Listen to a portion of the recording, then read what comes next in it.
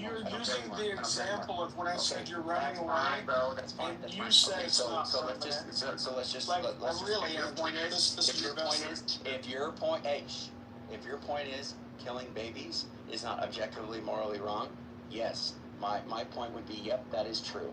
Do you think, James, in the entire history of God, in human history, okay, has God ever killed a baby on your view? Not on my view, on your view. Has God ever killed a baby, yes or no? Hey, yes, it seems like God is the giver and taker of all life, Andrew. What we're talking about is, Andrew, is what's known as Andrew, I gave you a yes or no, and then I'm going to finish. Andrew, this is why people, Please stop over talking each other. Andrew, this is why, sorry, James. Andrew, this is why people don't give you a yes or no, is because you cut them off as they're giving clarification to the statement. Clarification. Is it objectively morally wrong to kill a baby, yes or no? Is it objectively morally wrong? I'm going to keep going with my previous statement, and then I'll answer your question. Is it objectively morally wrong to kill a baby, yes or no? Andrew, I will answer your question after I finish my answer to the previous question. I bet. Let's do the blowiation 2 shuffle. And you do this, Andrew, because you know that it causes me to lose track of my just want you to It's very dishonest on your part. I just want you to answer my question. And I answered your question. I gave you a yes or no, and then you did not want to let me do the clarification. Is it objectively wrong? Andrew, why are you like this? Were you dropped on your head as a child? Because I'm sick of doing the bloviation dance. Because I'm sick of doing the bloviation dance. Right. That's why. You bloviate, Andrew. You talk like excessively. So 15 seconds. He asked you a question. Hey, James, seconds. Asking you a question. Is it objectively morally wrong to kill a baby, yes or no? Not even 15 seconds. Just answer that, James.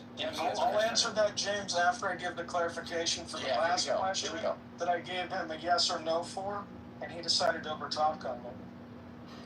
All right, how long did it take you? 60 seconds? Is that good? Yeah, well, okay, that long. Wrap that up and then answer the question. So, we were discussing, and Andrew said, state your first question again, Andrew, see, because you do this to cause me to lose track, and not the second question. I'm asking you one question. Is it objectively morally wrong to kill a baby, yes or no? I believe yes. Okay, did God kill babies, yes or no? You just said yes, so... Within the creator-creature distinction, I took that as you were asking for us. You mean God the giver and taker of all life? Because I think that is the fair distinction to make.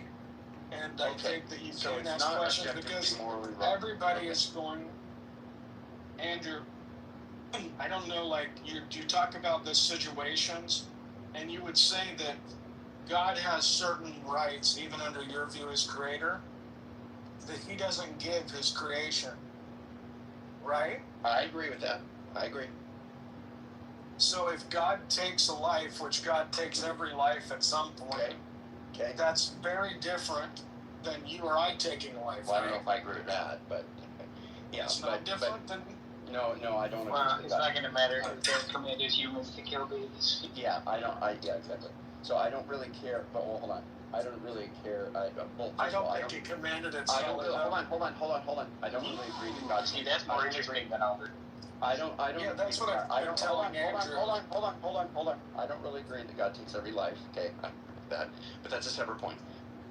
Now, as far as killing babies, if God tells somebody to kill a baby, can you explain to me what the difference is between God killing a baby and then him exercising his justice through humans and saying, hey, you go do it? Can you explain to me why in one case it's wrong and the other it isn't? Can you explain that? Yeah, because of what you already agreed to, Andrew, the creator-creature distinction. The creator has certain rights with his creation. Does the creator have the right to exercise judgment? Andrew, I'm trying to finish. Yeah, I just hate how slow you are, and I hate the fact that you're not answering. And Andrew, for somebody who bloviates and talks as much as you, I'm going very somebody trying to make like so you can't say anything about bloviation. Andrew, the mods need to put you on like a 5-minute timer so that people can respond. 15 seconds. 15 seconds. I'll respond in 15 seconds. You respond in 15 seconds. Let's do that. 15 seconds. I'll go that quick. Okay. Go ahead. I'll let you go, Andrew. 15 seconds. Go ahead, Andrew. Yep. Okay. Why is it morally wrong for God to tell people to go like babies and women, but he can do it himself and that's not? Explain the difference. Go ahead. Because of the creator-creature distinction, and that God has the right to give and take life, as God is the creator and sustainer of that life. You are not the creator and sustainer of that life, so you don't have the right to do it, and God would not command it. How do you know God would not command it? It seems like he did. Because my view of God is that God is an all-loving God, and I believe that commanding the killing of a child would be an unloving action. It would be against God's character. Okay, but it's very strange because you're saying it's completely fine for him to kill, smother, drown, do whatever. But just because he has a human do it, therefore it's unacceptable. Think about the reasons why that could possibly be. If he has humans do it, humans might be traumatized, but think about all the trauma he causes when he kills babies, etc. So how are they any morally different? Go ahead. Well, within the scenario you did, like smothering and that kind of stuff, like if God started smothering his creatures, I would say that that's immoral. But I also have questions when it comes to the things that it seems like God permits to happen. Eye worms, childhood cancer. Because on the face of it, Andrew, these don't seem like moral actions to be permitted from an all-loving God. Okay, listen to my question, okay? What is the moral wrongness that is being done? Explain why it is morally wrong for God to tell people to kill people, like babies, etc. But he himself can kill babies and women, and you're not like, that's a problem. You don't think it's a problem because he's the giver and taker of life. Fine. Why can't he be the giver and taker of life through other people? Explain what the moral wrongness is. Go ahead. Because, Andrew, I think that there is like natural life cycles and natural processes that we live, we die, and there's actions that can shorten our lifespan. But God gives us that, maintains it, and the other caveats that we mentioned, I don't believe God would command you to smother a baby with a pillow. And my question and caveat to God is, why do we have child cancer and leukemia and all these other things? Because, real quick, because it seems, on the face of it, immoral. Okay, apparently I'm saying too much, and we're not staying on the one point. When God tells people, the person, a human, to kill a baby, what is the moral wrongness that God is doing? Retarded! How brain rotted out can one person be to keep repeating the same question over and over again? Because God is having Holy another shit. image bearer kill an image bearer of himself. God is having another child kill another child of his. Okay, and what's wrong? That's the action. You're just restating the action. What is it? The action's wrong. Yeah, why is that wrong? Well, because I believe that we have an all-loving God, Andrew, which I've actually You're just doing it. You're just several times. That's And not an all-loving God seems to have answering. like attributes like caring for their children, protecting Yes, of their course. children. That's going to apply to And all if the that God is telling you to smother the baby with a pillow, well, then that God is an immoral God, and that's No. Andrew, are you making a claim that this God has a justification for the killing of the baby that God's ordering you to do? Well, I'm asking him what is the justification. Well, sorry. I'm asking him what is the wrongdoing that God is doing by telling a human to kill a baby. I want to know what the wrongdoing is. Don't restate the action. Don't restate that God is loving. Don't restate any of that stuff. What is the wrong thing that he is doing? What is wrong about God telling somebody to kill a baby? What is the wrong thing? He's violating his loving nature. It's not a good day for some people. You're restating it. You're just restating it. You're just restating it. Andrew, if a loving God exists, there's certain self-imposed things that a loving God can't do. Hey, it sounds like you're saying God to it. Yeah, but why would he be killing babies then, Jane? Well, I don't believe that he ever commanded killing babies. You said no. I'm not. Babies, Him killing babies. Like, it seems like this, Well, you're going to appeal to him being all loving as why he doesn't command others to do it. It's also a reason for him not to do it. Well, that's the caveat, Sully. The thing that I would have a question for God about, because on the face of it, you were condemning me Andrew, That's what you were condemning me over, though. Andrew, let me finish real quick. Answer, Sully. Because on the face of it, Sully, it seems like that these actions go against there being an all-loving good God. Yeah, but the point is, James, you said it was okay for God to do it, but for God to order someone else to do it, it's not okay. Within like a paradigm of maintaining our lives, but I still caveated that James was saying there's certain questions that I have, like if this all-loving God exists, that I believe can exist, why is this possible? Why is this happening? And so I don't have an answer for why that's happening. Because on the face of it, it seems like he's an immoral God. Go ahead, Sully. Like what seems to be going on is like if I said, okay, is it okay for me to like, kill this guy? It's like, yeah, it's like, okay, is it okay for me to like command somebody else to do it or like hire somebody else to do it? And then you're like, no, that's not okay. And just appealing to like the virtue of their character doesn't seem to explain the difference between those two things. Because if I just say like, you shouldn't do it because a good person wouldn't do that. That seems to apply to both like you doing the killing yourself and like hiring a hitman or something like that. I could come up with cases where there would be an asymmetry though, potentially. Well, Sully, but that's just not what. That wouldn't be the reation. It wouldn't just be an appeal to like, well, he's all. Well, I think, Sully, that what we're looking at is that if I'm going by this view that a God can possibly exist, either he's just a monster who does all these terrible things, permits all these terrible things, or there's some reason that these perceived terrible actions, like allowing somebody who hurts a child to happen, and I don't have access to that. So my answer to Andrew in that has been, I don't know. But I also, looking at the Bible and how I look at it through different people, like Andrew referenced Paul Gopa, and I talked to him. I talked to Ronald Rouser. Ronald Reagan. It's Ronald Reagan. I'm butchering the hell out of that name. No, it's Ronald Reagan. But I've talked to him. He's a real rebel rouser on my channel, and I don't take that God can command it. So I'm not saying, Sully, that I have the perfect answer for that. But what I am looking at Andrew and saying, okay, if you're saying that there's this objective standard, but the objective standard only applies in very nuanced certain situations. Yeah, that's actually fine, though. I actually don't see any problem with that. And then when you're looking at certain actions, Sully, and I'm pointing out, like murdering a child, taking a young virgin for your wife after don't try to bring the virgin thing. You don't try to tip it. It's not murdering a child. These things, on the face of it, seem like monstrous things. On the face of it, God killing babies, God killing women, children, all throughout history, allowing for it to occur. On the face of it, seems morally repugnant. So that's not going to be enough.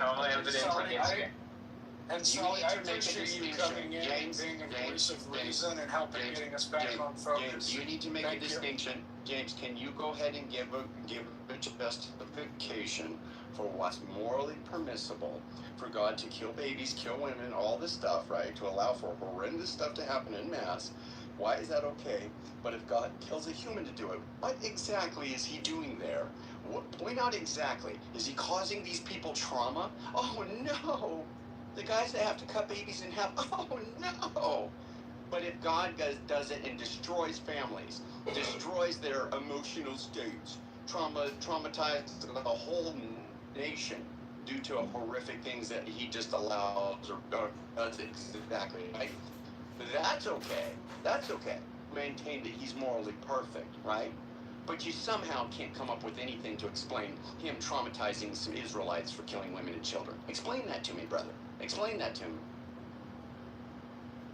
Yeah, I've been clear. I don't think that an all-loving God could or would do that. Just and I have this other God, and Andrew, let me finish. We can let each other talk. We don't have to like have this consistent under-talking and over-talking. I'm saying that, okay, I have these two things. I seem very intuitive. A wall of work. Andrew, let me make this as simple for you as I can. On the face of it, both examples, a kid dying of childhood leukemia a kid being raped, a kid being murdered, all outside of God's command, seems just as bad on the face of it as God commanding it himself. Fucking retards. But we're talking about two separate things. We're talking about you who believes that God can and has. Andrew, I'm finishing. Andrew. I hate how long this takes. Hate it. I hate how long this takes. Go ahead.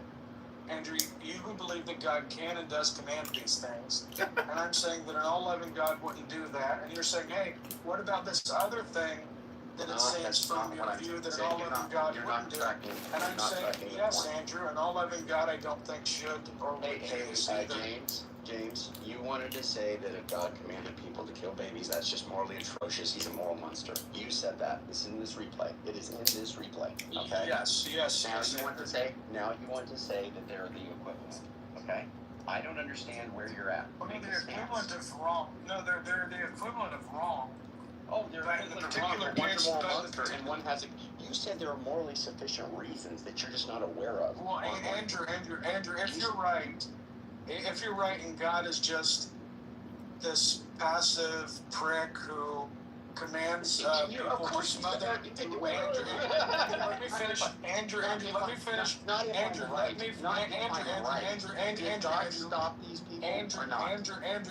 I'm black! Let me finish. Black for what? Let me finish. Okay, let's say... Quit Andrew's... Let's say this. Andrew, and I keep saying from his perspective because we have different views and different ways to look at this. You agree that God killed babies? If I don't believe that God commanded, Andrew, so we have Andrew, I don't believe that God commanded it, so we're still not in the same position. That's a separate effing So point. we're looking at your position. Now, if you take that out for a moment, and you say, okay, let's set this separate point that we disagree on. Let's just look at the other one, just permitting these things. Then I would say yes. On the face of it, Not if just God's permitting. You said God kills babies and then he kills. You said that. If God is just permitting it and killing women and children and giving them cancer and all these other things for something like his jollies, and there's not like Talk about some really Andrew, I'm gonna keep going.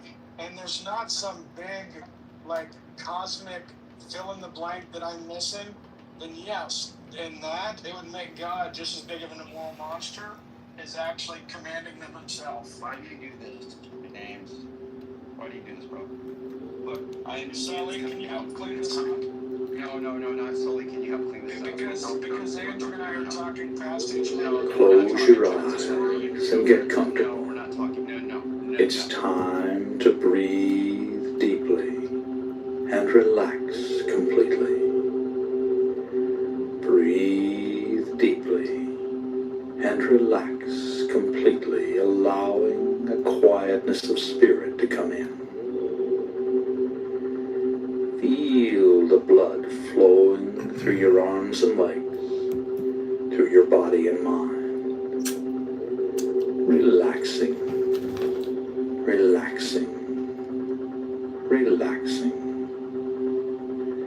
Take a deep breath.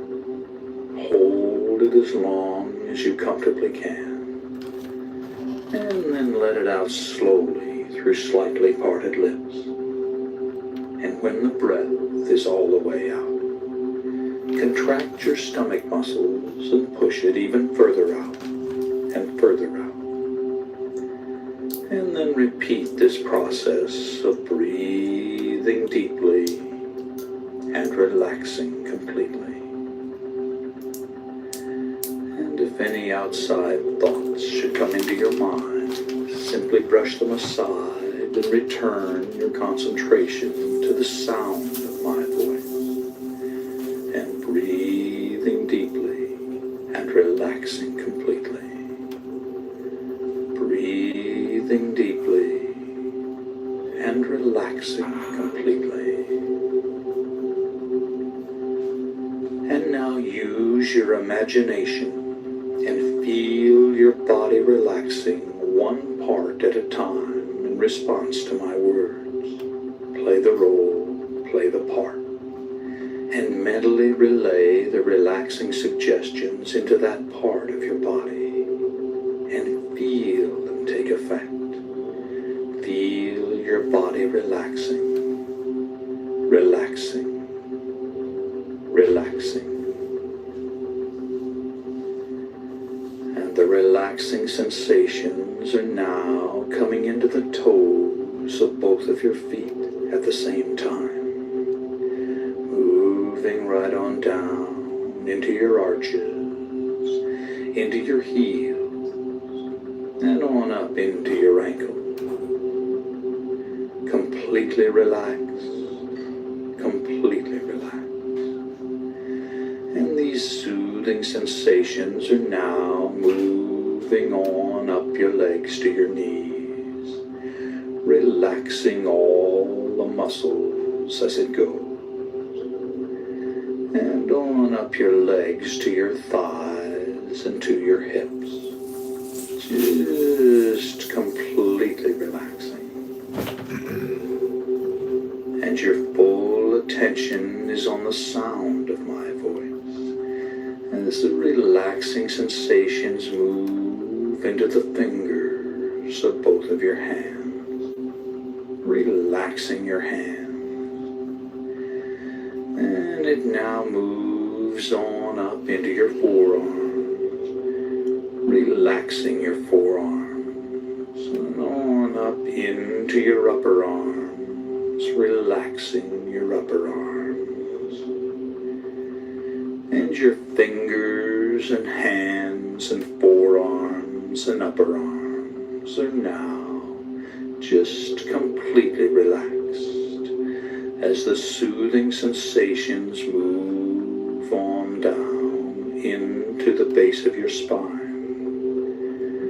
and then begin to move slowly up your spine, up your spine, up your spine, and into the back of your neck and shoulder muscles. And the back of your neck and shoulder muscles are now loose and limp, loose and limp, just completely relaxed. And the relaxing sensations now move on up the back of your neck and into your scalp, relaxing your scalp. Feel your scalp relaxing, and feel the relaxing sensations flow down into your facial muscles, relaxing your facial muscles, just completely relaxing your facial muscles. Allow a little space between your teeth, and your jaw is relaxed. And your entire body is now relaxed all over in every way. All tension is gone from your body and mind. All tension is gone from your body and mind. And it's time to imagine a bright white light coming down from above and entering your crown chakra of spirituality on the top of your head. Now this is the universal light of life energy. See it, feel it, create it with the unlimited power of your mind, and feel the light within you, flowing through your body and mind, filling you to overflowing with this bright white protectory light. And now, vividly imagine the light concentrating around your heart area, and visualize it emerging from your heart area to totally surround your body with a protectory aura of bright white God light. And as you continue to listen to the sound of my voice. Vividly imagine yourself in a situation in which you were going down, down, down, deeper and deeper down as I count backwards from 7 to 1. Number 7, deeper, deeper, deeper, down, down, down. Number 6, deeper, deeper, deeper, down, down, down. Number 5, deeper, deeper, deeper, down, down, down. Number 4, deeper, deeper, deeper, down, down, down. Number 3, deeper, deeper, deeper, down, down, down. Number 2, deeper, deeper, deeper, down, down, down. Number 1. And you're now very, very deep. And you feel deep. But let's go down even deeper, even deeper, even deeper. Number 7, deeper, deeper, deeper, down, down, down. Number 6, deeper, deeper, deeper, down, down, down. Number 5, deeper, deeper, deeper, down, down, down. Number 4, deeper, deeper, deeper, down, down, down. Number 3, deeper, deeper, deeper, down, down, down. Number 2, deeper, deeper, deeper, down, down, down. Number 1. And you're now relaxed and at ease and at peace in a relaxing, altered state of consciousness. And each and every time you alter consciousness, you will go deeper than the time before, until you've reached your natural level, which can be maintained by using this technique several times a week. Now, if at any time you feel uncomfortable in any way, all you have to do to awaken is to mentally count yourself up from 1 to 5. So you're in control. You can awaken at any time you desire to do so. And you're now relaxed and at ease, and a quietness of spirit permeates your body and mind. And I'm going to begin by providing suggestions that will be communicated to every level of your body and mind. And they'll be accepted on every level of your body and mind. A quietness of spirit now permeates your body and mind. The ball. You release release all tension created by stored up energy within your nervous system. He wants to rush. All nervous energy is released to flow freely through your body and mind to be used in constructive ways. You feel calm, relaxed, and at peace with yourself, the world, and everyone in it. You have the courage and confidence to do what you need to do to resolve your problems. You can resolve your concerns and conflicts with minimal effort. You accept the things you cannot change, and you change the things you can. You accept who you are. You always do your best, which is all anyone can ask. Every day, in every way, you become more peaceful and harmonious. Negativity flows through you without affecting you. As a result of this programming, you develop a new, mellow, and confident self-image. Quietness of spirit are your key trigger words for post-hypnotic conditioned response. And these suggestions have been communicated to every level of your body and mind, and they've been accepted on every level of your body and mind. And it's now time to visualize yourself having successfully overcome. Multiple accounts. What's up, man? With you, like you.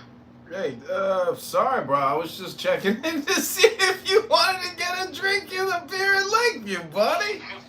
Happy 4th of July. You bet. This guy, he knows. How you been? Hey, how you doing, man? He's from Chicago like me. Where you come up? People are like me. Right there, you are in the hills, right? Isn't it? Any and all anxiety. Imagine how good it feels to experience an ongoing quietness of spirit. Imagine your reactions and the reactions of those close to you. Vividly fantasize all the changes and benefits derived from living life in this calm state of mind. Create every detail of these visualizations, and in so doing, you communicate your desires to the levels of mind that will assist you in manifesting the positive outcomes. Imagine what you desire as if it were already so. Do this now while I am quiet for a while.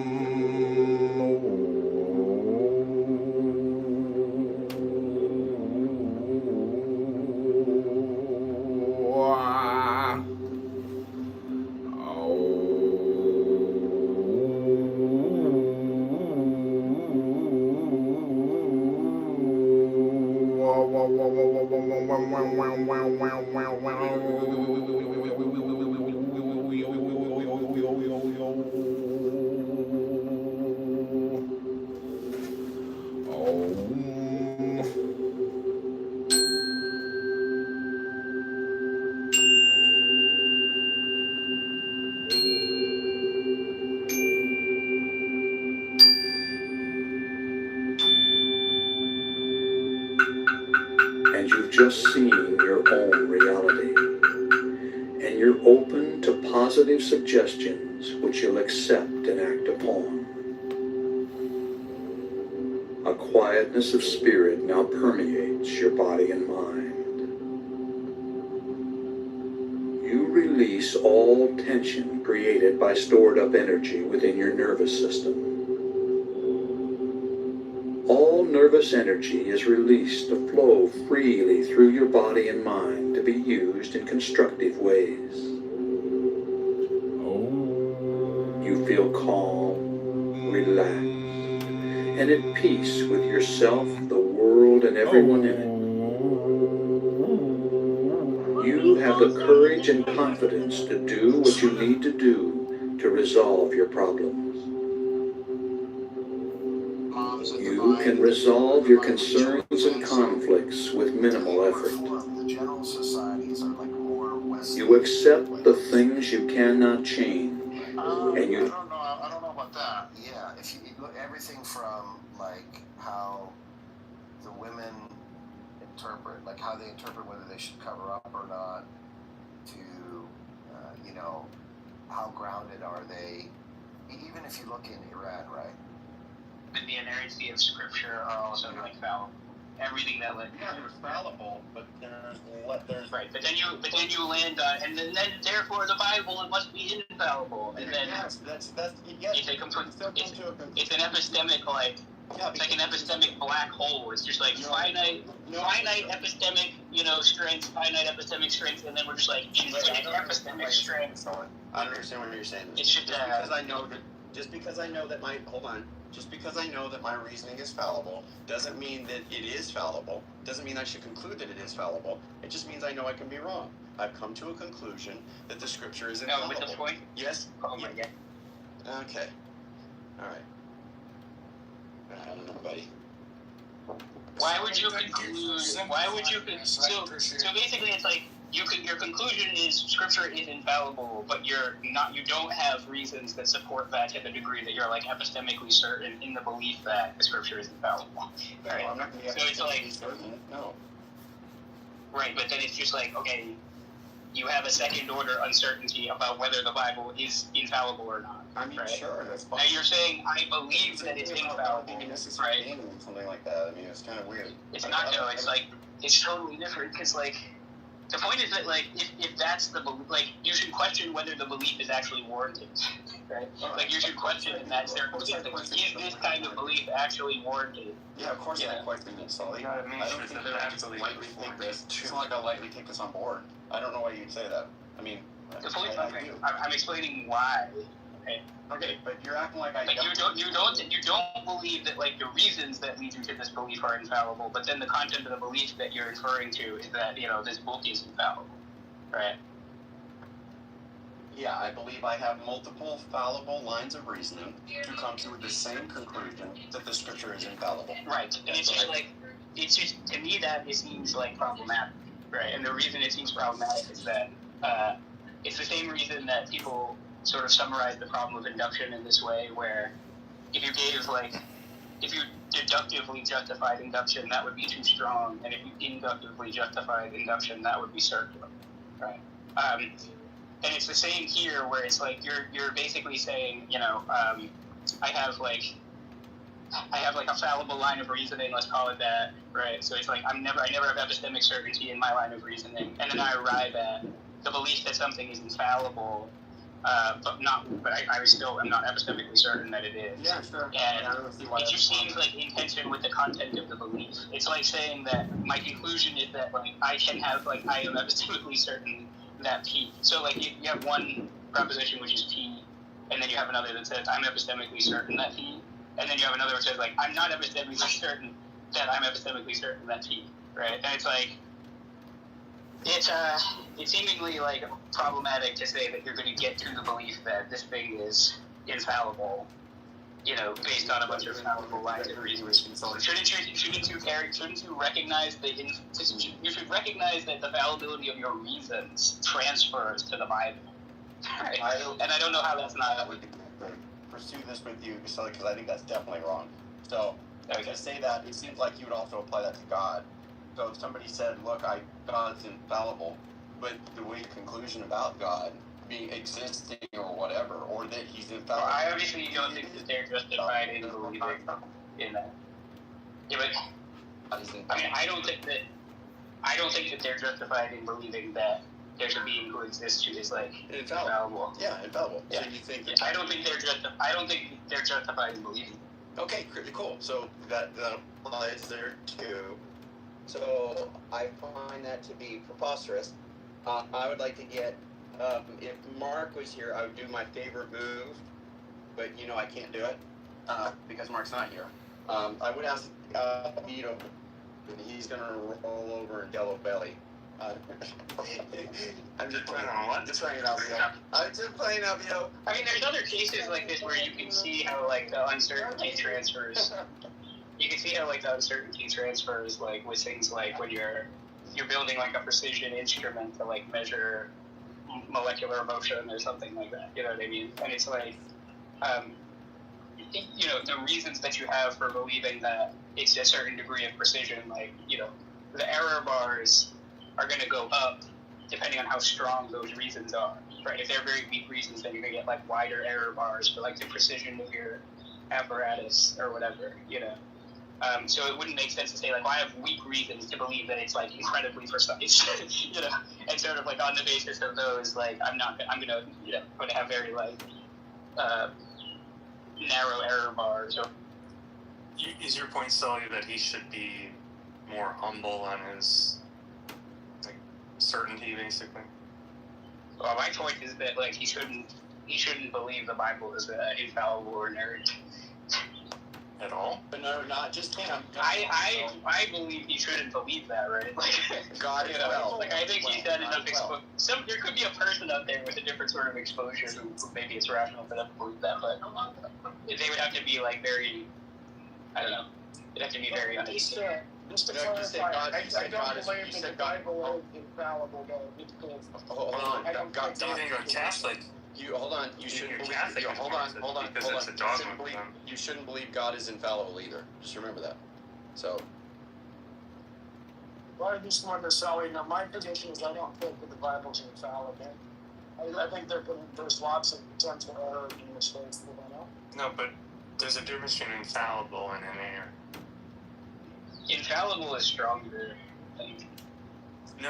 Inerrant is the stronger one. I literally just looked this up yesterday because I couldn't remember the difference. Inerrant is there are no errors at all. Infallible is there can be errors, but the message of whatever like God's intent is maintained.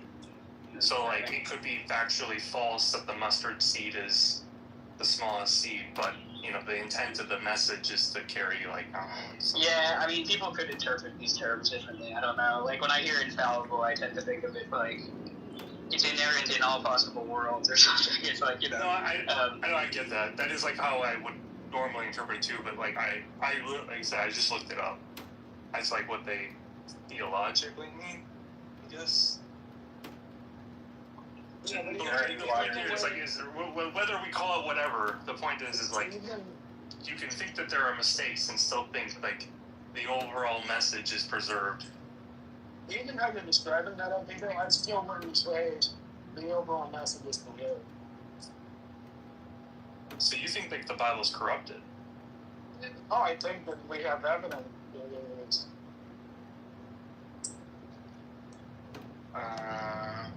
Yeah, I mean, basically, I think that people should think that the Bible is a book like many other books of the day and of other cultures as well. Obviously, like I don't know. I think you could say that about like each like the Book of Daniel. I think you could say that about all those, but I don't think you should think that the Bible is like that. The whole idea is like the Bible was constructed by the church.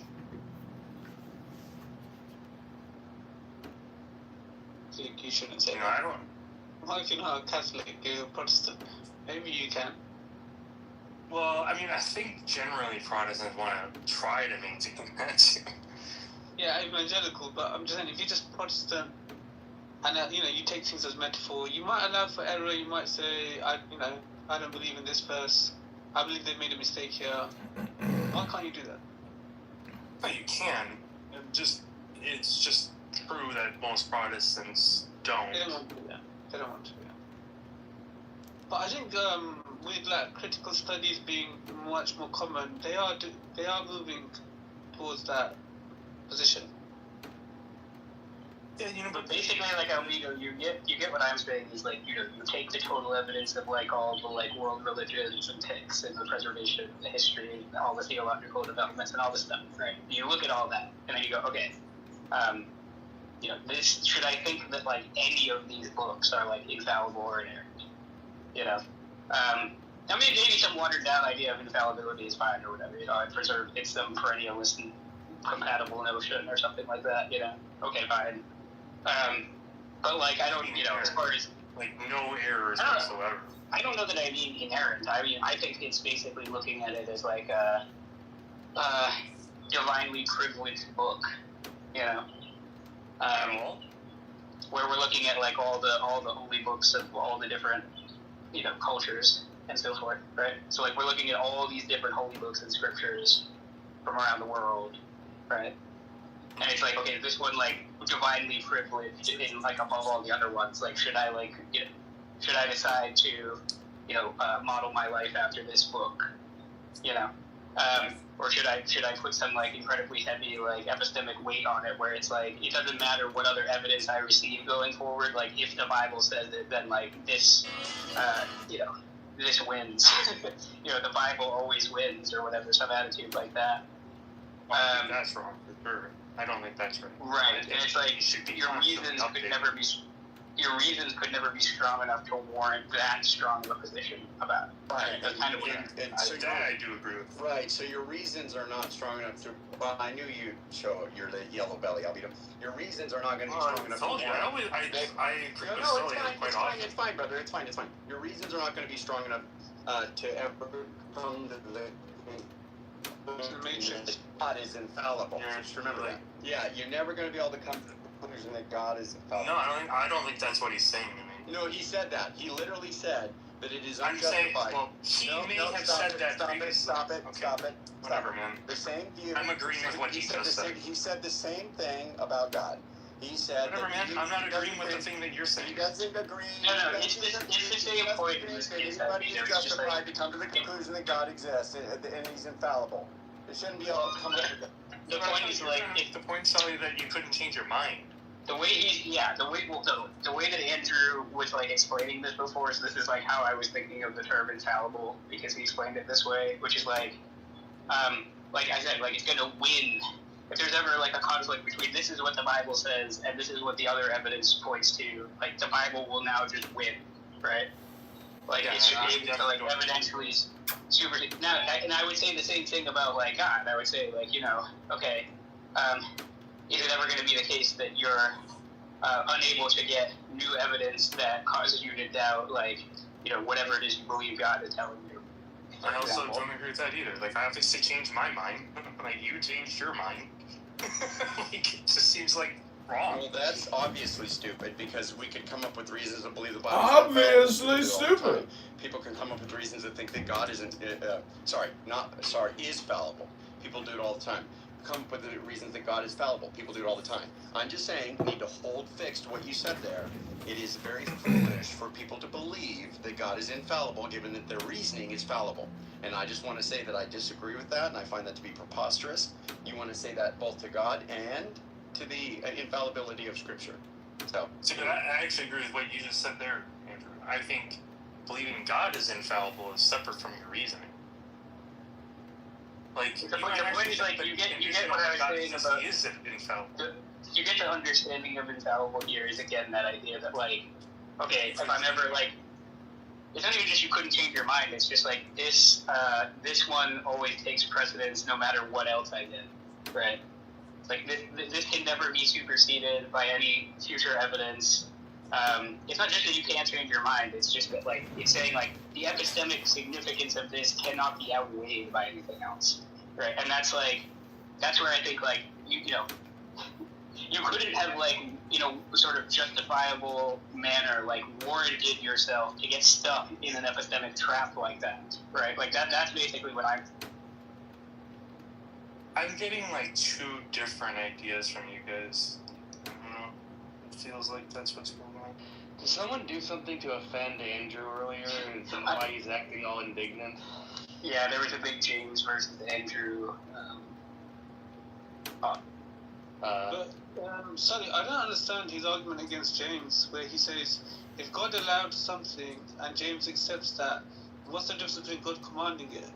Because God allows so many evil things, but he doesn't command it. No, we're just about killing babies versus commanding somebody. Yeah, but the way he runs the argument is to James is, does God allow something? Yes, he does. He allows it every single day. So what's wrong with him commanding? Why do you have a problem with him commanding? I'm sure he has a problem with him commanding too, because he said he doesn't believe God would ever allow murder, but he allows murder. No, Andrew thinks that God can command people to kill other people, but that doesn't count as murder. Yeah, if God commands you to do it, it automatically doesn't count as murder. Yeah, but he still concedes that God allows murder. As in, he allows it. He doesn't prevent it. Yeah, people will do it of their own will. That's what I'm saying. But he ran the argument against James, saying, don't you believe God allows people to kill, like, he doesn't do it, he just watches by? That's how he ran the argument. He just joined. So that would apply to... Yes. Except, I did. Let me change it to where it's bigger.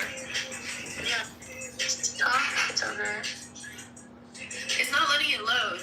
What's up, John? What up? Get on Clubhouse. What's good, John? Hello? What's good? Hold on. How do I do this again? Oh, I'm gonna change it to screen. 1 second.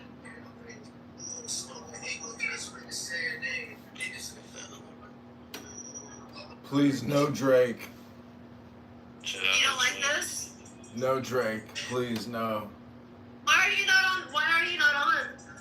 Okay, what do you want? No music. I don't want any copyright music played. Oh, sorry, because you're a YouTuber. I'm Hello, live. everybody. Welcome to.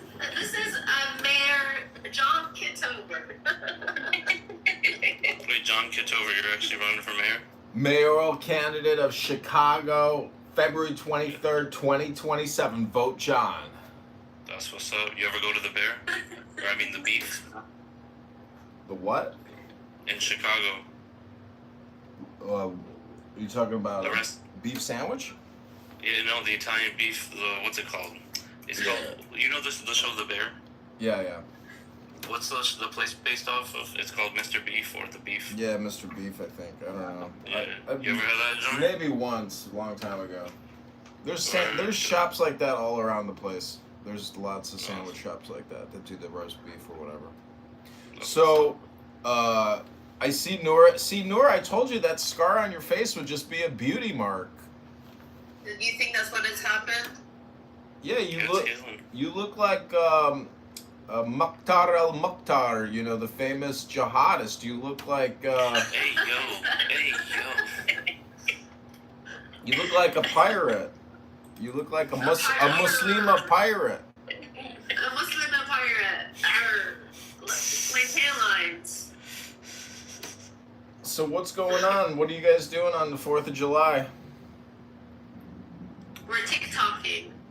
I heard My family did fireworks yesterday. I heard you made like $4 TikToking and then $3 the day before. Wow. Almost got enough for a bus ticket. Well, buses are $1.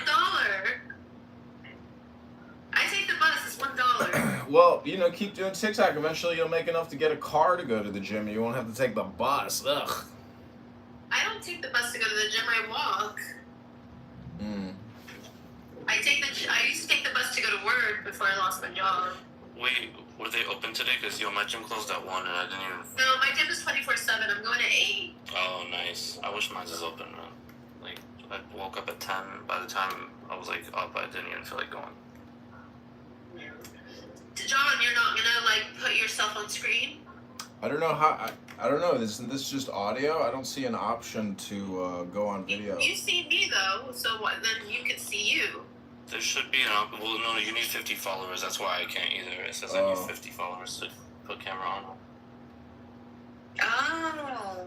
Wait. Oh, Glitter, I just saw it. Yes, Glitter is on here, too. Glitter, what up? Yeah, it doesn't work. I'm on Google, or I'm on Wikipedia for 17, the group. Leo is the best. He taught me how to do something that I didn't know how to do before now. Oh yeah, the layout.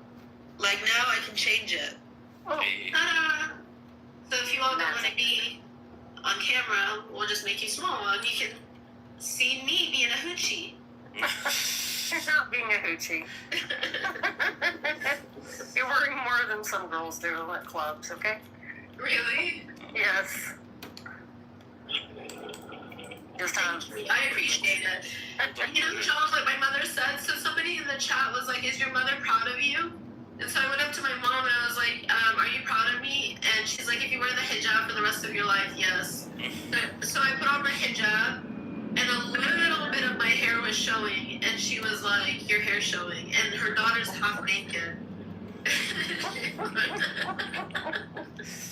I'm half naked and she's wearing out my hair showing. And so I'm like, oh my, but like my highest self is wearing the hijab. Actually, let me go cover for you all. 1 second. I'll be right back. To be fair, you were covering with the hijab over your boots, so that is true. That is true. That can help. I'll be right back. Okay. Wait, so the name is 17, but it's 13 people? Yes. Oh, you're looking it up? Yeah, and I'm like, yo, would it not just be more? I know. It's just 13. I know. Well, it's 13 members. They have 3 subunits, so they have like different specialties, like vocal, rap, dance, and then like add additionally 1 group. So it's Gotcha. Like how in BTS, if it's a rapper, it's RM who does the rap part, and then the others. Well, BTS has 3 rappers. Oh, you know what? You see, that's how much I don't know. I've been into K-pop since 2017, so BTS was actually my first group. Because I can't remember the last time I remember like actually getting into like I think Dynamite, but that was like years ago, you know. Oh, Dynamite, I think it was like 2019, 2020. Yeah, and that was it. That was like after that, and then they went on their what do you call it? Military. Yeah. Okay, guys. There you go. See, I have a abaya that we're gonna zip up, and then we're gonna hijab. And this is gonna be my highest self. It's a little teal aquamarine joint. I always wore a pop-up color when I wore the hijab. I wore the hijab from 7th grade up until I took it off. Oh, true. Now I wear it the Catholic way. Wish my hair. And then we have to stick out the hair a little bit. Gotta be a rebel. I think I need a. You have to be fashionable, you know. Right. I'm just kidding. I want to put on some blush, but I can't find my blush. To try to like. Why is Kitover quiet? I don't know. We're doing mayoral stuff. We gotta come on the ballot. Kitover.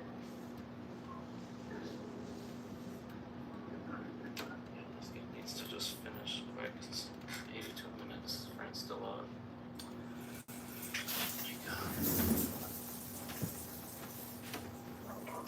I was gonna suggest music, but I like videos with the music more myself. Like, he's like, you can't play music because of.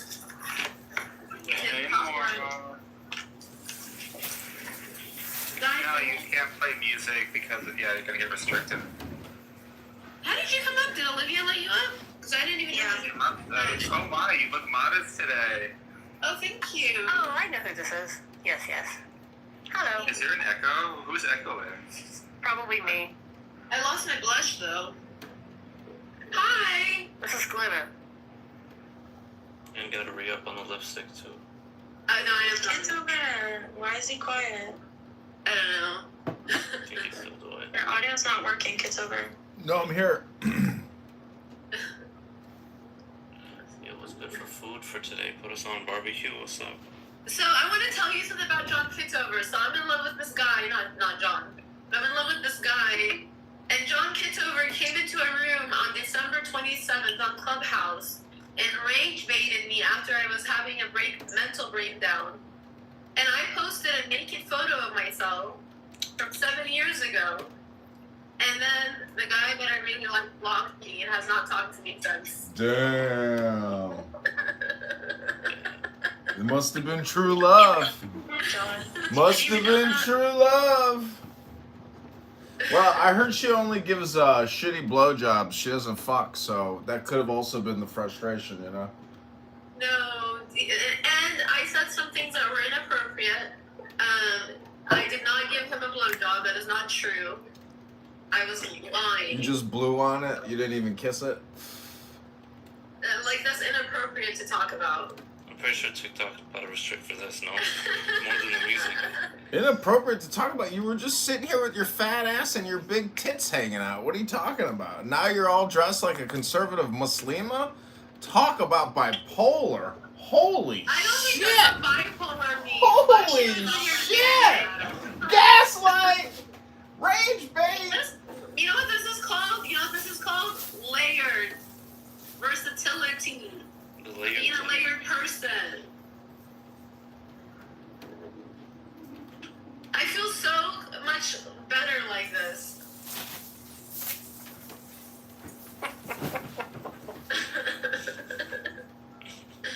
What's your... Let me see what your profile name is. I don't want a TikTok. TikTok. I don't want a TikTok. In order to change your name too, it's too federal to have your full name on your joint. I love that it's you know why I have my name on there? Because of my viral video in New York City. Let's check. You want it up still? Huh? Was it up? I'm a Muslim Catholic. What did you say? That's right. I forgot. Is it Muslim Catholic? What did you say, Leo? No, sorry. I was going to say, what video was it? Oh, it's a video of me. Was it the elevator thing you said? Or? Yeah, it's a video of me being recorded. Oh, word. And I said FUCKJEWS FUCKZIONI. If you spell it, TikTok will still restrict you. Don't. Ooh! TikTok is so sensitive, it's unbelievable. Yep. They got off my ban for vaping, so fuck you, TikTok. Got banned for what? Banned for vaping on here and. Don't vape then. I'm gonna disconnect you so you don't vape. Or do it away from the camera. Turn your camera off, dude. Not you, no. I was on it here with Mikhail.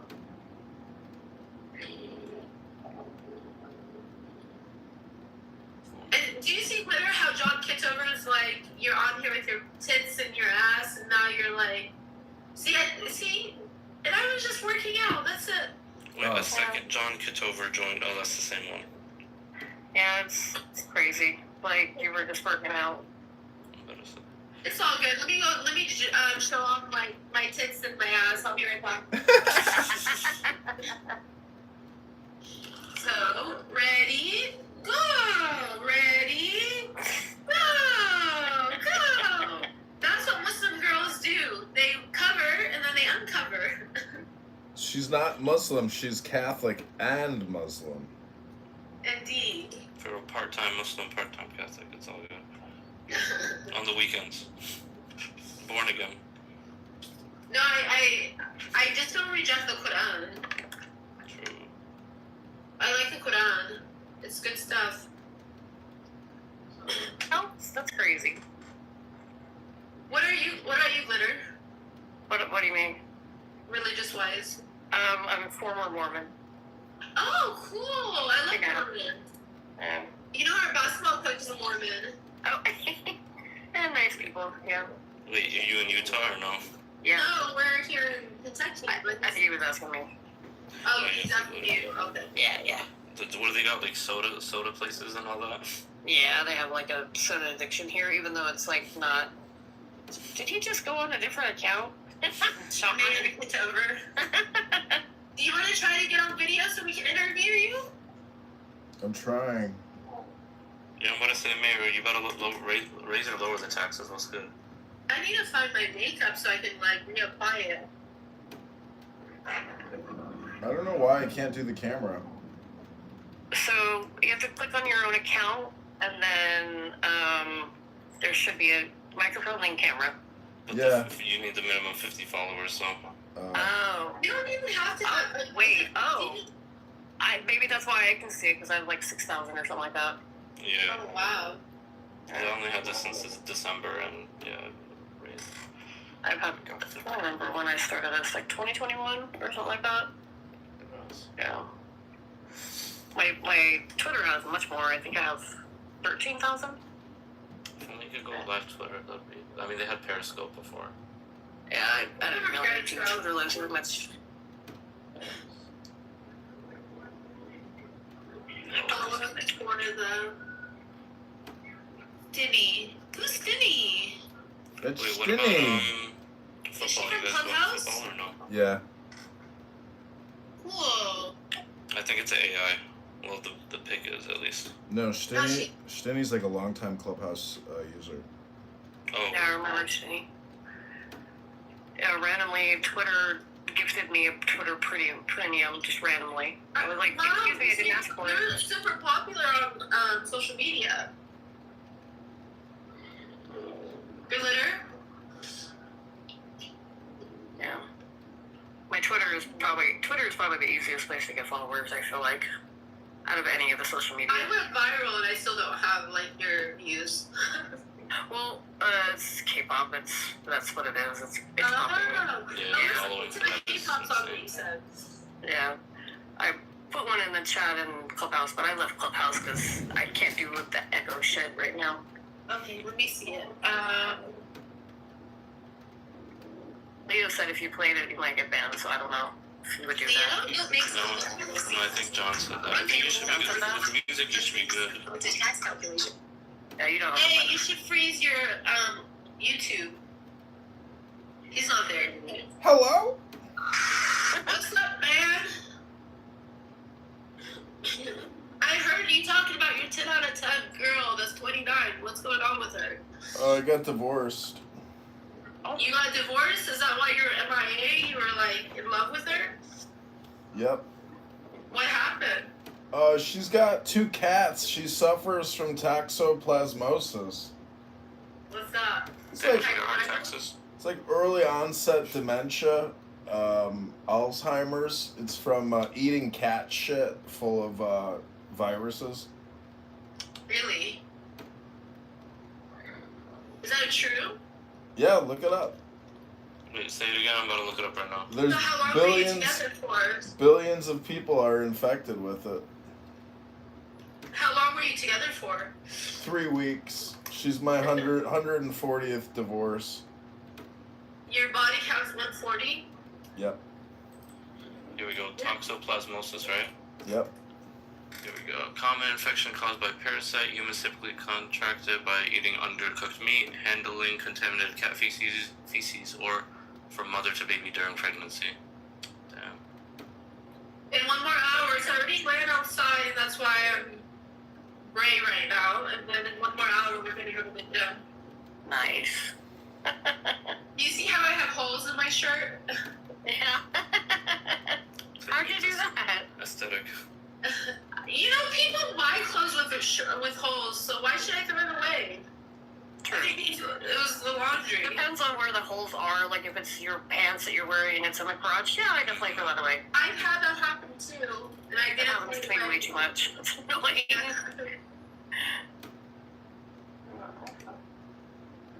Okay, you ready for the song?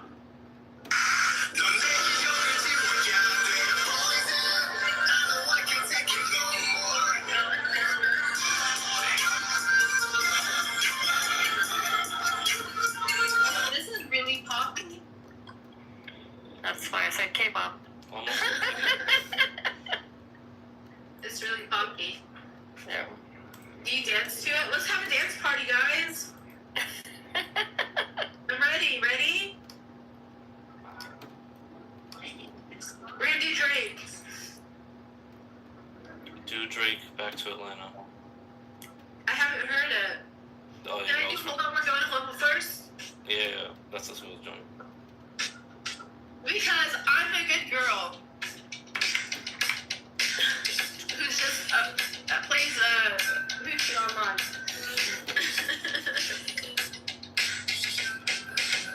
I got my eyes on you. Everything that I see, I want your high love emotion. Endlessly, I can't get over you. She's dancing.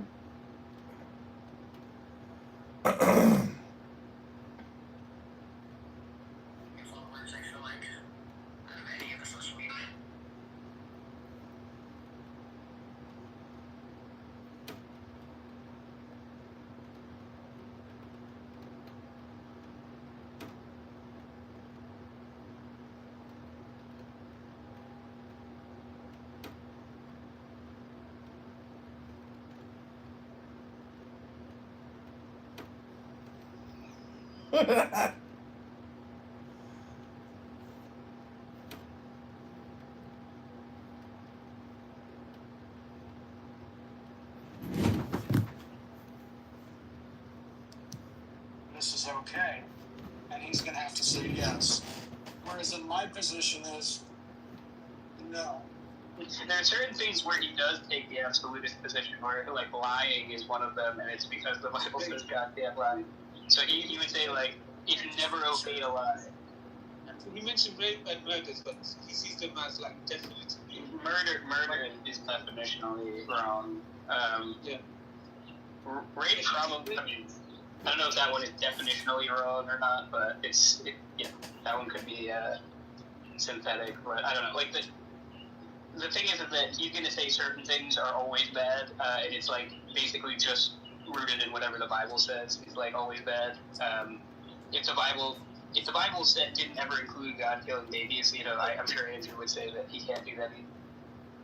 Let me ask you a question, Sonny. If you were Christian tomorrow, would you have a problem with? Would you take James' position that okay, I just can't reconcile the God being good and this genocidal act, so I'm just gonna not accept this? Like, can you see yourself? If I was a Christian, are you asking like if I was a Christian, would I be convinced to stop being a Christian by like? No, not being Christian. Remain Christian, but you can't. You're gonna just reject this idea of God commanding this genocide because you can't reconcile God being good with this act.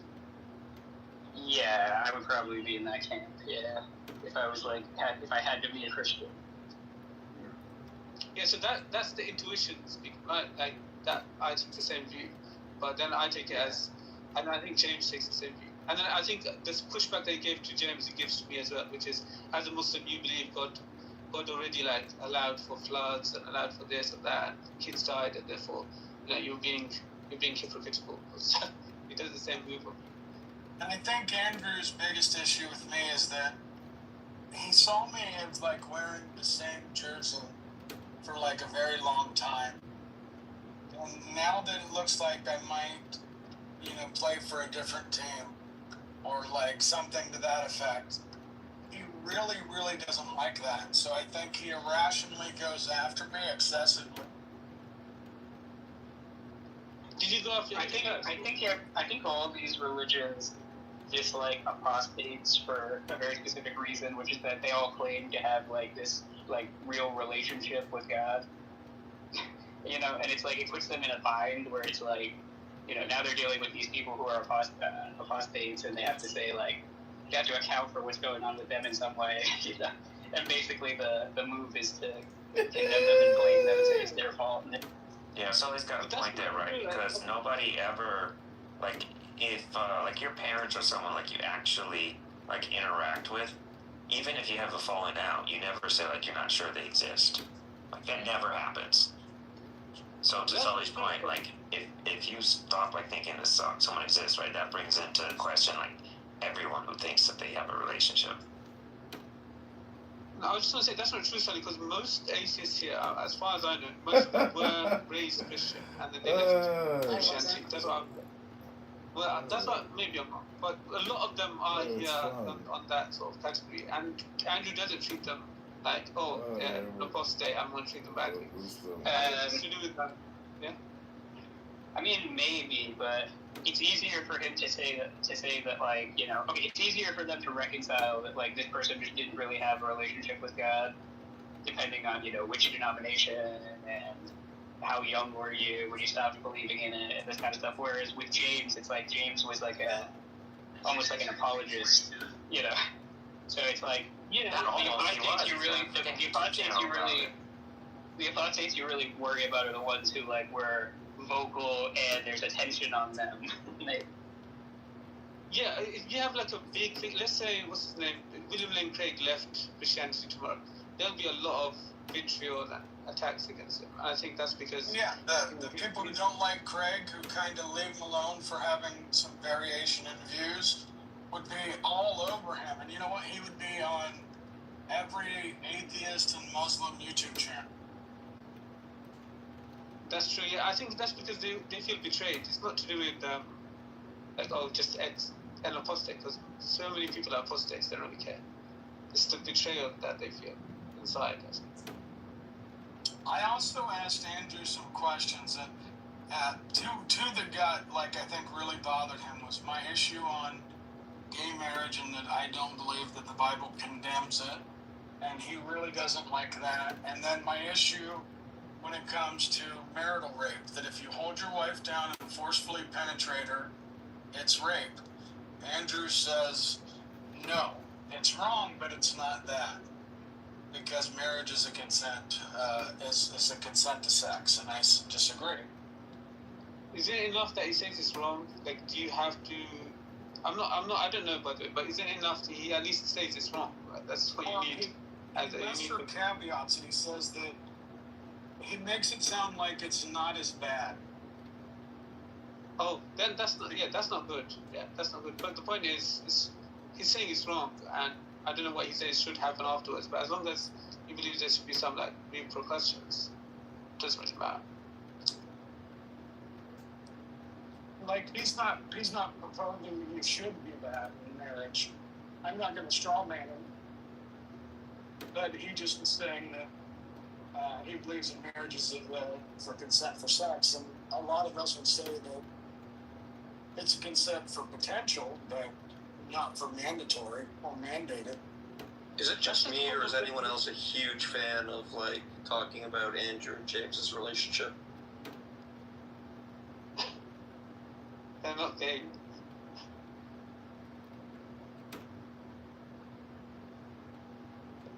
But I mean, there really is like a problem, at least for some versions of Christian apologetics, where the idea is that, you know, once you're a believer, you're like in touch with the Holy Spirit, and you have a real like almost tangible like relationship with God and this kind of stuff. And it's like when somebody goes from saying that they have all that to like, I don't know if I do anymore, you know, I think that there is like a kind of in-group like reaction to that, where they're like, wait, what do you mean? You can't say that. I think everyone does. Imagine like your favorite atheist became Christian tomorrow. You're not, and I'm telling you, I do believe this. Most atheists would be a bit upset, like, oh, he let me down. I mean, Ethan became a Christian. I mean, I know some people are still doubtful of that, but he trolls the right. Let's say Neil deGrasse, I don't know his name. He's a popular atheist, right? Yeah, I wouldn't care. Like, I don't know. I wouldn't care if like any of these guys became Christian. It doesn't bother me. I mean, I'm not. Yeah, Richard Dawkins, right? Yeah. What's her name? She became Christian. The atheist community was so upset that. Yeah, the atheist community. Even though she's not really, she's just like culturally Christian or something. Like she did it because she specifically said she needed like community or something along those lines. Yeah, I don't care about what these people do. They were still upset overall, and there was a lot of reaction. Atheists were like, she let us down, she was one of us, that sort of thing. I mean, it's just normal behavior for people to feel like let down when, let's say, one of your advocates just switches position. I mean, maybe. I don't. It doesn't bother me. So, I mean, one thing about atheists have always been like this, like minority group in some sense. So it's like the fact that it's uncommon is not like it's not a mystery to us. We already know that. No, So what it's I'm like, saying is, whatever you're noticing about the theist community, it's not special. I think where it might bother us is when theists try to weaponize. Remember Anthony Flew, right? He used to write books on atheism, and then the theists, apologies for saying, or even Anthony Flew now realized that his arguments were rubbish and stuff like that. So it is hard to start arguing that it looks like it's a lie, he deconverted, he had dementia or something, right? And it is very questionable whether he ever became like a deist or something. He was never a Christian. I don't know. I find it kind of cringe when Agamemnon goes around saying how many people have converted to Christianity and stuff, and it's like, I've never felt a need to either deconvert people or get upset when people become religious or whatever. It's just, I don't know. It seems totally counterproductive. If you're going to keep people on your side or whatever, you'd think you'd be leading by example and being nice to them. Yeah, but what I'm trying to say is it's normal behavior. So Andrew is just showing normal. Yeah, it is normal. That was right. It is normal. A lot of people in this community were kind of taken aback when albedo became his weird version of religious. Yeah, but he also albedo didn't go on the attack as far as I know. No, he didn't, right? But he did switch teams, and it did upset people. But if he did, it'd been even worse. You'd feel a bit more. Yeah, a lot of people were very upset about it. I don't mean they were cussing him out or anything, but some people did seem kind of floored and hurt when he switched teams. Yeah, I was very hurt by albedo's switch. Well, I mean, Jews are notoriously insensitive. So that's a good point. But there is an asymmetry here, right? That a theist or a Christian or whatever saying that they no longer have a relationship with God, right, undermines the Christian position in a way that an atheist saying they believe in God now doesn't mind the atheist position, undermine the atheist position, because the atheists aren't relying on individual atheists having a personal quote unquote relationship with the thing they don't think exists, right? But it doesn't matter. If atheist spent half his life doing his apologetics for atheism, it matters just the same way, because he's running arguments that he no longer that you believed in, and you've propped him up. Yeah, the problem here is having idols. Yeah. People are always turning everybody else into their hero, and it's just I don't know. If Sam Harris, I mean, there's a lot of these guys I don't even have that much respect for, who are these famous atheist talking head people. I don't know, if somebody maybe it's Alex Malpass becoming a theist, then I would just be yeah, great. It's obviously it would be a little bit disappointing, but it wouldn't be the end of the world or anything, and I would still probably respect their intellect. Nobody said it'd be end of the world or anything. All I was saying is that people, humans, are not purely rational, right? That there's an emotional component and these sorts of things, right? Especially because the teams in question are things that are incredibly central to people's self-identity. Yeah, but I don't know. That's also a problem, man. I wanted to mention is I think everyone would feel some kind of way if their person just suddenly switched, but it's in degrees. I think the Muslims, right, in some cases you could even get killed. If Jacob, if Avi flipped to being a theist tomorrow, you might be damn, but it's not you're not even gonna be that upset about it, probably. No, I just say Sally needed a community. Sally just felt he needed something. I'd make the reason trivial if Sally, because his points in being atheist are stronger than theist. Also depends on what kind of theist he becomes, right? He's joining a majority position religion, then I'd say, he just wants to I don't know, be part of the majority, something like that. But I find his atheism. I'm talking about Sully ever converting to theism. I just say, Sully as an atheist is stronger than Sully as a theist. Like he has stronger points. That's How do you know? How do you know? You don't know until you. I think you'd be really. See, this is like me deciding to ski. It's like I've never skied my whole life. I've just snowboarded, right? Why would I ever put on a pair of skis though? I'd just say like he's a better snowboarder than a skier. That's. Yeah, exactly. Yeah, but you don't know until you see him play for the other side. Yeah, he's better at atheism than he is at theism. But I don't know. I've seen Sully He's do not a pretty theist, though. He's not a theist. I'm better at theism than a lot of theists. No. I think I'm gonna say though, but I've seen Sully theist and he does pretty good. But I mean, we just need him to switch all the way over. It's kind of funny because some people say like, oh, I've heard people say like atheism is easier to defend than theism. I'm not so sure because I think there's like way more. There's basically just like a bigger weapon stockpile on the theist side because people have been really motivated to argue for God for like thousands of years. So I think in some senses it's easier to be a theist. It's actually easier to argue. It's actually sort of interesting that you bring that up because I think it's very easy to just say, look, I'm an atheist because none of the reasons that people give for believing in God are good, and so my Occam's razor, I just get rid of that, right? I mean, that's a very easy appeal to make, and then you can just sort of fold your arms and evaluate people's arguments for God, and that's your way of justifying atheism. But I think the interesting part is when you're actually trying to construct an argument with some force, against theism, and that part.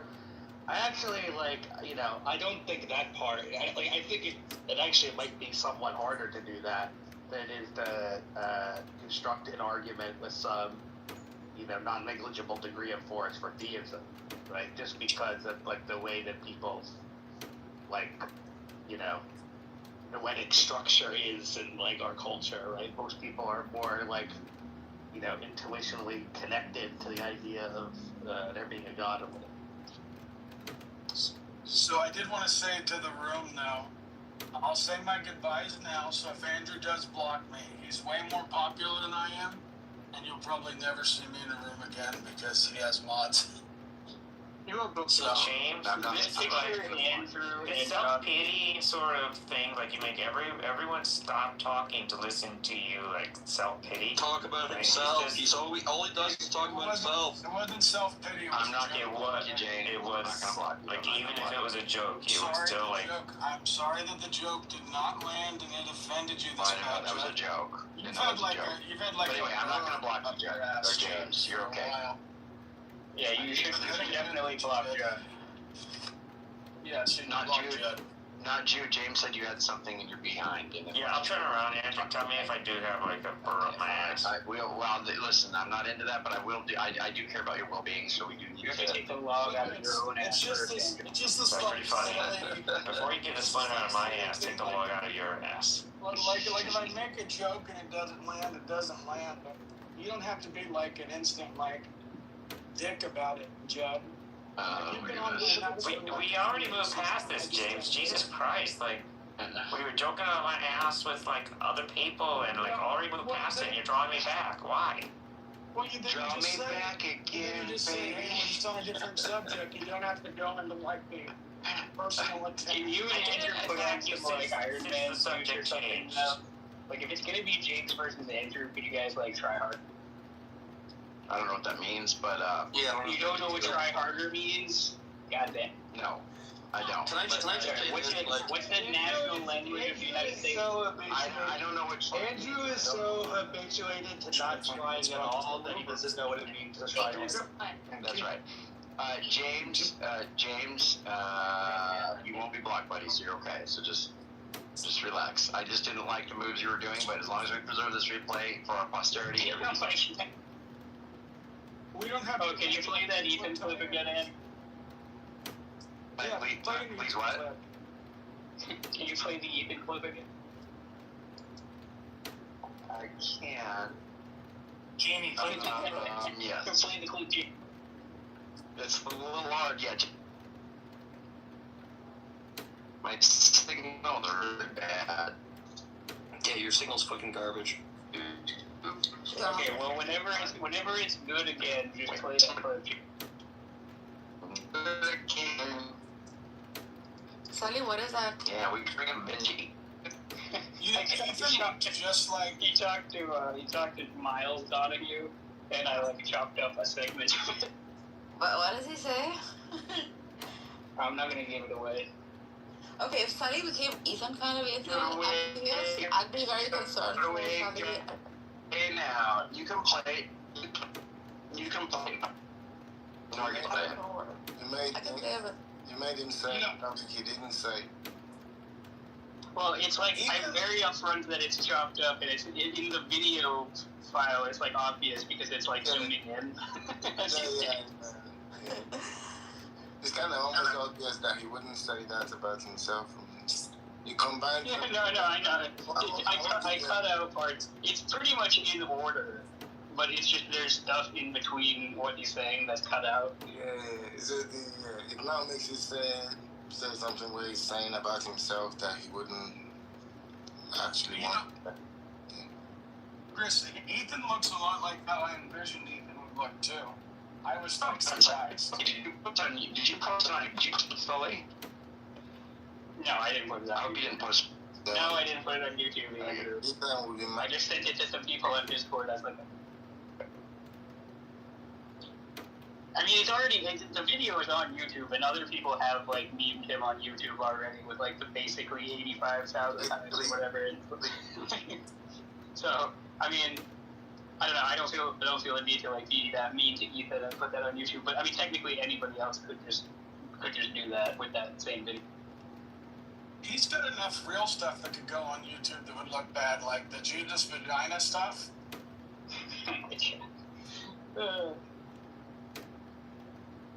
Like if somebody just went fishing for that, just had all that gold mine to Ethan's crazy stuff that he said. That's right.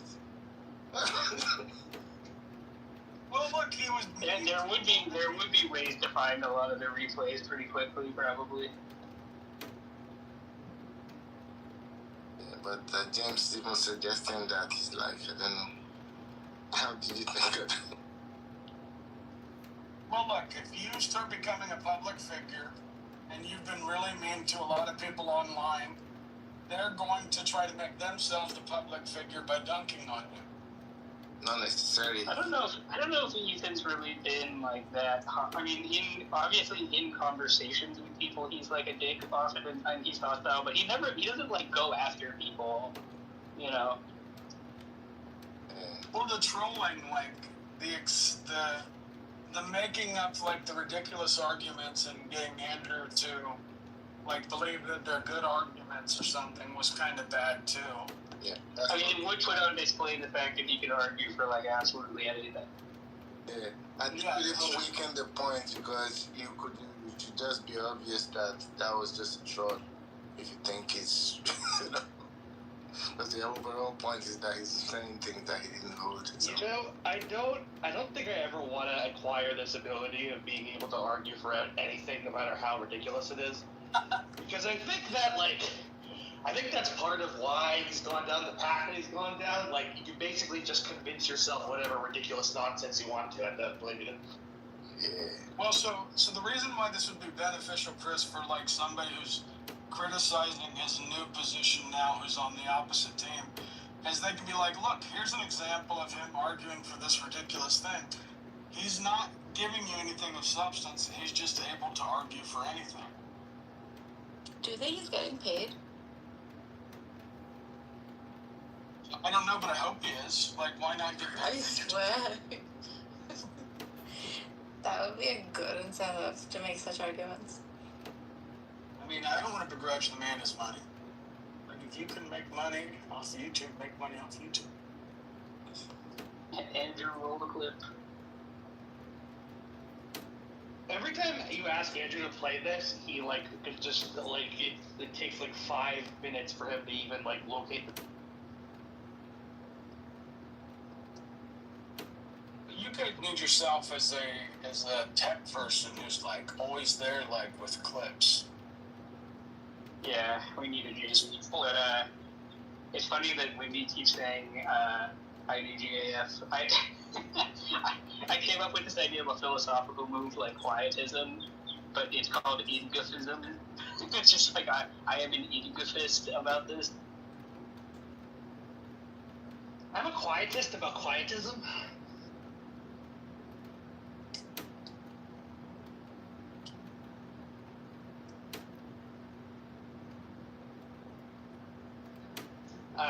I've come up with something called the Lance Bush Philosophical Program, and basically the idea is just try to render as many philosophical debates meaningless as possible, so you don't have to take a position on any of them. That's pretty good.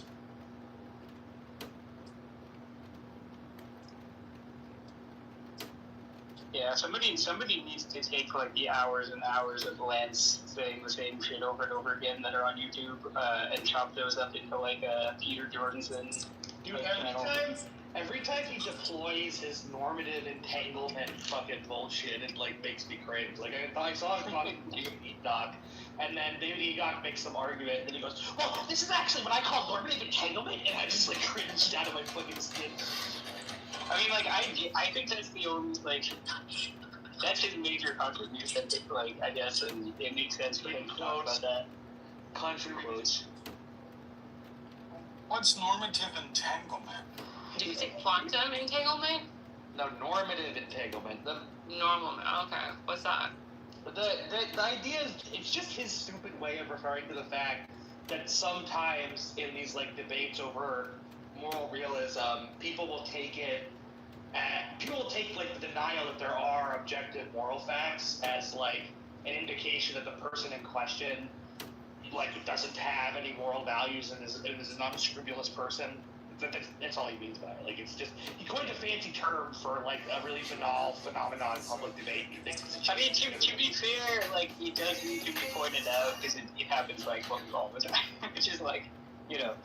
It's like, why do we need the idea is that people can fucking, like, nasally ass fucking label for it and, like, agree on himself as, like, a... You know, like, it's a point that, like, we often have to point out that, like, the meta-ethics comes apart from the normative ethics. And so it's like... Yeah, but I just say that. I don't go around being like, this is normative entanglement. This is what I call normative entanglement.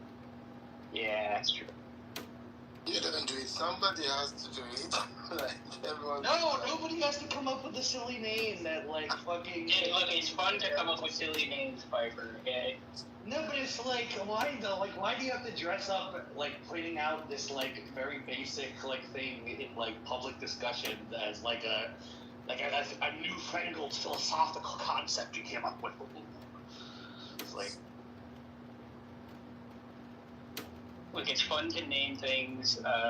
You get to name something, I think you should. Alright, okay, well then, every time Andrew says something I think is stupid, I'm gonna coin the Andrew fallacy. That's basically just being Andrew and saying something.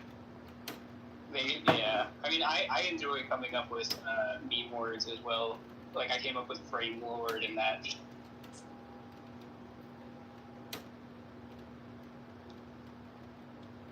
Well, that one was pretty ingenious because that's like Sasha's main like mechanism of argument.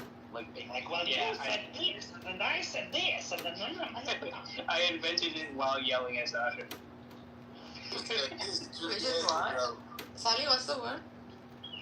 Frame lord. And what does it mean?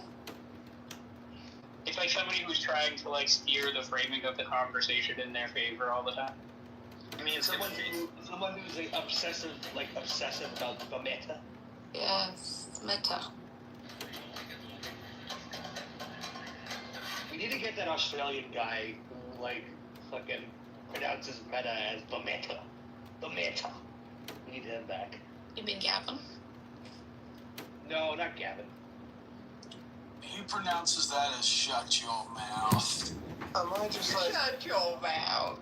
Am I just like so irrelevant as to not be worth bringing up in this team switching conversation? That's correct. Yeah, well, I mean, my whole point there was that I don't take Orson, so I still. Well, someone brought up Every time somebody, Theists can definitely keep Kevin. like every time somebody fucking converts to religion or becomes a theist, my reaction is always just like, that's pretty silly. Anyway, moving on. Thank God you. I think it shouldn't care about that stuff. It shouldn't be evidence somebody converting or deconverting from a religion evidence for either point. Yeah, because metaphysical testimony is not evidence. Good job, James. Also, Orson's not even a religious person. He's just like a weirdo, like philosophical. Yeah, I mean that's even more to me like when it's like the god of the philosophers instead of actually becoming religious. That's even more like, oh, that's silly. All right, moving on. Like, you know. Yeah, but I claim God experiences. Yeah, but yours a different kind of God. You're not like a typical However, I claim God experiences are okay. Could be Shit, I didn't think of that. Fuck.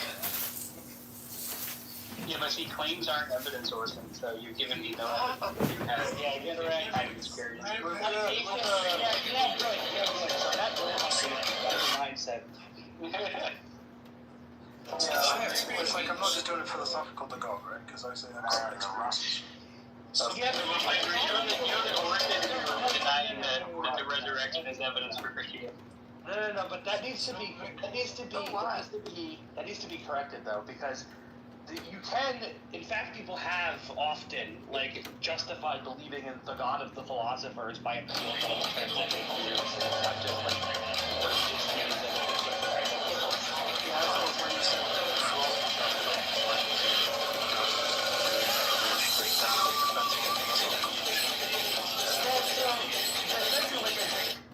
what you're doing is you're basically just coming up with this concept. The main point of the concept is to like give some like overarching philosophical narrative to like the fact that you had this experience. This like, ain't nothing. Like that's the way in which it's like a philosopher's god. Yeah, so basically it's like religion but without all the retarded shit. It's religion with less of the stupid stuff. Yes. What if Orson used experience entanglement? Then I would kill myself. Uh-oh. YouTube, that was a rhetorical statement. Comedy purposes. I'm not like a deflationist about truth at all, so. Oh man, what? You're not even a deflationist about analytics? Yeah, I don't really feel the pressure to be. Wow. I can see Sully becoming like embracing the philosopher god. Yeah, Argis is having a lot of visions of seeing me doing things. Yeah, but like the problem with getting Sully to embrace the problem with getting Sully to embrace the god of the philosophers is Sully is like really obsessed with like desert ontology, so it's like, you know. I'm on Arrakis. Like Sully, like you ask Sully, like Sully, why do you fucking, you know, do you think like chairs exist? And Sully is like, no, there are no chairs. That's inflating entities. But like he could be like an Eastern. I can see him like embracing Eastern theism in some way. What is Eastern theism as opposed to Western theism? Yeah, like no, not the Abrahamic god. Right? If I was to pick a religion, it would be Buddhism, but of like the atheist variety. So it's like. Exactly. That's why I mean, you can just do like a fucking Western philosophical interpretation of Buddhism. Do you? Yeah, I kind of did that on my Substack. Do you meditate, Sully? You know, I used to. I can't say I've done it in a very long time. You should get into it. It's good for you. I know. I used to do it. It's just, I don't know. Can't get myself in the headspace. Then you'll be one step I closer believe to in my like, position. Sorry, go ahead. I just said he'd be one step closer to my position if he meditated more. I used to go and meditate at an actual Buddhist temple. Well, you have? Yeah. date. Yeah, crazy. I believe it's effective, but I don't know if I'm capable of doing it. Like, I'm too ADHD, too like fucking. I know. Sucking down nicotine all the time, like, you know. So That I think is I going to be more effective for you. So now that you heard that Solik did it in a Buddhist temple, is he closer to your position or higher than your position? It's not evidence. Buddhist temple. Abortions will never be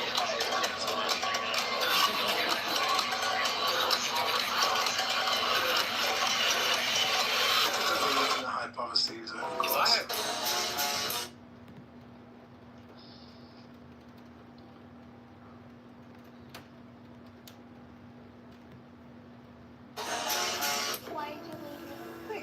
I would have loved to have took you with me. I don't think a party going on. I don't know how to be a mom.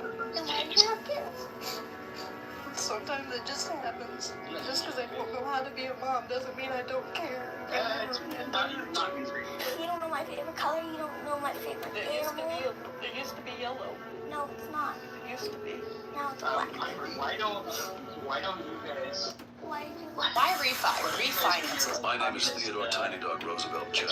If you're a small content creator, the American Revolutionary War and be like, see, like, revolt against kings. We do that. So I think the IDGAF is actually a decent philosophical position. Yeah, you can append it to a bunch of stuff. Yeah, I'm a mereological egotist, you know, or like something like that, you know. Yeah, it's like I don't give a fuck about What is it supposed to be? I don't give a fuck. Yeah, it's egotism. You can append it onto like various other views or domains. It's like common sense reasoning. The reason that Lance likes fucking quietism more than that is because the quietism, like, he thinks entitles him to tell everybody else their things.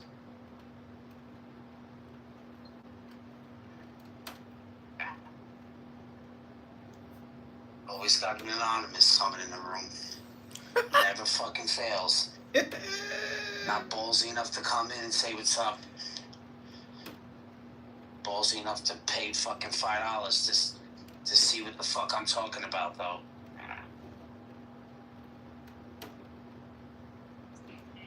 God forbid I would ever pay fucking $5 to listen to somebody's conversation I don't like. God, so strike me dead.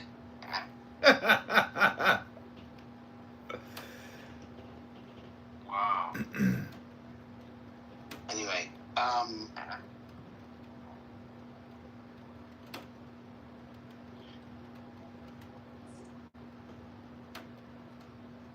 yeah, Islam is one of those interesting things.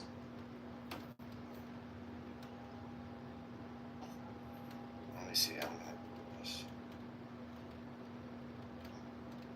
Was it Donahue? If it's Donahue, I'm gonna be mad at you. Donahue. No. What's the guy's name? Not Montel. No, Wait. not Montel.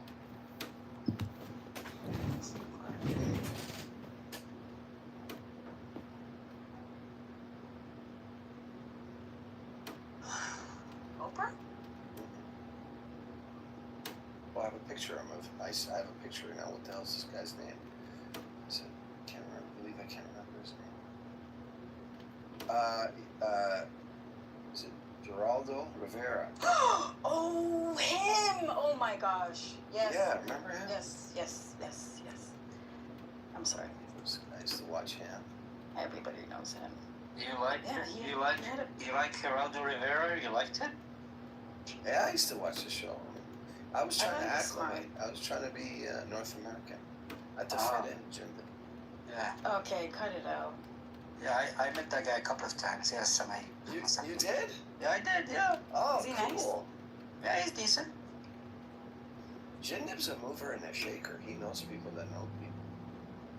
Jindib knows a thing or two about a thing or two. No, I'm such a dumbass. No, you're not sapient. Don't ever say that. Well, I'm definitely not fucking sapient. Are you kidding me? I'd hang myself if I was sapient. Then Married with Children. My parents let me when I grew old enough to watch that. No, I wasn't able to watch that. But to be fair, I wasn't able to watch The Simpsons, but I had older siblings, so it was sneaky.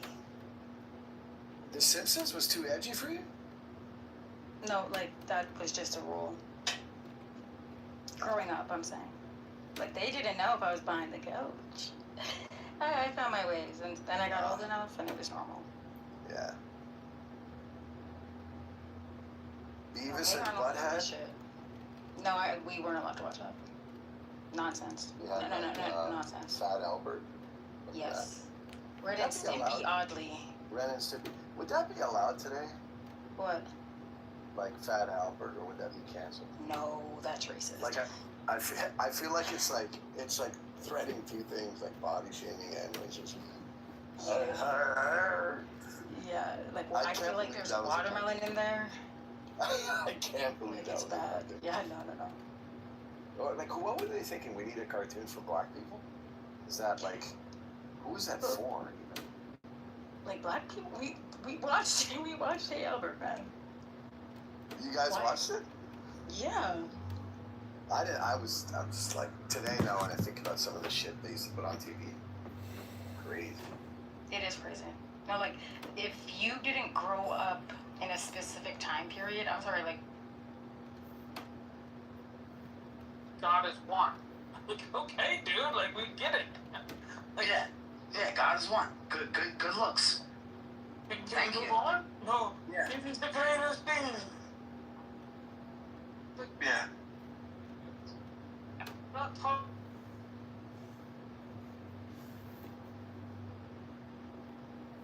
You know, but it's at the same time, it doesn't require a truth maker. Mathematic truths are like secured by the axioms. Well, The divine. secured is like a weird term, I guess. I know, but moral truth Proof and derivation is like not exactly the same thing. I mean, sorry, it's not the same thing as. So proof and derivation is not exactly the same thing as what we're talking about when we say like an explanation or like a grounding relation or the semantics of saying something is true, right? So like it's slightly different to say like there's a proof for this, right? But it's not. It's all the steps in the proof. You could take an axiom, whatever you think is like an axiom, okay, of like piano arithmetic or whatever, right? And just take that and say, okay, does that have like a truth maker? You know? And a lot of people, so some people want to say yes, obviously, like some people are Platonists, you know, some people take other views that where they still say yes, like, I don't know, divine conceptualism or something like that, but... Slightly veering off, like, if moral truths are analytic in the mathematical sense, then they're derived from, or proven from moral axioms then. Well, I mean, I'm not saying that they are analytic. I mean, if they were... What you would need if you wanted something like that is to say, like, okay, you know, so if you think about a term like good, right, you can analyze that, okay, and say, like, well, what constitutes the good, right? And so you give some conceptual analysis of the good, and then, you know, some set of moral truths falls out of that analysis. And in that sense, you could say, like, those things are analytic, right? But obviously, like, people could offer competing analyses as well. Yeah, but if we said something like tautologies, P or not P is like a theorem of logical pop logic, right? I don't know. It doesn't seem like saying murdering babies or like helping people or something is a theorem of any good axiom. It doesn't seem to work the same in my view. Obviously, P or not P is an axiom, but like as in, if you constructed a tautology, it would be so you could do the calculus on it, and it's like clear what the calculus is, and the calculus on like the moral side would be very dubious. This may seem too good to be true, but anyone who was sexually harassed in an Illinois detention center as a minor could... Like, the forcefulness of, like... I die His Majesty's good servant. that God's first.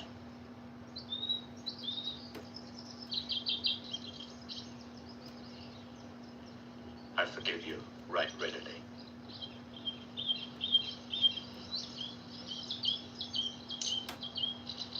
Be not afraid of your office. You send me to God.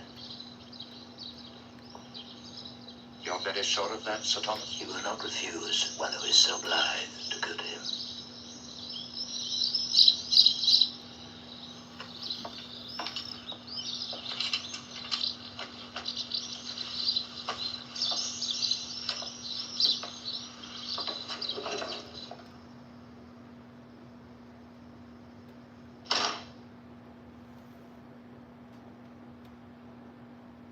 Thomas More's head was stuck on Traitor's Gate for a month.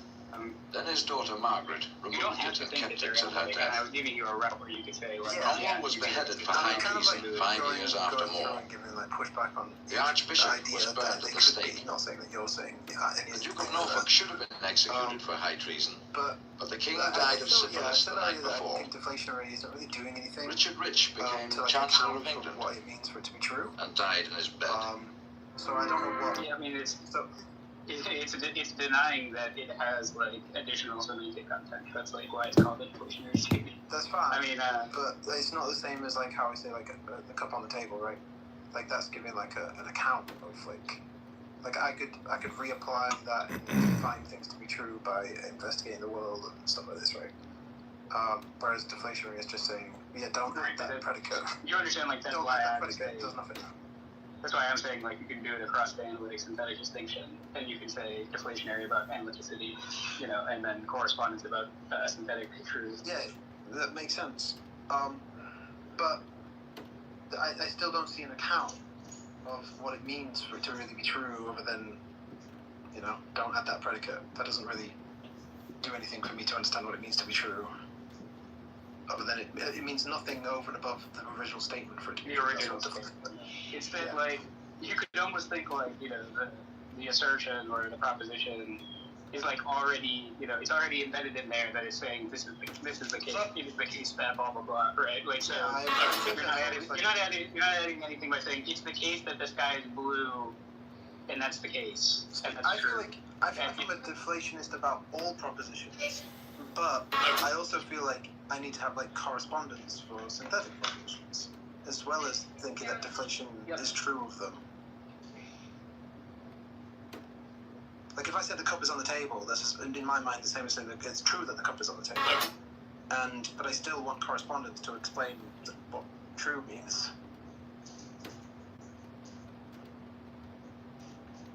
So, I think that the idea is that like synthetic claims, like you can understand it like synthetic claims are claims about facts, you know, and so they do have to relate to facts in order to be true. So, but then, whereas like analytic claims are true just given their meaning, which like are not really concerned with that. What does it mean? Unless you want to then start crossing it and saying like meaning facts and so forth, but. Yeah, what does it mean for them to be a moral fact? Like, as in something that can be corresponded to or something like that? Yeah, I mean, obviously I think people have a lot of different takes on this. I mean, one of the ways that, like, my understanding of fact in most cases is just a state of affairs that obtains. And so if you can construe, you know, some moral imperative as like a state of affairs or something like that, then that's how I would try to make it work. I don't know that would work. I mean, I do think that there's like an is-ought distinction, which is one of the reasons why the relaxed realism seems like the most sort of reasonable approach to realism to me. What does it mean for something like cake is good to be a state of affairs?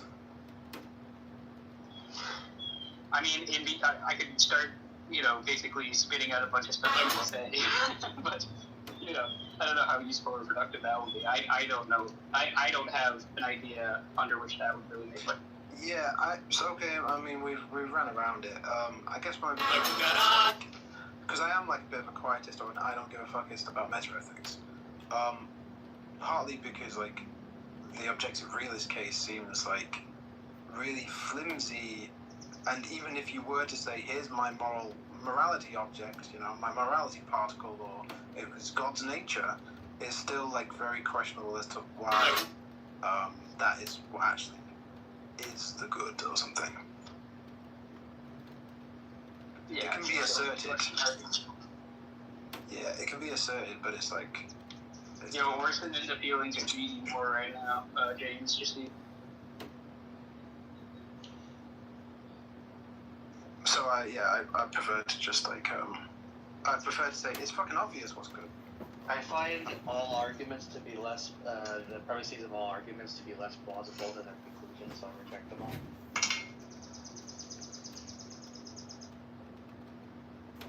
What about P therefore P?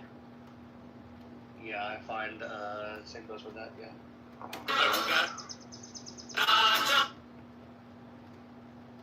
I find P less plausible than P.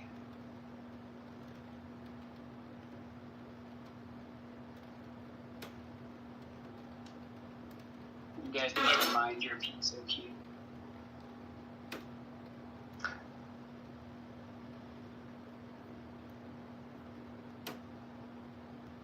Yeah, I just want to say again, like, I just, I prefer to look at goodness as like it doesn't really matter how to account for it metaethically. It's like, you can still figure out what is good and what is not good or bad. I'm more interested in just like meta-normativity broadly, and then coming up with a view for that fits like all the other domains. Right. I think it was Charlotte's Web. What grade? Grade 4. So we're reading Charlotte's Web. Such a great book. It's a great book, yeah. Such a great. It's up there with Gatsby and A Wrinkle in Time. I like to read it. So I'll just rip through 3 pages. It was just No problem. And hand it to the person to the left of me. And they read it.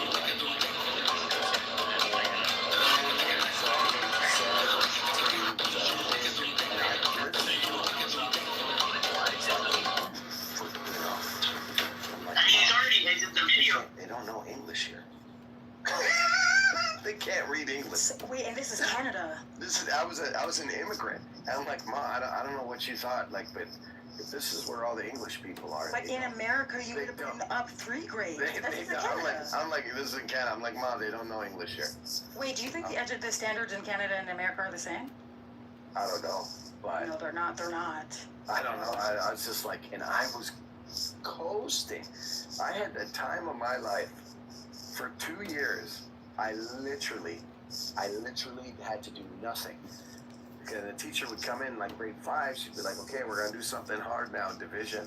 And I would literally just be like trying to hold in my laughter. Oh, I hate you, Shape. Oh yeah. Like in the best way. But If you had immigrated to America, they may have wanted to stub you. And I'm not just, listen, no, because immigrant. I'm not being... So funny. No, because the education system in America and Canada, it is very, very different. Like, it's completely different. Even in America, it vastly differs from state to state, county to county. Like, there's nothing standard. There's no continuity. You know, like, people can kind of... But it was great. I literally took a vacation from school for probably about 3 years. And then after the 3rd year, I started coming home with B's. And my dad lost his shit. B's? Yeah, he completely lost his... When he saw the first B on my report card, my dad lost his shit. He said, he pointed at the roof. He's like, you see that roof? I'm like, yeah. I put that there. Okay.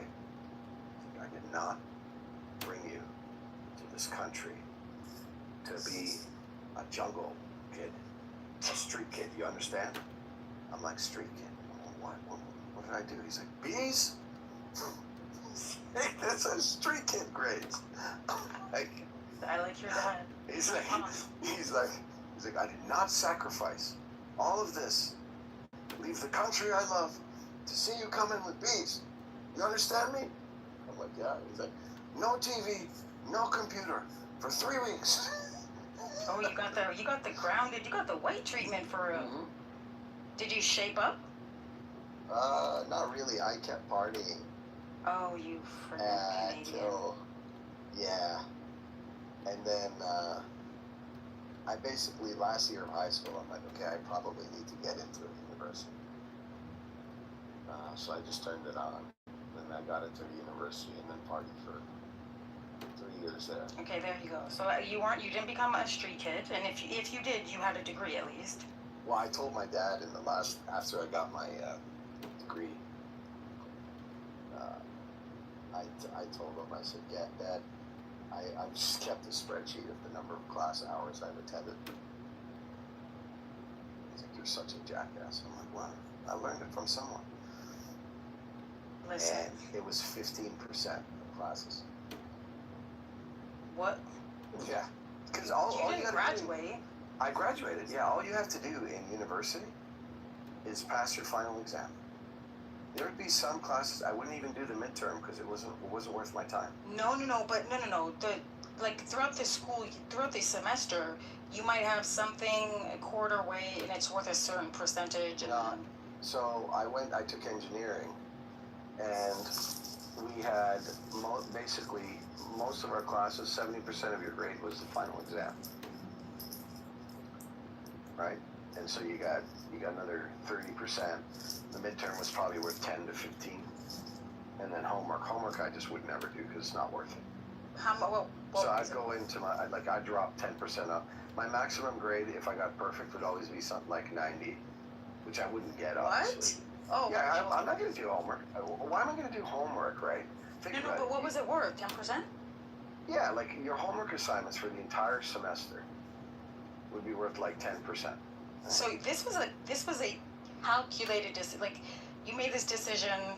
Yeah, I'm just saying. I'm like, I could be at the bar, and like Wednesday was hump night, Tuesday was karaoke and 10-cent chicken wings. Monday was like old school. Where did you go? Hoops?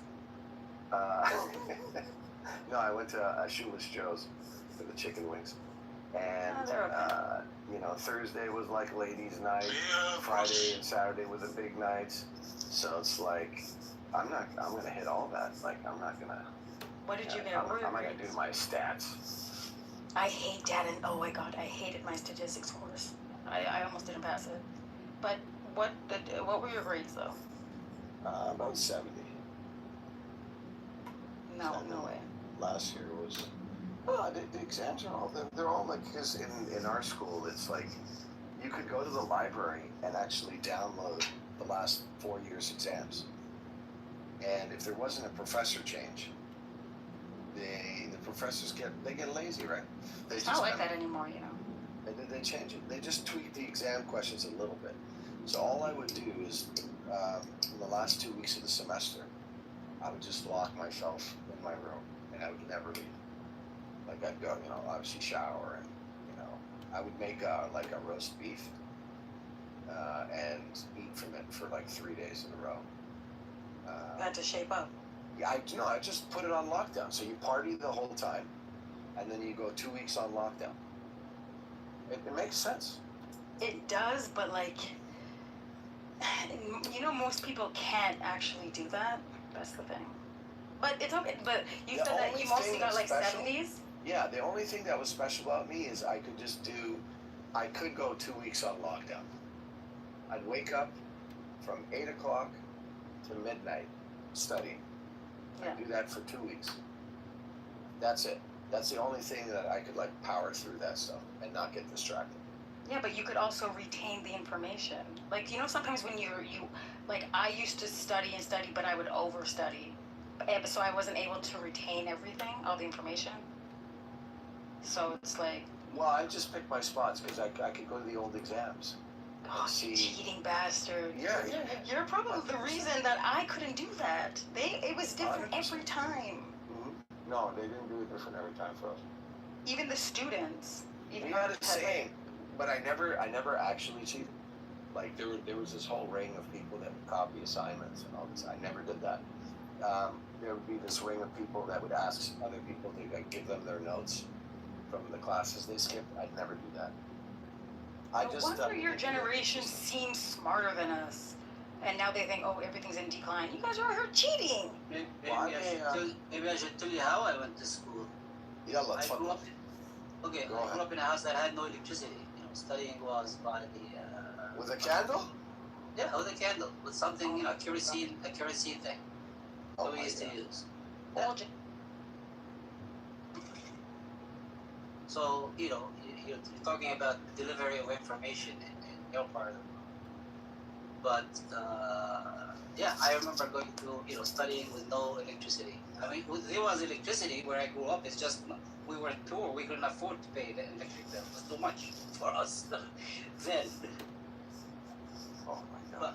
But I don't remember the idea of cheating on an exam or something. It's like, that's out of the question. Of course, yeah. Yeah, Shay didn't do it either. How old were you, Jindip? What do you mean how old I was? When I went to school? Yeah, so like, so you guys have like a prime. When you were studying under the candles. From first grade on, like from 6 years old till probably I was 10. Then we had electricity. So from first grade, just like walk me through your day. But there was one fundamental thing in my life, the constant thing is our mother always made sure that we get up on time and go to school. School was paramount. Yeah. You have to go to school, no matter what. Same so I here. never missed a day of school ever. And you know, after graduating high school, I ended up. I got a scholarship to go to Russia, believe it or not. And my father said, no fucking way you would go to a communist country. Wait, really? You earn a degree, you come back, you go to jail. Then I arrest you. Yeah? That's good. So where'd you go? Russia's good. You didn't go to Russia? No, I didn't. I ended up going to a college in the Middle East, but I also attended an American university later on. So. Like American University in the Middle East or American University No, in American University in America. Because we have AUB. No, I didn't go to AUB. A lot of people went to the AUB. Yeah, my dad. Jindip, did you walk to school by yourself? I walked like 5 miles a day, going back and forth. To go to school? Yes. Okay, my. Wait, 5 miles each way or 2.5 and 2.5? Yes. Oh my 5 God. miles each. Yeah. So see, this is another reason why you guys are not obese in America. Listen, man. No, obesity was never an issue in our part of the world. There's no obesity. There's no something called obesity. Yeah. Because people work, you know, they do manual work. You know, people do their work and they physically work, physical work, and they move everywhere. Did you find the education, the college in America? What were your impressions of it? Tell you a funny story. When I went to college in America, they sent me to the computer lab. I have never seen a computer in my life. And I remember I was assigned something in something called MATLAB. I was doing an engineering degree, and I went and I stood in front of the computer in the lab. And I remember I never touched a computer in my life. I don't know anything about computer, any programming, any languages, nothing. And I remember there was a screensaver that said, "Hello, are you there?" And I thought, shit, I can do something. I was like the funniest thing in the world. I hope you're by yourself. And those days, they were laptops were not around then. They were just still PCs in a lab, in a computer lab. And then I learned that if you don't want to do your homework, you got the Chinese kid to like put a virus on every fucking system. So yeah, right. Yeah, right. Viruses were easy back then. No, that's not a thing. That's funny. Jindip, did you think that it was? I know what Jindip did. No, then I also started to tutor students in America, right? Because I was good in math. And I realized those fucking kids didn't know how to add fucking fractions. And they were like first year college students. Yeah, I was like, what the fuck is wrong with you? No, that's why I was asking you. But what about like the curriculum or like even your homework, your assignments? I think the methodology of delivering information in America is very good. Is very, very good. And those who want to learn and want to learn more and more, the whole You're talking about college and university, though. Right. Yeah, I'm talking about colleges and universities. Still, the delivery of information is there. Information is there, and if you really want to pursue, whatever field you're in, you can actually keep at it and do it. And also, getting an education is not prohibitive. Anyone can probably attend any college in America, pretty much. Correct? Am I correct or not? Yeah. And it's expensive, but I think it's very affordable for people who go to state-sponsored universities and colleges and so on. But below college, it's not good. It's very different. Yeah. I mean, today we live in a whole different world. I don't see if you really think about it, I don't see the point of going to college if you want to just pursue something somewhere, some career, unless you learn something very technical. So. No. I'm saying so by the time they get to university, right, and you're tutoring them, that's so funny. The education system that they went through to get there was feeble. The education system in America at the younger levels. Yeah, I was kind of surprised actually. Those who were freshmen, some colleges, their math skills were very bad. Hey, what percentage of Americans go to college or university? Listen, Cindy was about to tell us high school and then college. It's not. First of all, you should ask me what percentage graduate high school. Yeah, that's the question. Oh man, really? Graduating high school is in Canada, it's automatic. It's very hard to fail high school. Did you really? Yeah. Jen, did you too? I don't think you went to high school in the West. No, I know, but in the Middle East. No, in the Middle East, high school is very difficult. But I'm just telling you, in Canada, it is really hard to fail high school. This guy said it's hard to fail. You'd have to try to fail high school in Canada. You'd have to really go out of your way. That's not America. America's so. You know what's so you were 2 grades ahead. I would. But they didn't skip. I didn't skip though. No. I understand. I'm just saying you could have. Yeah. I Right. could easily. Yeah. Right. America. You know what? Oh shit. Okay, yeah, maybe it might have been 3 grades, but they're not gonna move you up. They're not even gonna tell your parents about that. That's the thing. In America? Yeah. What's the? I'm just saying, basically, suppose you did. No. I understand, but I'm saying in America they're not even going to.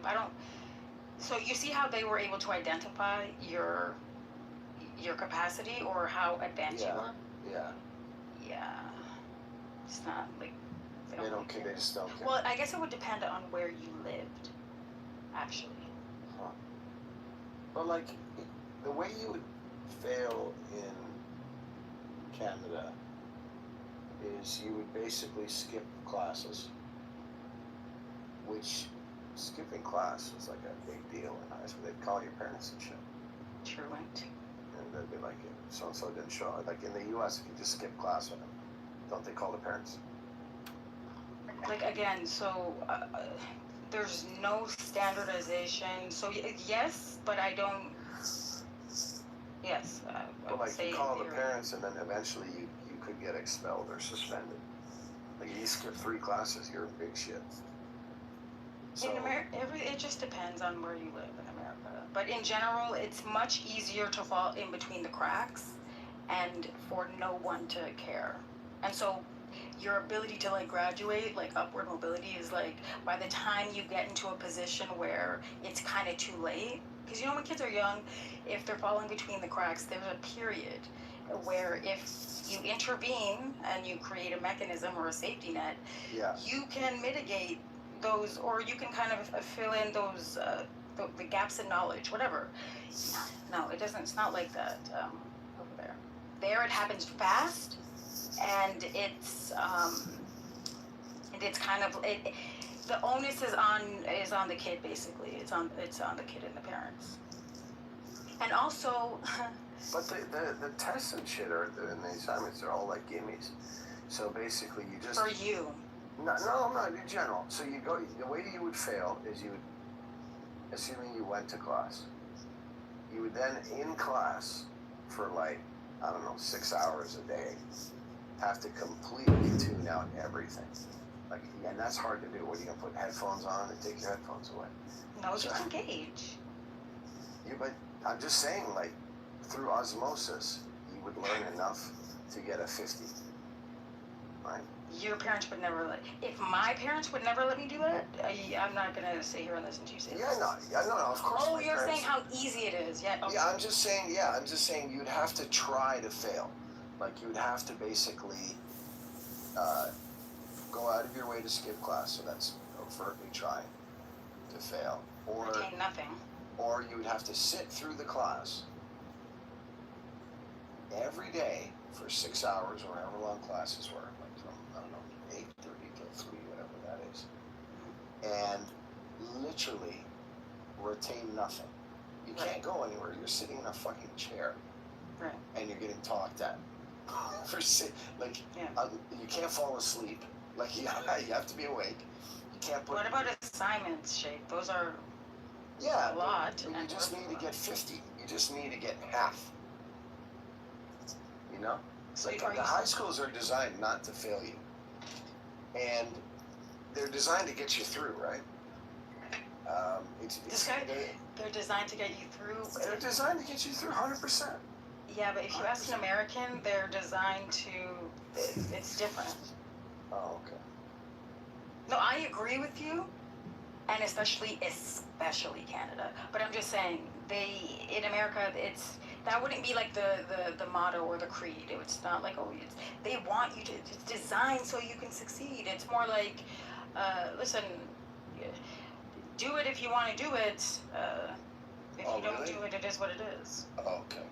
Well, the other thing we had, and I don't know if the U.S. has this, we had, they started, well, that, but we had this other thing where they created streams, where if, like, the assignments were too hard, they'd move you down to general.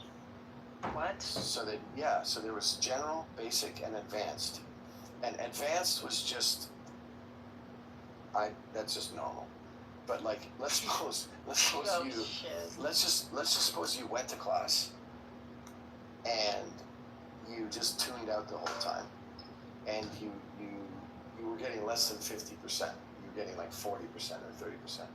Then they'd be like, okay, we'll put you in general, and then and then if you don't pass general, they'd put you in basic. So I'm telling you, it's impossible. Okay, but you see, they don't have that. In the United States, you would have that honors and advanced placement and all that, you know. In high school? Yeah, in high school, yeah. So we would have like regular classes, and if you're doing good, you would be placed in honors, and then basically, depending on the high school, then you would also have advanced placement classes. And then in those, you would basically have to take an exam at the end of the year. And if you do good, you can kind of skip a college course. Wait, what about if you did bad? Like, if you did bad? I mean, in that test particularly, there's like, it's a range of scoring from like 0 to 5. So even if you do bad in that, you're not really graded on that particular test. No, I'm saying, no, sorry, I meant like, so you see how you have advanced, and then you have regular and advanced? And honors, yeah. But like, what if you're like failing? Is there like something like the lower? Yeah. So you have an opportunity to. I mean, there was this thing called what was it? Achievement Academy. Like, that was basically for like, I don't know. It was like a slower pace class and stuff like that. But it wasn't like what Shape is describing, I don't think. No. In Canada, he's basically saying.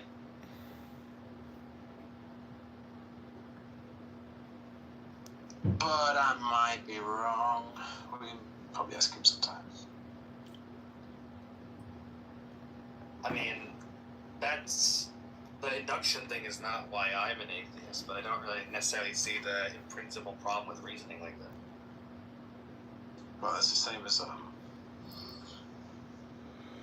it's the same objection as infinite hypothesis talk, which we need to carry on at some point. Okay. But I don't feel like anything super heavy right now, and also like feel like remembering it all right now. I mean, somebody said that just the idea of being a global atheist is like dogmatic. No one's interested in why that's the case. I felt that because there's always like a possibility that some model of God might come up, which could be like, which could hold like high probability for him, but to like completely deny every possibility is silly, I think. I think there's nuance. Well, so I mean, one thing is, global atheism is not a modal claim. It's not a claim about possibility, at least just straight up like construed, right? The claim is that there are no gods, that there couldn't be, right? So you're not necessarily committing yourself to the modal claim that you're a global atheist.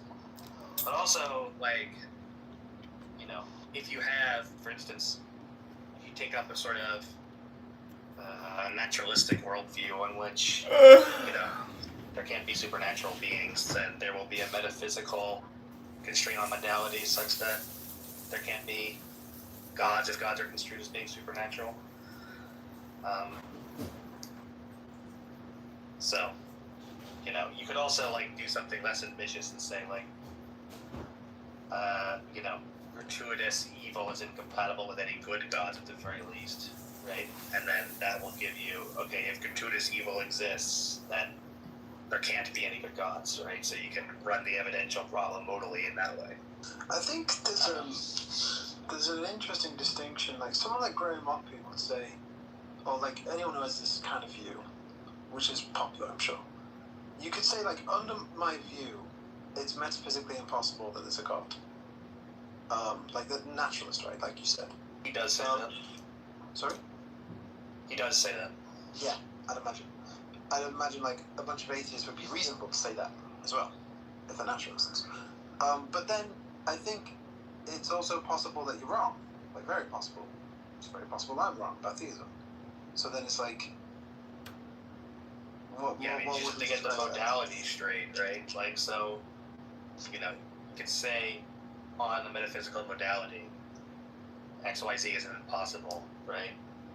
But my belief in that metaphysical modality or my application of it, you know, in reasoning is fallible, right? Like it's permissible to say that. And that just means that there's, I don't know, maybe some epistemically construed modality in which, like, you know, it's possible that you're wrong, right? Would we say, how would we describe it? Because we'd say, well, they'd want to say it's metaphysically impossible, but also want to say it's possible, but not just logically possible. Yeah, so it's just a matter of which modality, right? So in this epistemic, I mean, it's sort of weird because epistemic modality is usually your knowledge fixes what's possible, but that's not exactly what we're talking about. We're talking about, okay, you claim to know something and you could be wrong, right? So it would have to be a sort of non-standard epistemic modality, but the idea is just like, okay, you know, there's a modality on which, since you're a fallible reasoner, you could be wrong. Okay. But given that you have good reason to accept some metaphysical modality on which there aren't, you know, there can't be gods, right? Okay, well then, you know, your fallible reasoning has led you to, you know, the truth of that metaphysics of modality or whatever. Yeah. Or rather, the truth of that metaphysical modality, right? So it's just, you know. That's fine. I think I don't think it's trivial to say, like, I'm fallible. I think you can hold the view that you're closed to some things. Like, you could say, like, for example, you could say closed to contradictions. So some people could take the view that they're fallible at reasoning, and it's metaphysically impossible that God exists, and they're closed to the idea that God is possible even outside of, you know, that they can't be wrong. Like, they could take that view.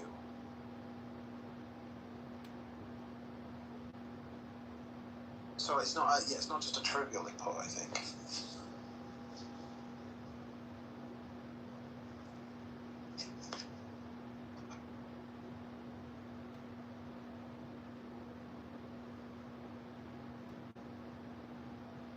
Did you say fallible at reasoning?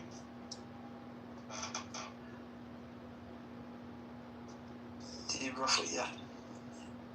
That's like the coolest, smartest way to like insult someone, even though you weren't meaning as an insult that like I've ever heard. That's like great.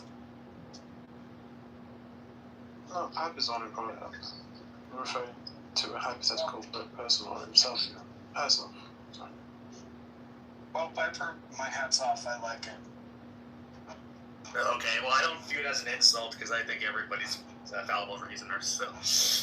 Oh, it's what makes it a great insult is that you do believe that everybody is this, but when they get really upset about it, because then it's like professing because they're not reasoning. Right. I don't know. I'm sorry. Some of my jokes aren't landing. I've had like a monster. I cracked my tooth today. I've been in the heat. It's been crazy. If you're gonna be in the heat, you should not be drinking Monster. Holy fuck. You're gonna dehydrate the fuck out of yourself. I don't normally do, but not very much sleep. But I sip on it. So when I say I drink a Monster, I'm not like this Monster's done in like an hour. Like I might sip on a Monster a day. Well, are you at least drinking water also? If by water you mean in my diet pop, then yes. God damn it, Jake, you're gonna like fucking die of dehydration, man. I probably had 3 44-ounce diet pops today. Yes, but that also has caffeine, so it's gonna dehydrate you.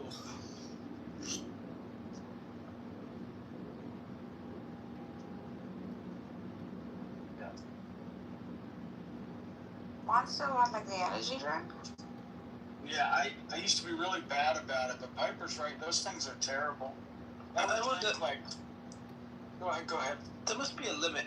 So I agree that caffeine is dehydrating, like on the surface idea of it.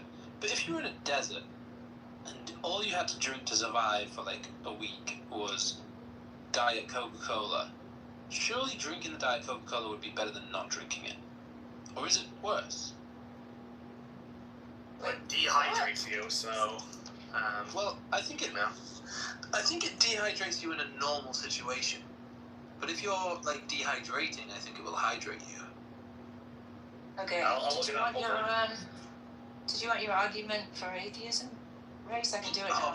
You want to justify your atheism? Yeah, well, it'll take 2 seconds. There's absolutely no reason for a God to create a world that looks like it doesn't exist. There you go. Is that even justified? Oh yeah, that's fantastic, Katie. That's not. Thank you. So. Any reason you're going to give me is going to sound ad hoc as F. Well, that claim sounds ad hoc to me. I need him. You need what? A minute. Huh? Wait, what was that? There's no need for a God. You said you needed a minute. There's no reason for God to make a world like this. Therefore, no God.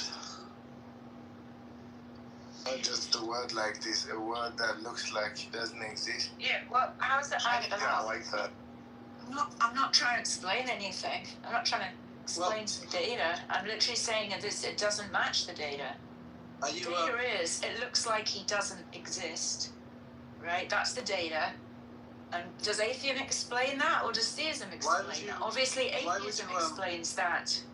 Why would you be in principle denying the God that is moderately evil and wants to have like the Holocaust and wants to be hidden?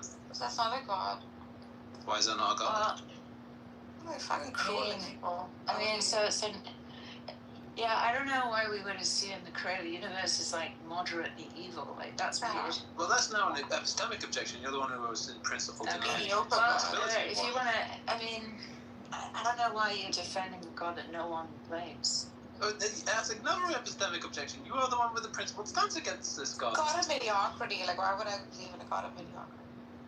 That's another epistemic objection. Just gonna let Narcus handle it. We're just multiple epistemic objections at this point. We're 3 down. I don't know. So there's so this is the idea, right? The thing that explains the data. By the way, I didn't say anything about the Holocaust. This is not a problem of evil thing, but the data that explains the fact that there's no like the world appears to be natural is that the God is moderately evil and doesn't want people to know it exists. That's exactly. The God that intended this exactly. Yeah. Whatever you want to describe. Okay, it as. so you're just gonna say, well, I'll just like pull out of my ass the kind of God that would do this sort of thing, which is create a world that looks like he doesn't exist. Well, it doesn't really matter what I say. It's more like does this God also like get people to believe in all these fake religions for shits and giggles? Look. So it's also like you have the principled stance that a God like this can't exist. Hold on, what? That's what that premise is. Like, why would you take that premise? Like, why would you assert that premise is the point. Yeah, I'm sorry, I'm guessing this is Beef's argument. No, it's not. No, it's not Beef's. Well, Beef's argument is about. I think Beef is specific to Christianity, right? Okay, I don't know, but do you want to Is this respond to my about the response? Bible? No, because unfortunately, I was talking to the pool attendant at the hotel, so I want to know if it's swimming weather. So you'll have to repeat it. Oh yeah, so I'm hearing a lot of like epistemic objections, like objections like, well, you just created this idea. All of this is like irrelevant when you've asserted that this type of God can't exist. Like there are certain types of God. I said that either. Your premise was like, you might repeat it. Like there's no God. There'd be no. I said there doesn't seem to be a reason, an explanation for a God that creates a world that appears to be not created. Let's just say that appears to be. There's no supernatural, right? We can like look at a lot of natural explanations. Any of the God claims are like seem to be just based on people asserting they've had some experience that we can't verify. There's no like natural evidence, etc. You don't throw Occam's razor in there So too, would theism explain that, or would atheism explain I thought that? the premise was something like, there's absolutely no reason for a God to create this world. No, I didn't say that. I said there's no reason. There's no credible, non-ad hoc explanation for a God that goes to himself. Okay, here's the plan. I'm going to create a world, but here's the kicker, right? I'm going to create a world that looks like I don't exist, and maybe I'll leave a couple of breadcrumbs so there's like thousands of religions, but none of them have any evidence. And I'm just going to, like for example, I'm going to tell people that there was a global flood. But I'm going to make the world, and there is a global flood, but I'm going to trick everyone into thinking it never happened. I'm going to create the world in 10,000 years, but I'm going to make it look like it's 4 billion years old. None of that makes any sense. And that's just one example of one religion, and they're all going to have the same problem. I don't. Allah, I'm gonna tell people I split the moon in half, right? But if you actually look at the moon, it's going to be completely obvious that never happened. Ha ha ha! What a trickster I am. So I guess I've got 2 points. One is like I agree with you about the ridiculousness of the Christian story, right? But that's just one theory. The second thing is it's like kind of like I want to ask you a question for clarifying sake. It's like, do you take Christianity to be ad hoc? Yes. So, but then all God claims are ad hoc. You got it. Why then would there be like a charge against it? Like, wouldn't it be ad hoc to assert no gods? I don't think it is ad hoc to assert no gods. Why? I'm not pulling an explanation out of my ass. That's why. I'm looking at what seems to be the case. You guys say, well, it seems to be the case that there was a global flood. No, actually, it seems to be the case that there was not a global flood. So you can go one step further and just say, like, look at God, not all these gods, but he allowed everybody that's on earth to be tricked constantly and believe a bunch of different religions. And so he never decided to ever let any of them really know what's going on. They're just all like going in different tracks, and seemingly all of them are wrong and God still exists, or one of them exists, or one of those stories is right and God is still allowing everybody else to get it wrong. It's like another trickster mode. I wonder if I could think of something and then ask you if it's ad hoc. Like, because it seems like you just think like any positing of hypothesis is ad hoc.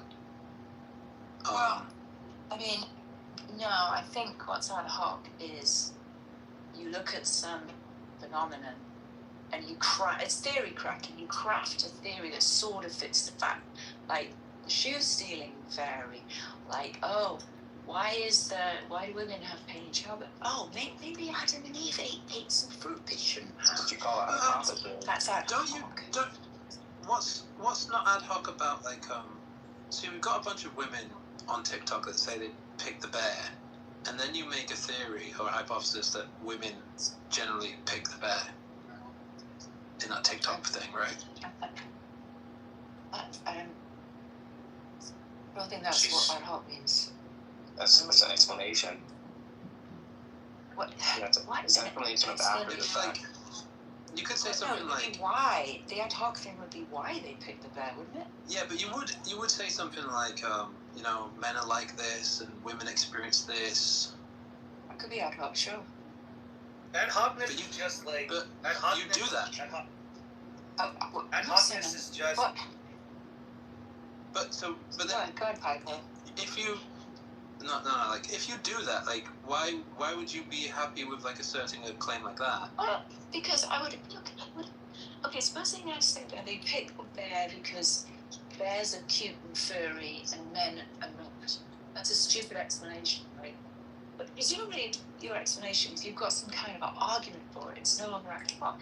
Like if you say, well, look, I've got all this data about like male violence. I've got this data about women's, you know, general fear of men, even if it's anecdotal, and then you might just acknowledge, yeah, maybe it's not a very good explanation, right? But ad hoc would be like something with zero data and zero argument.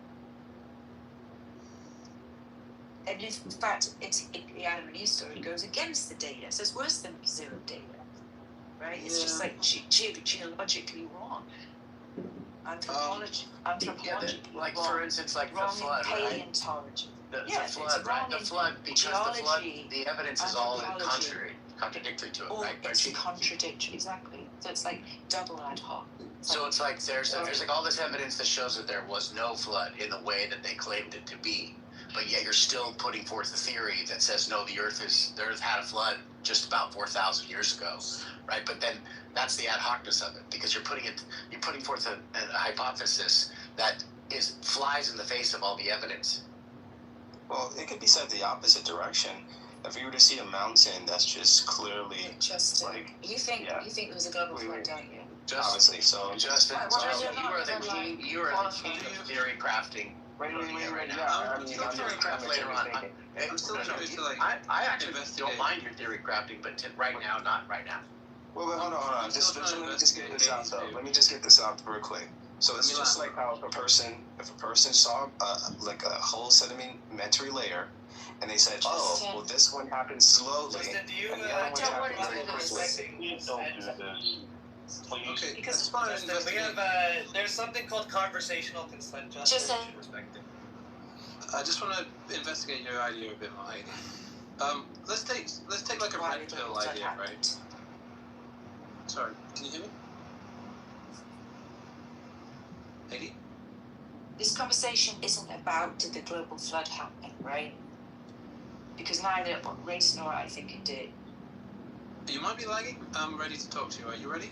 I don't know. I've been talking this whole time. Am I lagging? You're good now. I want to take like a red pill idea. Like imagine like, some red pill guy is saying like women always cheat or women are sluts or something like this. Is that ad hoc? I don't think so. I think that sounds like a claim. Mere conclusions aren't ad hoc. Like, the reasoning is ad hoc. Well, yeah, as in like, no, it's like, so it's something like, it's women's nature why they cheat on men or something like this, or like they're promiscuous by nature, more promiscuous than men or something like this. And then you're still talking about a conclusion, not a reasoning structure. Well, it's like the reason why, like, women are cheating or something is because they're more promiscuous, whereas the reason why men cheat is because of societal issues, like marriage is bad for them or something like this. This is like red pill ideas, right? Is that ad hoc?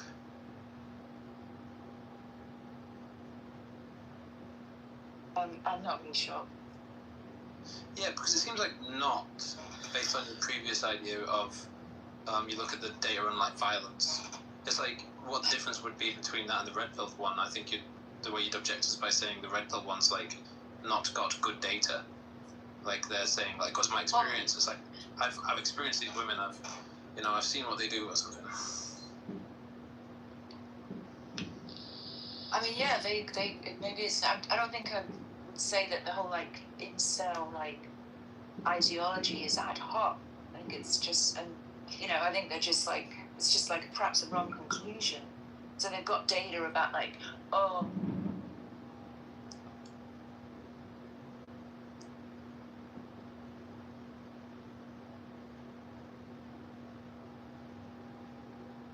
I think she'll finish. Yeah, you cut out, Haiti. In the way that Haiti, saying, we lost a good 20 seconds of your last words. Oh, I'm gonna stop. I clearly don't have good enough services. We'll have to do it later or something when I get better Wi-Fi. Yeah, okay. I was gonna move back to the world explained. But don't you agree that ad hoc, like the way you're using ad hoc, like you're sort of claiming everything is ad hoc, and that way you're trying to like question her use of it, right? It's just the idea. I mean, can't you just agree that the idea of ad hoc is like you've got a theory that you are holding to. There's a whole bunch of evidence that shows it's not that way, but then you're just like creating a new theory to rescue it. That's ad hoc. That's exactly what ad hoc is. Well, I avoid the word ad hoc because I still want to charge against that yet. Like, so when we see like Matt Adams like scrambling for a new idea to reconcile a problem, or Andrew maybe, I think that's, I like to call it like rescuing or like dishonest or something. But but then you guys want to call positing a theory like so for example the multiverse or simulation theory. You'd want to call that ad hoc as well, but I am cautious. I don't want to call that like some problem of like some bad move. It's not. I wouldn't call that ad hoc because it's got evidence. At least it's got. There's no evidence for simulation theory. No, there actually is, and that's Everett's interpretation of the quantum mechanics experiment, which he's, That's an interpretation. It's not. An argument can be evidence. That's an argument. I can give an argument for God. God, therefore God. What do you mean? Oh, you don't have an equation.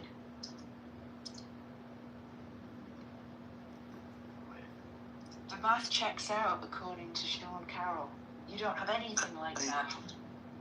I don't know what math or equation you're referring to for the simulation theory. Like, well, what I've heard about it is obviously it's conjecture. I'm talking about multi-world. I'm talking about the Everettian interpretation. I'm not talking about simulation theory. I'm talking about I thought you were talking about multiple universes. I said there's no evidence for simulation theory. I'm pretty sure you said multi-world. No, I said there's no evidence for simulation. Okay, fine. Then I wasn't talking about that. And maybe I misspoke. So let's just get back on track on that. Well, I don't know anything about simulation theory. Yeah, that wasn't what I was thinking about. So. Do you think that's ad hoc? I mean, what's it trying to explain? Well, it could explain the way the world is. It's like it's a computer simulation rather than a real world, or like a God world. No, I don't think that's ad hoc. Why not? Because I don't think it's trying to rescue a problem then you're in someone's view. Yeah, but right? It's just like an idea of how the world is. Maybe, and then supposing you said to the person, okay, well, if we're in a simulation theory, how come this and this and this is going on? And then they come up with something else. That would be ad hoc. Yeah. Okay. Very good, Frankie. So That what was I perfect. In a simulation, you know, maybe they're doing this and that and the other. That's the ad hoc part. What you call ad hoc is what I call rescuing. Okay, fine. Let's just call it rescuing. Yeah. Okay, so what's your definition of ad hoc? Then? So, why don't you? Because it seems to me like all the definitions we get, if we look it up right now, we're gonna run into our like I'm we've open been to saying it to you. Do you have some like idiosyncratic use of ad hoc? No, I'm just too. Are you able to define it? Well, I mean, I would just like take it ostensively and say something like simulation theory is ad hoc, but like, and my God theory is ad hoc, and a naturalist full account is ad hoc. Okay, so you're just using some way of using ad hoc that nobody else is using it, and like okay, but then. Well, yeah, I think much ad force hoc behind it. means like You want to use an esoteric version of it that nobody else understands, nobody else adopts. I don't think. I'm dubious that that's esoteric. I think ad hoc. I would reduce that to being like the equivalent of a just so story. Well, but ad hoc, like by nature, is going to be something that is attempting to rescue something. I don't think so. Well, if you look it up, that's what you get. You get like it's a hypothesis or a new like assertion that's made to rescue facts that are in contrary to that particular thing. So it's like, for instance, if he said something like, the Earth is 6,000 years old, but then we have all this evidence that seems like dispassionate evidence that seems to fly in the face of that, and we have lots of different lines of evidence, and then you come up with an ad hoc explanation, like, well, God made it appear that way because he wanted us to love him or something like that. So that becomes ad hoc because it's rescuing something. But if you say, like, the Earth is 6,000 years old and that's the way that God made it, and I don't have any theory for that other than that, then that's not ad hoc. That's just saying that's really what my theory is. I googled it and I updated my idea of ad hoc, so now I don't need to say rescue, I can just say ad hoc. Because you're right. That's what ad hoc means from my Google. The reason why I was confused, like I've never really cared to nail it down, that word. The reason why I was confused is because he said all God claims. But I could make a God claim like by mine. I'm not trying to rescue the view just by making the claim. I've not been attacked yet. Like, day one, when nobody attacked me, I constructed this view of explaining the world like a simulation theory. Nobody had attacked me yet. And my view hasn't changed. I haven't posited much to get out of, to squirm out of anything. And she's saying, look, all God claims are false because they're ad hoc. That's clearly not the case. Like, I can make a God claim right now that's not ad hoc. It's like a God that created the world and hates everyone and wants to make a world that's as slow death of suffering as possible, where you think like you're having a good time, but you always like end up suffering a little bit more. Something like that. That's not ad hoc by that definition. And that would violate the Hegel principle of all God claims are ad hoc. You can just make as many as you want. So then that premise would just like fail to get the conclusion that theism is false.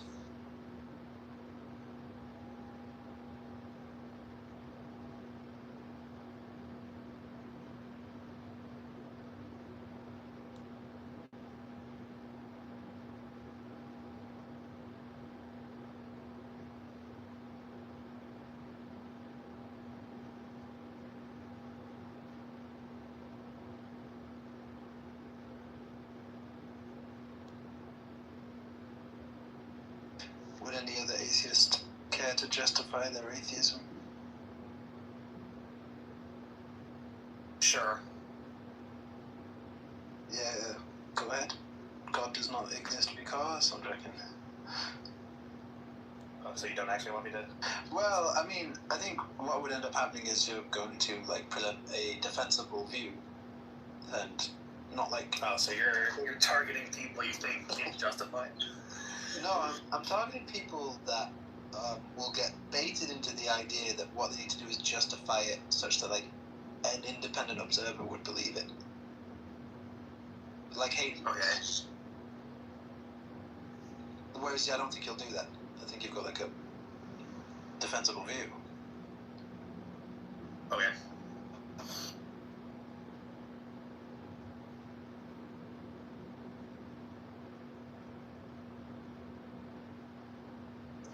I prefer the W. Yeah, apparently. I like the argument for parsimony. Occam's razor is a good argument for not holding to supernatural beliefs, and naturalism is more explanatory than theism. Why would naturalism be more explanatory than theism? Occam's razor argument from parsimony. It doesn't really work like that, bro. Like, Why not, bro? What JCC wants to say, right, race is something along the lines of... I'll give you a quick syllogism. Hypothesis is more likely to be true if it minimizes the number of ontological commitments, like entities that it assumes exist, required to explain and observe phenomena. Naturalism explains existence, structure, and operation of the universe using only physical entities and laws, whereas theism requires both of these, the physical entities and at least one non-physical supernatural entity, i.e. a deity or a god. Can you please allow me to finish? You haven't finished? No, I haven't finished. The finish is conclusion. Therefore, naturalism is more parsimonious than theism, and by that standard, it is preferred explanatory framework. That wasn't the claim you were seeking to justify. That's exactly what I was doing. No. We can even Yes. replay. So what you said was... I don't like... Now I know I don't like you. Jesus. So, what you said is naturalism better explains the world than theism. And that's why I was like, whoa, that's crazy, because, like, an omnipotent God, like, perfectly explains everything. No, what JCC is wanting to say, right, is that the vast majority of theists, right, will agree to the quote-unquote natural laws, right, and then they just then want to posit that those are grounded in, some being that is higher, that itself is not grounded, and JCC is just saying something along those lines that's more parsimonious. Just to think that those quote-unquote natural laws are what are, brute, right, instead of the being above it. There's no need to add anything. Americans are strong and always ready to stand firm for a good cause. We treasure justice, fairness, family, honesty, and human dignity, unlike societies based on class, clan, or tribe. We see every citizen as an individual, equal under the law and equal under the eyes of the Lord. In America, we speak English because that is the language of our founding, and for 1,000 years, that has been the language of freedom. An American always wants peace and order, but we will never shrink from danger or threat. We will always fight, and win. We gotta do that. Because this is our character. American has all of these things, but every American knows these are the traits that make our country exceptional. And exceptional it is. You do not have to be born here, but you do have to love what we have built. You must love our country. There has never been anything like us anywhere on earth, and we are not going to let anyone take that away. Yet as we approach this magnificent anniversary, we see our American identity under a renewed attack. A generation after we fought and won the Cold War against the menace of communism, there is now a resurgence of the communist menace in our land, including from newcomers to our country who embrace ideas totally opposed to our way of life and our great success. These are not mere political disagreements like differences over taxes or regulations. Communism is a mortal threat to American liberty. It is the greatest threat to our country, including World War I, World War II, Pearl Harbor, or even 9/11. We're not going to let this happen to us. Believe me, we're not letting it happen. Because communism is the enemy of free people everywhere in the world. It never works. It's the enemy of the Constitution. Above all, it's the enemy of July 4th, 1776. It is the enemy indeed. Even while the radicals and extremists attack our incredible history at every turn, they are silent on the miserable history of communism itself, because it never worked. Thousands of years, if you look at it, under different names, under somewhat different ideologies and systems, that system has led to more death and destruction than any system ever tried. It killed 100 million people just in the last century alone. Communism is the exact opposite of life, liberty, and the pursuit of happiness. It's death, tyranny, and the pursuit of evil. The godless communist morality states that anything is justified to bring about inhuman visions and to really propose what's good. They don't want good. They don't love God, and they don't want God. They don't love religion, and they don't want religion, and they won't have it. But we will not let them win. They have no chance against us. They have no respect for law, justice, principle, tradition, or your God-given rights. It's an ideology of mass theft, mass control, mass lies, and mass murder. Such doctrines can be given no quarter in a democracy, because the first thing they do when they get into power is turn around and destroy it. It always is destroyed, just as communists have done in other countries all over the world, no matter where you look. Very simply, communism represents the worst ideas and abuses in history by the worst people. The American founding represents the best ideas and traditions in history by the best people like you. You can be loyal to Karl Marx, or you can be loyal to America. You can be a communist, or you can be a patriot. You cannot be both. As for those who peddle Marxist lies about our heritage, who tell our children that we live on stolen land, or that our heroes were oppressors, they're doing something much worse than slandering our past. They are slandering and attacking our future. Not going to let that happen. They're trying to tear down the great American character, to destroy the people who declared independence, who crossed the Delaware, who settled the West, and conquered the skies. You know who those people are. But we will never let that happen. Our American ancestors did not shed their blood at Concord and Trenton, Gettysburg and Shiloh, Midway and Normandy, just so that a band of thieves, radicals, and lunatics could come in and loot, pillage our nation. Our heroes died to win, build, and to save, and to build truly a great country, the greatest country ever in the world.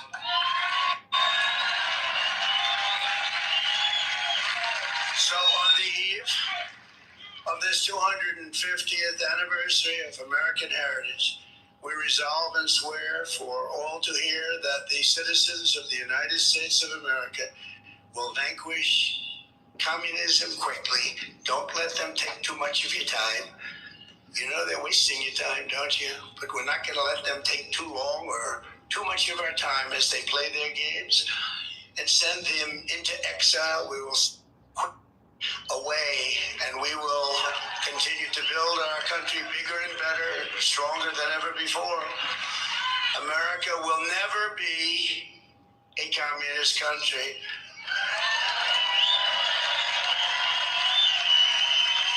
We can only lose the midterms if we allow ourselves to lose the midterms, if we are foolish, stupid, and unwise.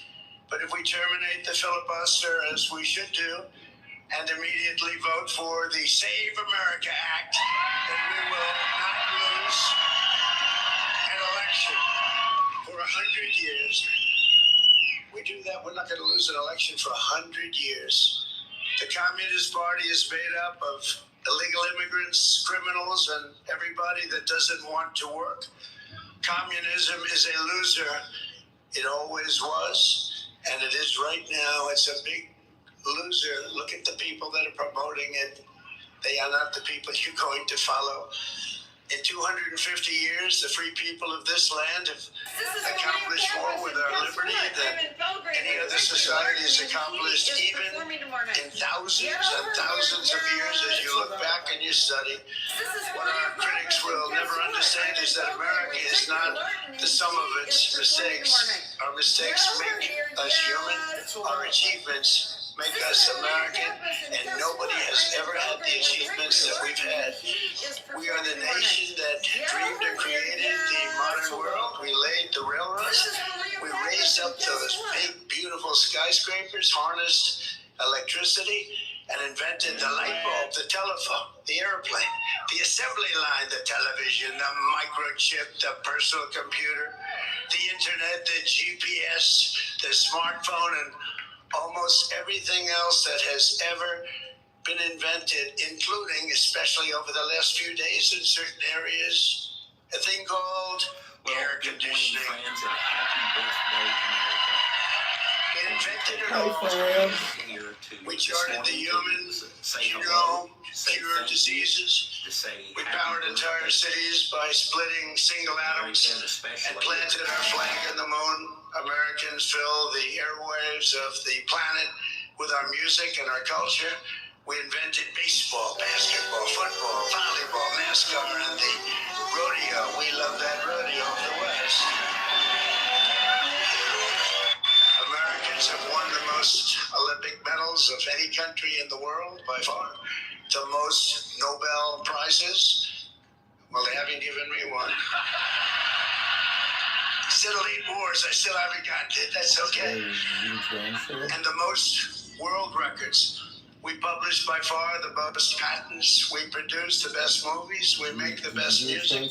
And we raise up the greatest entertainers and strongest athletes the world has ever seen. So true. We built the biggest and most dynamic economy. And by the way, our country today is doing better than it's ever done before. Never had anything like it. With, as of last week, $19.2 trillion pouring into the United States right now from all over the world. That's the investments being made, and the record was 3. 4 years. In 4 years, the last administration did much less than 1, and we did 19.2 in 12 months. And thanks to our great election win, November 5th, and the tariffs, plants and factories are being built all over the United States right now, and they're being built at a number that we've never, ever seen before. So much more. We're breaking records by double, triple, quadruple. We created the strongest and most powerful military. We won 2 world wars. The Cold War left America's enemies in the depths of history. We beat Venezuela in 1 day.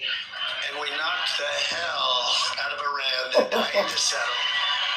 They want to settle so bad. We gave them a week off for a funeral because we're nice. It's true. For 250 years, the entire world has looked to our country and been inspired by the leaps of progress, feats of strength, and acts of selflessness, faith, and hope that could only have happened right here. 2 years ago, we were laughed at, mocked, and a nation in decline.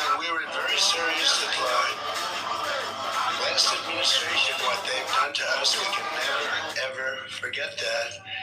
And today we are the hottest country anywhere in the world. Everybody respects us like no nation. Remember this, we're respected like no nation in the world is respected like us. Every king, every prime minister, every president, they respect us more than any other country by far. 2 years ago, they laughed at us. Now it's only respect. And I want to tell you, the best is yet to come.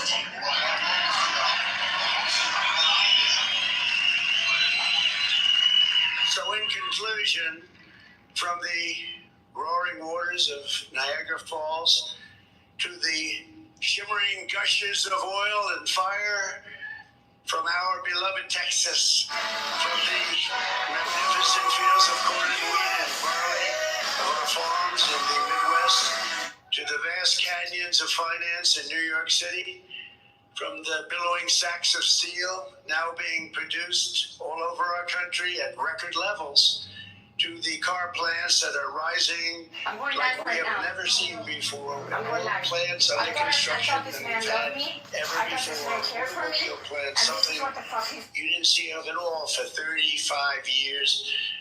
To technology from the minds of geniuses that is being brought to life in all corners of our country, from the snow-capped peaks of the Rockies to the white sand shores of the Gulf of America. He destroyed everything in my house. This is what he did. This is exactly what he's doing in my house. And to right here in the Black Hills of the Dakotas, after 250 years, American freedom still rings. The American dream still lives, and the American flag still flies more proudly than ever before. Over the people who will not quit, the nation that will not fail, the country that will not fall. No matter how hard the enemy tries, we cannot be beaten. Tomorrow we reach a milestone like no other and celebrate with joyful hearts and soaring spirits, because after 2.5 centuries, we know that this is not an ending. This is only the beginning of the golden age of America. And together we will make America bigger, better, and stronger than ever before. I promise you that. It's an honor to be your president. Thank you very much, and happy Independence Day to all. God bless you all. God bless you all. Thank you. That's a real man right there. That's a real man. Anyway, I don't want to keep on hashing this out, bro, but the sooner that Beaver and Kepe, the sooner that you guys understand that we're controlled by the petrodollar, we were literally talking about it today.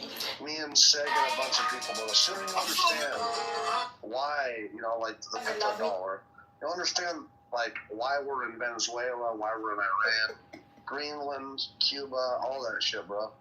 Like, we don't have a gold-backed currency. And so we have the petrodollar. If people diversify and go away from the petrodollar, that we are reliant on surviving, then we collapse. I mean, we lose our ass. So you're witnessing the petrodollar being enforced here. Hey, I have a question. What's up? Okay, so you guys are all Trump fans, right? I am. I'm not going to speak for anybody else. I don't know what. I think Ann and Matt are. PP isn't down there, that's his name, PP, by the way. But I think pretty much everybody else is. Okay, so I have a question. Why don't you think... Okay, so why do you like Trump? For me, he keeps third world trash out of the country that shouldn't be. They're the best president in the world. And I'm a black person saying that we hate wetbacks, and we gonna call it ice. That's all I gotta say. And fuck Iran.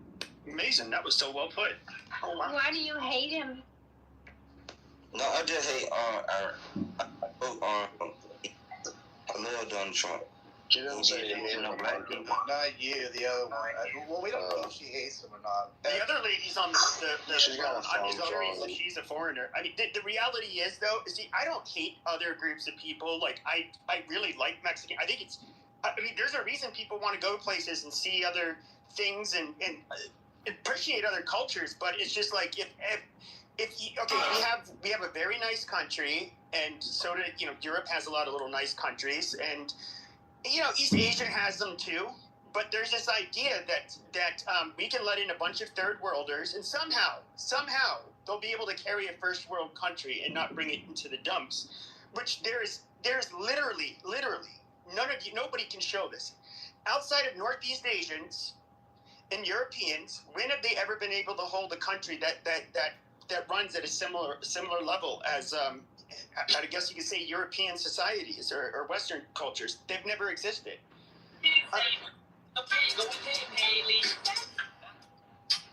But yeah, I mean, I'm sorry, we're like letting in a large third world underclass, and it's going to go to shit. Well, Pepe, and it's going to, of course, bring division, and people form voting blocks on it. Everybody wants a bigger slice of the pie. That's just how it is. Well, and even if all groups of people were equal, the reality is that they're still going to compete with each other. They're still going to basically want that. They're going to want to pay less taxes, but they're going to want the majority of whatever the government gives them. Let me just ask you something real quick.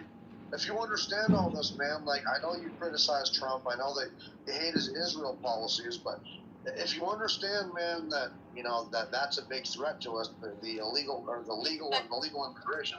Trump is one of the politicians trying to reel back the He's a It's the main reason I voted He's a politician. Okay, so He's like a politician. All right, so like don't throw out the baby with the bathwater, dude. Just because you have issues with him. He's a politic. Lady, how old are you?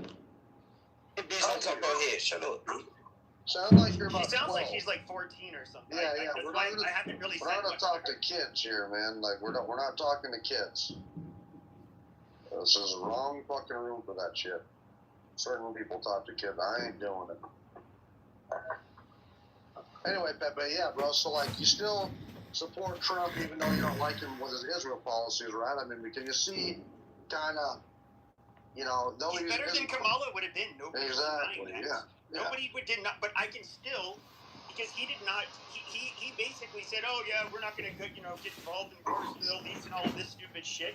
Yeah, I'm going to totally call his ass out for it. I mean, he do what the fuck you say you're going to do, and even to the retards in his base, they're like, "Release the Epstein files."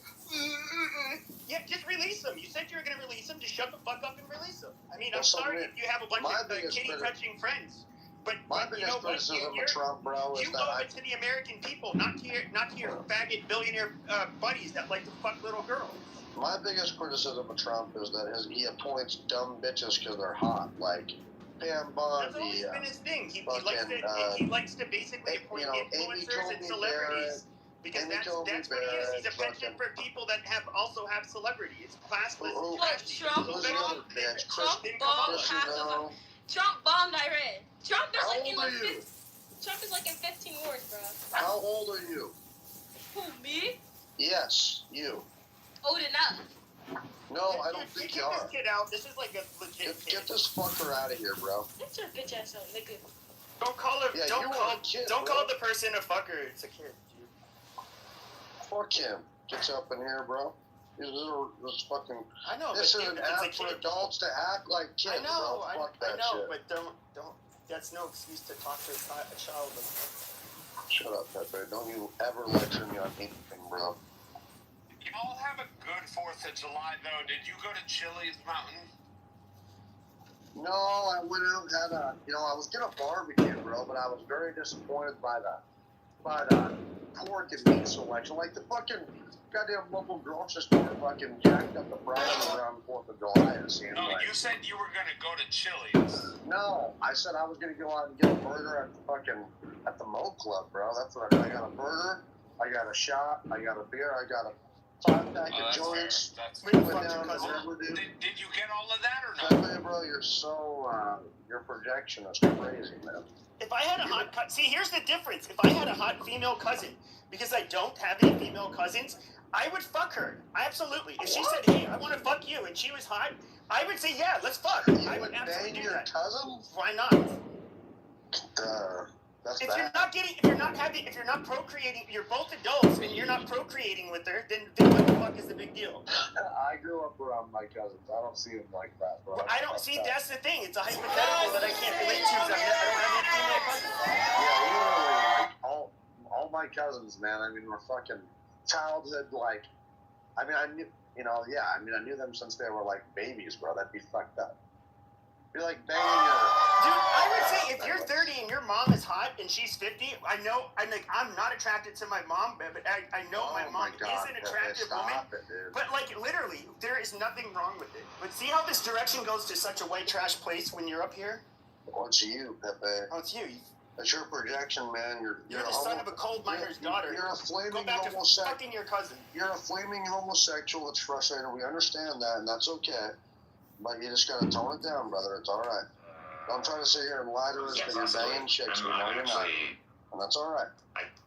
I think it could be natural and still like the foundation, if not of, I mean, it could be of everything else, or like only partly things. Like maybe it's like the Norse or Greek gods, right? Which had like non-physical causal powers, or at least they weren't like directly fixed to a specific body or anything, right? And do you think it could be supernatural? Possibly, right? I think the distinction at a foundational level is pretty gray. So like it's far less fuzzy.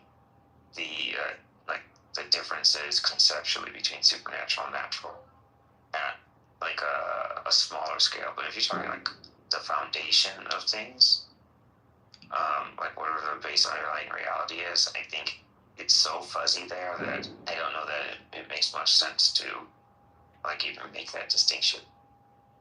Yeah, I see. I think you understand what I'm saying, right?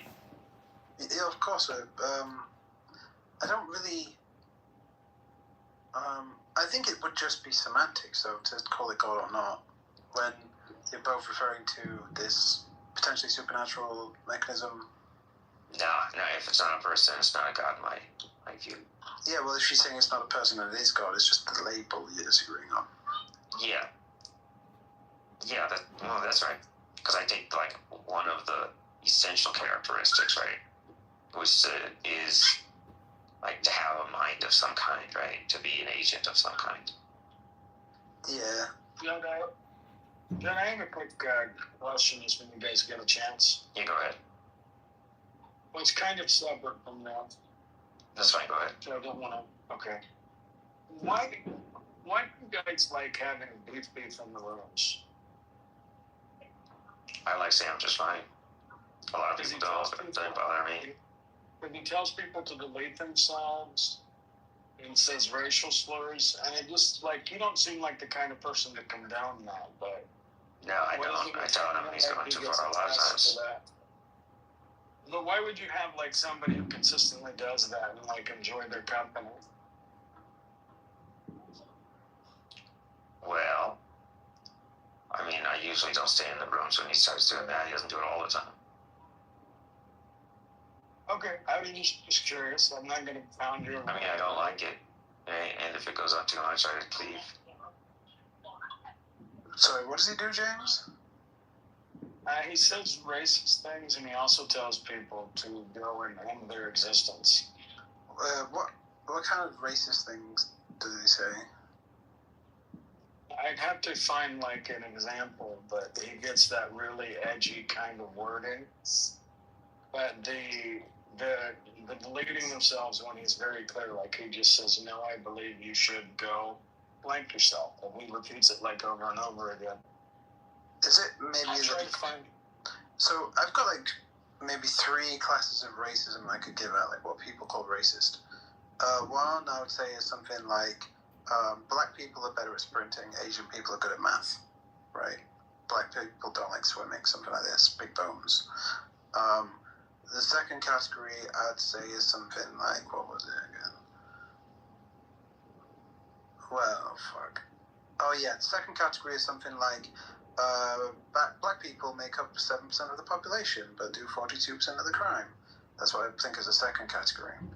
And then a third category is like, black people are worse humans and deserve less. I think he's in between a 2 or a 3, but I No, can't he think doesn't of say a that third one, specific James. example. No, I didn't say he was a full 3. I said I think he's somewhere in between a 2 or 3. But what I'll do is we'll put a pin in that, and when I hear him say something that I believe fits that, I'll like write it down real quick, and then we can circle back to it. So he's definitely between 1 and 2, right? He says there are like the positive and negative stereotypes. Like there is at least some basis in reality for that, but like I've heard him say that he doesn't know like how much is because of biology, right? Like predispositions, and how much is like predispositions because of culture, right? I don't think you could argue that the cultures they grow up in, that those like will strongly influence like the choices in things that they do, and in like the preferences they have, right? Like if you grow up in like the rural American culture, you're very likely to have lots of guns and to have like poor views on like higher education, right? Right, and there's all sorts of like truths about like people, right, based on their culture, right? And what he wants to say is because there are at least minor variation. Keep it real. Makes it show that they have low impulse control. But I'm not racist. Let's talk about the black crime. Isn't that great? I'm so proud. These fried chicken eaters treatment all the problems. I really like them talking about the American Heroes Garden from the 2020 speech. He had started it, but I don't know if it got canceled because Biden won. We have to look it up. Does anybody remember Trump? Have you guys seen the results with the low IQs with the black people? They're so stupid. I'm not racist though. My name's Monica. No, your name's not Monica. It's not Pepe either. My name's Monica. Shrimp.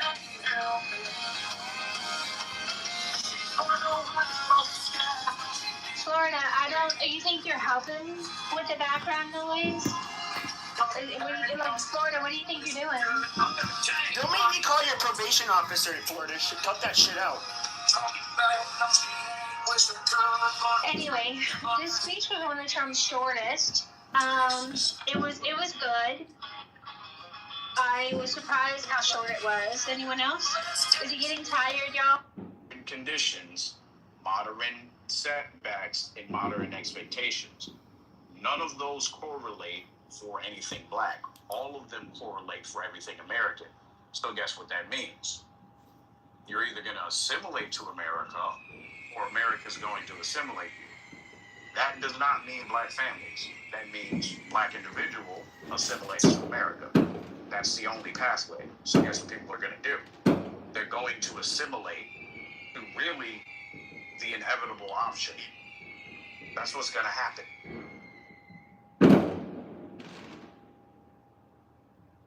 What's going on, Thunder? Happy 4th of July to you. Hey, Patricia. Did he say Patricia? That was her name before, yeah. But yeah, the whole thing is there's no real reason for black men and women to get together besides you made a black kid. Well, I think the reason is now because you want to be. So, like, this is my thing. When I be hearing people say, like, oh, man,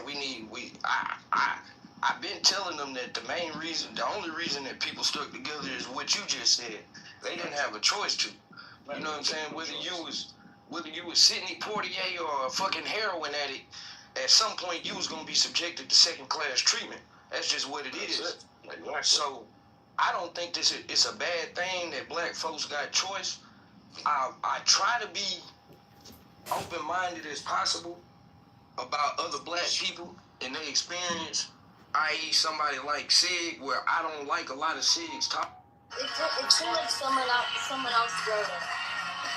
Well, as soon as when you constantly bitching here, Monica, Yeah, look, I gave you the mod badge so you could do the heavy lifting. I'm so glad you're not muting anyone in, because if Matt needs to do it, it's his room.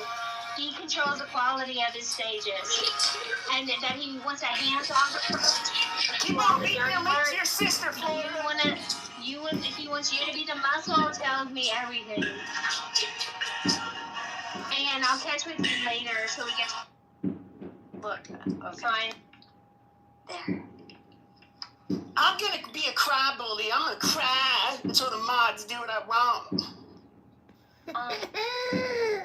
No, it didn't seem like he wrote that speech. It seemed like someone else wrote it, you know? Were there any extraneous, extemporaneous, any interjections, any, derailments? Why are you trying to extrapolation with your big ass words? Extrapolations. Thank you, Pepe. You're good for something. Who knew?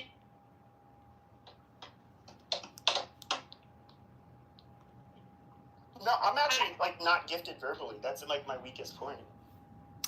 Hey everybody, happy 4th of July. It's been so entertaining listening to Pepe here and Monica go at it. You made my 4th of July dreams come true. And Stephen Miller, who Marshall Rankin hates so much and keeps calling a demon and a devil wizard. Well, I had to let Stephen Miller know what Marshall Rankin and his congressional candidate thinks about Donald Trump, because Marshall Rankin, a fake Republican from Hidalgo County, hates Donald Trump. He thinks Donald Trump is a fascist, and he thinks Donald Trump is a fool with low IQ, and Marshall Rankin doesn't even believe in closed borders. In fact, that dumb fucking white trash piece of shit doesn't even know what a fucking border is, because he's that fucking stupid. No, he lives on the border, to be fair. That's exactly why he doesn't know what the fuck it is, because he's that fucking stupid. Growing up, his version of America, so where he lives, it's way more Mexican than even here. It's maybe Oh great, we got the world famous Rob Gulati to come in here and pontificate for fucking hours. Come on up here, Rob Gulati. I heard you in Sig's room. You don't even like what Sig has to say. Rob Gulati is the biggest motherfucking complaining piece of shit I've ever heard. Why are you picking on him? What do you say that is so productive in comparison? You see, Marshall, I understand. Pepe, for the past hour, you talked about fucking your cousins, fucking your mother, you trashy Arizona piece of shit. You trash. You low IQ trash. Talking about fucking your mother and fucking your cousins. I didn't even have a cousin. If I had a cousin, I might fuck my cousin. To quote Dr. Pee-Pee. Happy 4th of July, everybody. Happy 4th of July. We're lucky that this country is still here with people like Pepe. We're lucky. We are lucky. Hello?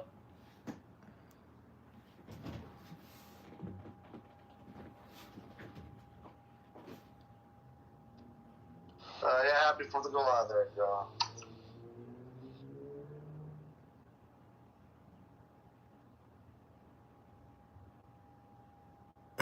Yeah, I mean, I'm looking forward to the rest of 2026 because Donald Trump is our president. And guess what he's going to do? He's going to deploy the U.S. Army National Guard to every major sanctuary city and quickly remove millions of illegal aliens who are here unlawfully and they should not be here. It's going to be the greatest operation ever. It's going to be called Operation Orange Man is Bad. And we are going to utilize the United States Army National Guard to remove 20 million illegal aliens. It's going to be magnificent. Why are you faggots such booklickers that you just because he's Trump, I gotta suck his dick. like you guys are so fucking pathetic. Sound of Pepe getting banged in the butt every night, bro. Like, come on, man, stop it. Like, have a fucking mind of your own, bro. Like, Trump is a fucking grifter, dude. Like, oh my god, dude. Jesus, man. Says the gay man Pepe at Pee on fucking I'm not a Clubhouse. grifter. I don't make money doing any of this shit. Like, a What the fuck are you grifter talking is about? someone that, like, changes their mind and opinions based on, like, which way the wind is blowing. No, he bows to his donors. I mean, look, he said he was going to do the massive amounts of deportations. Didn't do it. Said he wasn't going to go start wars in the Middle East. He ends up doing it. He does a lot of fucking shit. Well, a lot of my friends that are working in the hotels and in the agriculture saying they're having a really hard time with these jobs. So I got to slow down. I got to stop. It's like, all right, asshole. Yeah, exactly. You're just literally grifting. You're going with your mouth is following and your actions are following the dollar. That's why it's grifting. You don't know what you're talking about, bro. He's doing a bunch of deportations, man. You're just butt hurt because your ass is always hurting from getting banged by random dudes at night. And then you're mad at Trump because fucking, I don't know, bro, like, it's not even a forever war. What are you talking about, man? They're just stupid. And just put more trouble. Defending your country, I guess, is just fucking, He wasn't defending our country, attacking Iran. He was doing it for fucking Israel. Give me a fucking break. Israel, He doesn't give a shit about the Iranians. He doesn't give a shit about. This was about doing what Israel wanted. I mean, to be fair, the Jews gave him a shit ton of fucking money. His two largest single donors. Because he needs money, right? Yes, and so he's gonna, of course, like I said, like a predator, he's gonna do whatever they do. So, I'll be really tough on Iran this time. Yeah, it's my last term. That's what he did. Okay, Pepe, we're gonna take your word for it, bro. So shut your ass up, man. Netanyahu literally said it.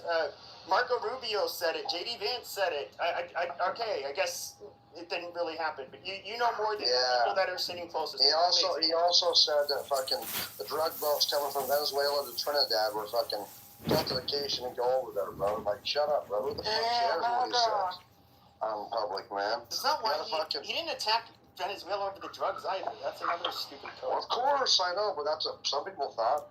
If you're stupid and you listen to the fucking news, if you look at shit at face value, I think that's what you're doing, bro, because you're so hell-bent on this Israel fucking shit. Because you fucking hate the Jews, bro. Oh, I hate the Jews because I'm not willing to bend over and you know what? Let's just make inflation go up all over the world, raise gas prices on behalf of Israel. Oh no, the gas, it's $10 more to fill up my car. Oh no, the gas prices are so high. I can't afford to go to the pizza store or go to the gym. Oh, the gas prices are so high. Oh no. You don't care, Pepe. You ride a bus, dude. What the fuck do you care? I definitely don't, but Pepe can't go out on any dates because the gas prices are so high. Pepe has never gone out on a date in the past 5 years of Clubhouse. He's never taken a girl out. All he does is come here and run his little fucking snake rat mouth all night long. Oh, if I had a cousin, I'd fuck my cousin. If I had a mother, I'd fuck my mother. Did you hear what this fucking rat human being said over the past hour? He's a piece of trash. He's a low IQ piece of trash. You're nothing but fucking garbage. A human piece of shit. A North Arizona, a Scottsdale, Arizona human piece of shit. A turd. A human turd, ladies and gentlemen. He just said if he had cousins, he would fuck them. He said if he had a mother, he would fuck his mother. He constantly talks about murdering hitchhikers. Oh, look, I got money. People are sending me money now because I'm roasting Pepe, one of the world's worst human beings. A man that hasn't touched a woman in 5 years because he's too busy running his little rat mouth on fucking Clubhouse every fucking night of the week.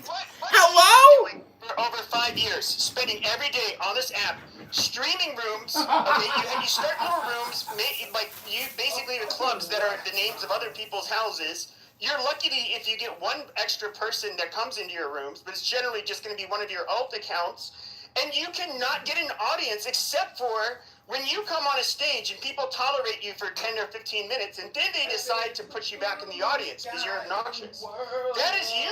Pepe is the coolest That is you. To be guy fair, in when the I world. do my rooms, I would get a shit ton of people. Pepe is the coolest guy on Clubhouse. Everybody wants to come to Pepe's Play World. It's a popularity contest with Pepe. People don't even go in your room. People don't even watch your YouTube live stream. And you're criticizing me for being here for 5 years and never touching a woman? Fuck you, Kitover. You're a fucking loser. Puh. Projection alert. Projection says what? You're just too mentally ill to even. Projection says what?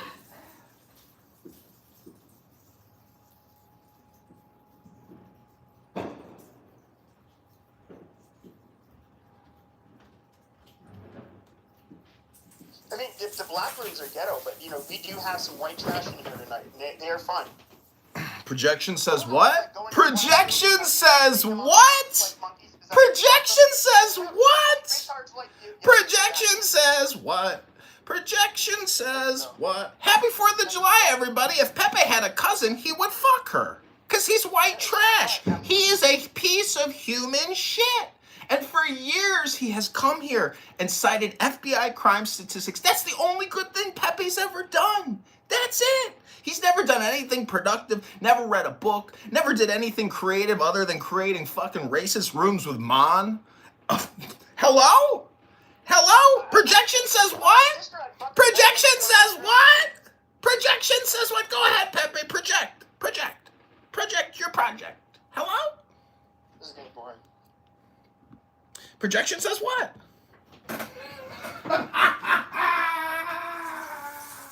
Hey, Ryan, can we maybe switch gears to like a poetry just to mellow the energy in the room? Yeah, 1 second, I got it. Oh, appreciate that.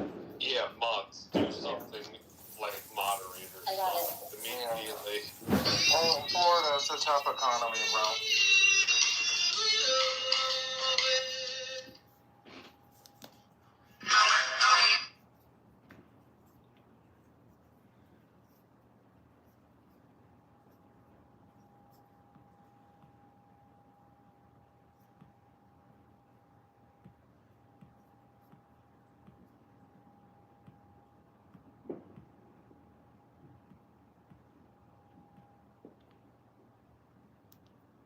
Of what they think Africans You're a are saying. fag. Like, Shut up. shut your fucking cuck mouth, faggot, before I call you your fucking probation officer.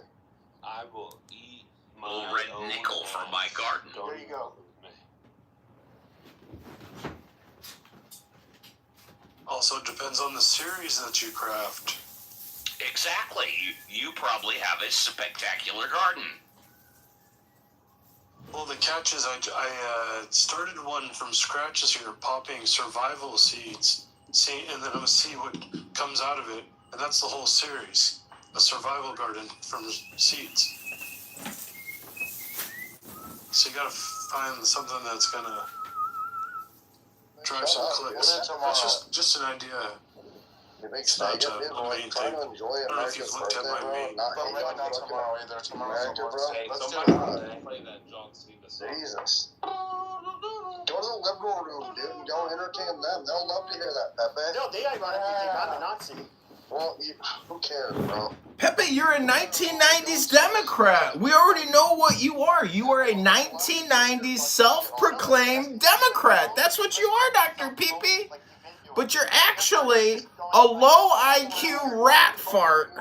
Hello? Just sit here and hate on Trump, bro. Fucking, well, because your hate for Israel is so strong, you're willing to fucking throw Trump out and everything. So we have nothing.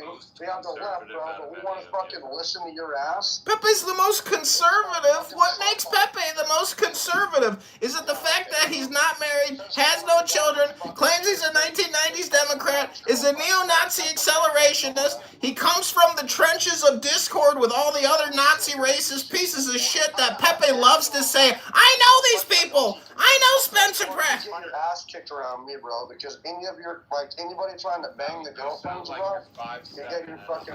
75 pounds. Yeah, okay, You sure. are not a scary guy. Right, okay, sure. I don't care. The hicks up there in Montana are big. They are big. They got lots of cushion. And Trust me, I lived in Montana. The boys up there, the boys up there are built pretty plump. 210 pounds, bro. But whatever, bro. If you want to try it for it, go ahead. Any day of the week, brother. If I ever saw you in real life, it would be on like that. Well, guess what? I live in Missoula, Montana, bro. If you ever want to come to a pretty fucking part of the state, This is what the Democrats want. Our team fighting. Yeah, well, when I go, I'll have to drive in the next year or so. I'll have to drive through Missoula, and I will gladly meet you. I'll buy you a sandwich. Then I'll smack your fucking face and teabag you for nuts. Why are you being so emotional? This is the Democrats. I don't know, man. This guy's talking about living in Missoula like it's some fucking flex. Missoula is pretty. It's like the prettiest part of Montana. It is pretty nice. Have you ever heard of the River Runs Through It, the movie?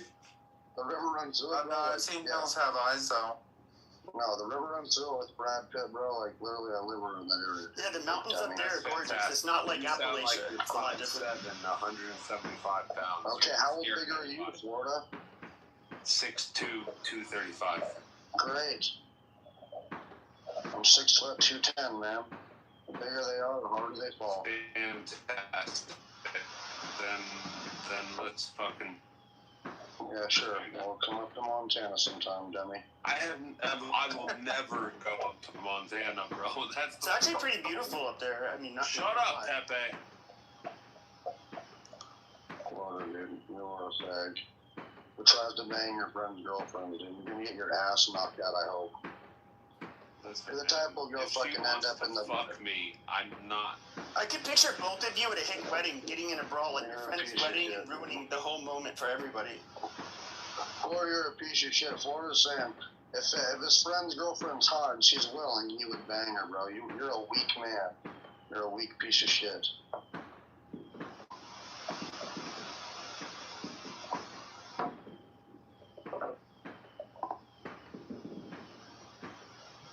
Is it wrong? Mountain, is it wrong to fuck your cousin if you're adopted? Yeah, I mean, I'm sure it'll go over real well with the family. Pepe.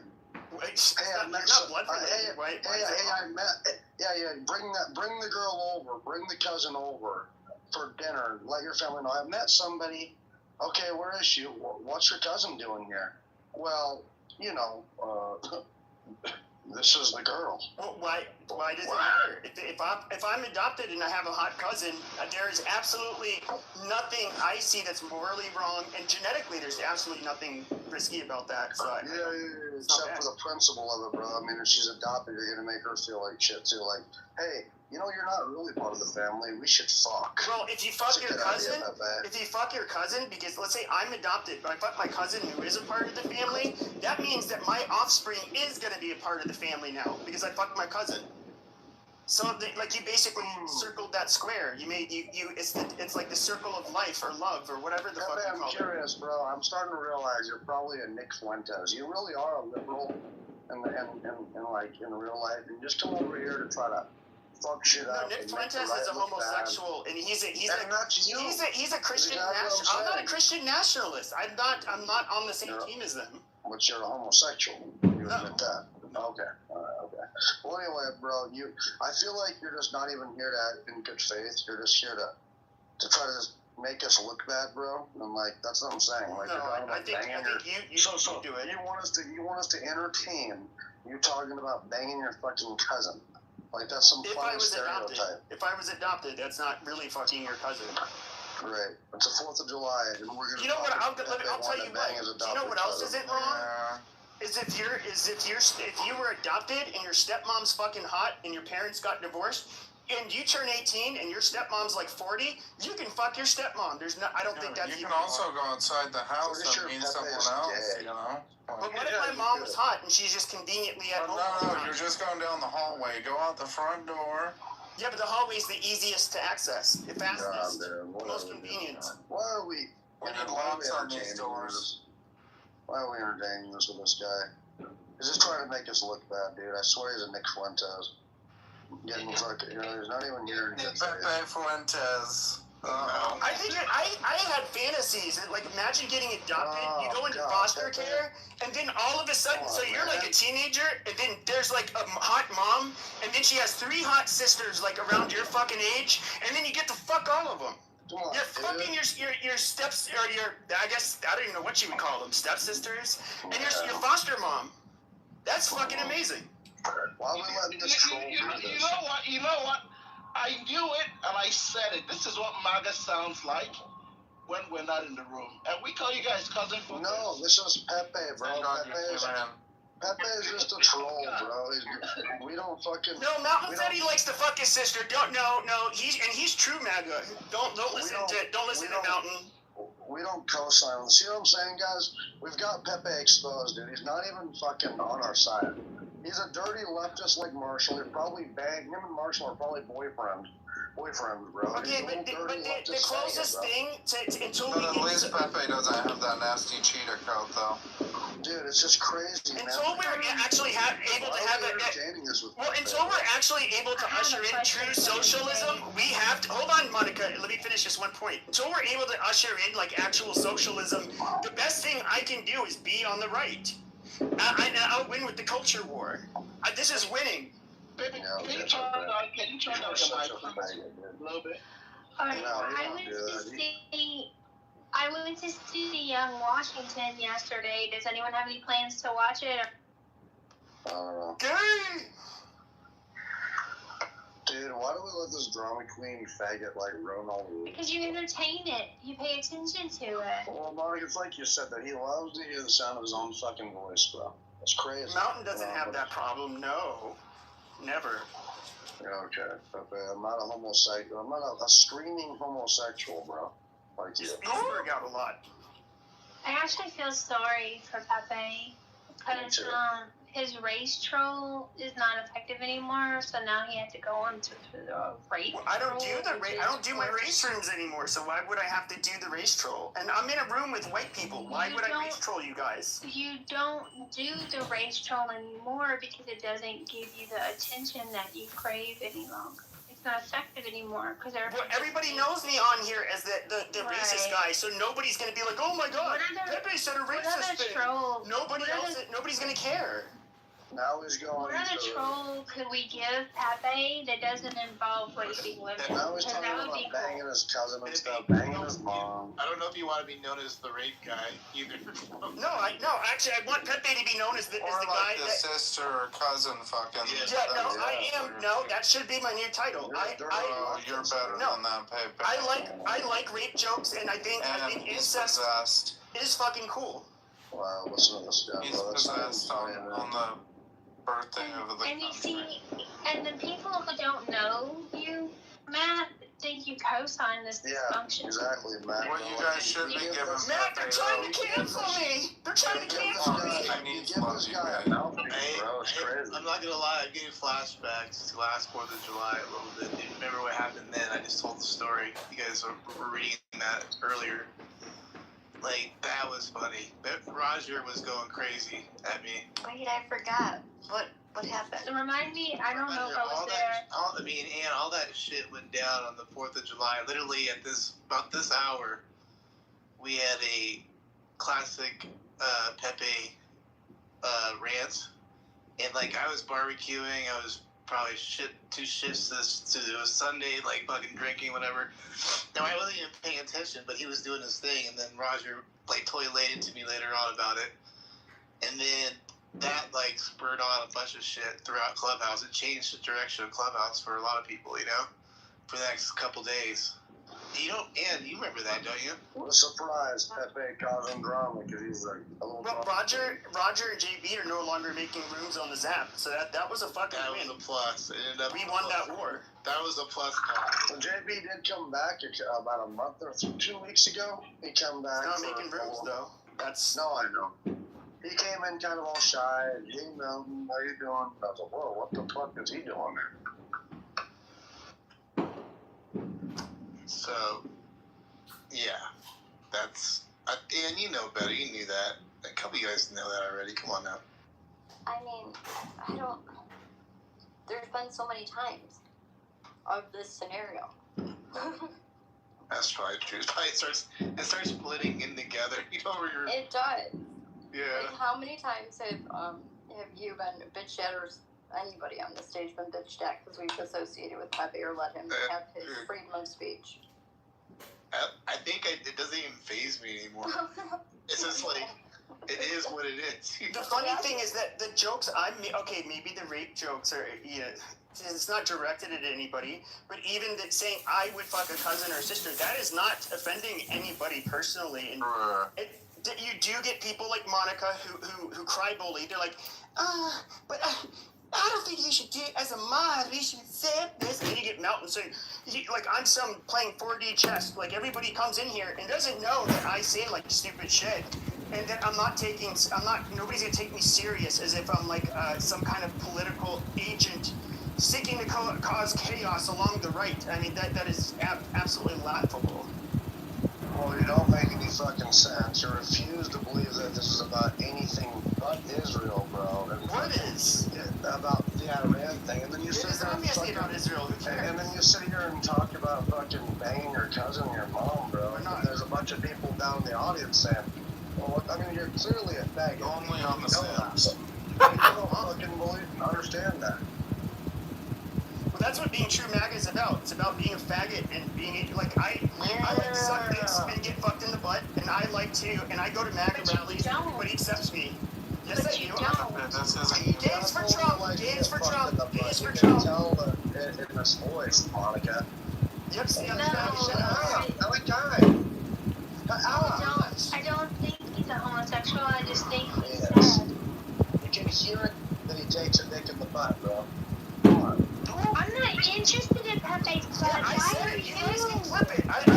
I suck dicks and get fucked in the butt, and I'm 100% for gays for Trump. That's all me. Yes. And I am the face of MAGA.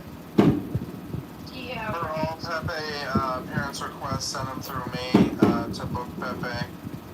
You're the face of MAGA as MAGA's face was on a milk bottle. Milk carton.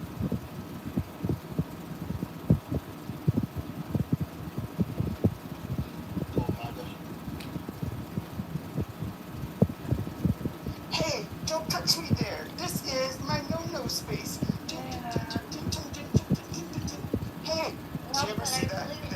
That Matt and Kitover, they allow the most insufferable ideas, thoughts, and voices to be spoken on here, and it's great. Have you guys ever seen that anti-rape video from, like, I think it's from Finland, where these kids are like, hey, don't touch me there. This is my no-no place. It was pretty funny. They probably get raped still anyways. It's just even funnier, but yeah. Well, it's no square. They had to make it rhyme with. Oh, Pepe's talking about being a pederast. No surprise there. Hey, Dr. Peepee, if you were the president of America, what would your 3 priorities of your administration be, Dr. Peepee? I think we could use some poetry. You know what I would do with all of the masked immigrants before I deported them? I would let all of the rapey babies, I would let all of those little rapists, I would flood them into liberal areas, and then just wait for the liberals to say they want to keep them around after their daughters all got raped and stuff. Probably wouldn't want it. Speaking of rape, since we have to, apparently, did anybody see the movie Citizen Vigilante? Does anyone Yeah, I saw it. I heard it's doing pretty good. I heard it's not that. Talking about Donald Trump highest and that budget. guy.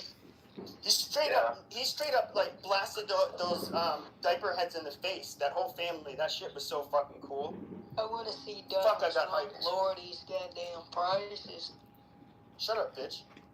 Shut your bitch ass up. This is a troll. How young are these? You know, things were expensive before Trump got in office, right? Like, Wait, is that Rich? it sounds like 12-year-old person. Yeah, like just No, it's somebody disguising his voice. All these idiots are gas prices are expensive. Or, you know, fuel was not cheap in the fucking first place. And Biden and Obama had fucking fuel really expensive. So I'm getting down. Now you're noticing the high fuel prices. What the fuck? Now you're noticing the things are expensive. What the fuck?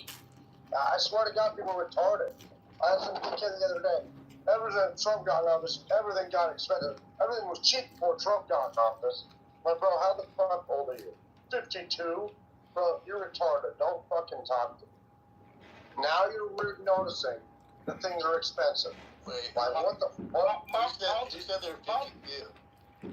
Some dickhead the other day I was talking to just a few days ago, he was like 52 years old. Yeah. And he made the statement, he said, ever since Trump got in office, everything got expensive. I didn't know how old he was at first. I said, bro, first of all, I'd ask, how old are you? 52. Now you're just noticing after Trump gets in office that things are expensive. Yeah, everything, ever since Trump got in office, everything got expensive. Like, bro, you're a fucking retard. Yeah. So I gave him stats, bro. Like, 2011, Obama had fuel prices, national average, almost $4 a gallon. $2.93 national average. In 2011, shut up. This is 2011, bro. So then when Biden gets in office, his highest price rate is almost $5 a gallon. I can't see the hallway. Can you look or anything? Do you think someone's scratching blocks? I don't know. There's shadow man. What's going on? They don't like the title or something. Oh, okay. Maybe snap. I don't see it anywhere. It's so weird. What's going on? I see it. I'm looking too. There's someone on the stage that has you blocked. Yes, someone on the stage that has you blocked. Wait, you're the host of the room, and someone on the stage has you blocked, and you can use, like, the order of your room thing. Yeah, let it go through the bottom. What the fuck is wrong I'm with that? actually did Clubhouse change the algorithms because there are replays that I can't save, and none of the moderators have it blocked. I think they went back to the if anyone on the stage has you blocked, you can't. Yeah. I mean, it seems to bother me. I just look, there's like all these weird changes. What the fuck is going on with this app?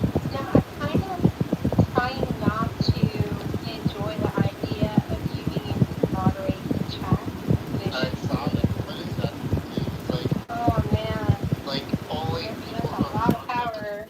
So, but what? How does it moderate itself though? Like, how does it? Like, You're the only one who, only the person who opened the room has that control feature. And then you, like, so if there's a troll, but you really don't care that they're in the room, you just want them to stop harassing people in the room, you can block them out of the chat. this is weird. So it actually, like, there's a list. Like, if I hit on the right, like the. Can you Like, read it like- to me what it says? If I double click on their name, like it lets me do that or something? Oh no, that's so I weird. think it's a feature in the room. So you do the top 3 dots at the top right, and then you would select how you want the chat to run. Have you tried to reboot? But you're the only one that can do it, Matt, so I don't know what the directions or the options are. Yeah, I see that. That's so weird. Yeah, I don't even know what that's What did they about. say? It's trusted house members. Mm-hmm. What was the other one? I lost it here. Who can chat? Yeah, everyone, house members, and trusted house members, whatever that means. I don't even. This app is like really weird. I don't even know what they're doing to it. Well, somebody in the chat wrote "fuck Kitover," and I just want to let that person know that that is all projection. You can go fuck yourself because that's what you're all about. Fucking yourself. Actually, what Hello? you wrote was up, Kitover, up. What does up mean? That means fuck. That means that they can't use the word fuck, so they use the word uck.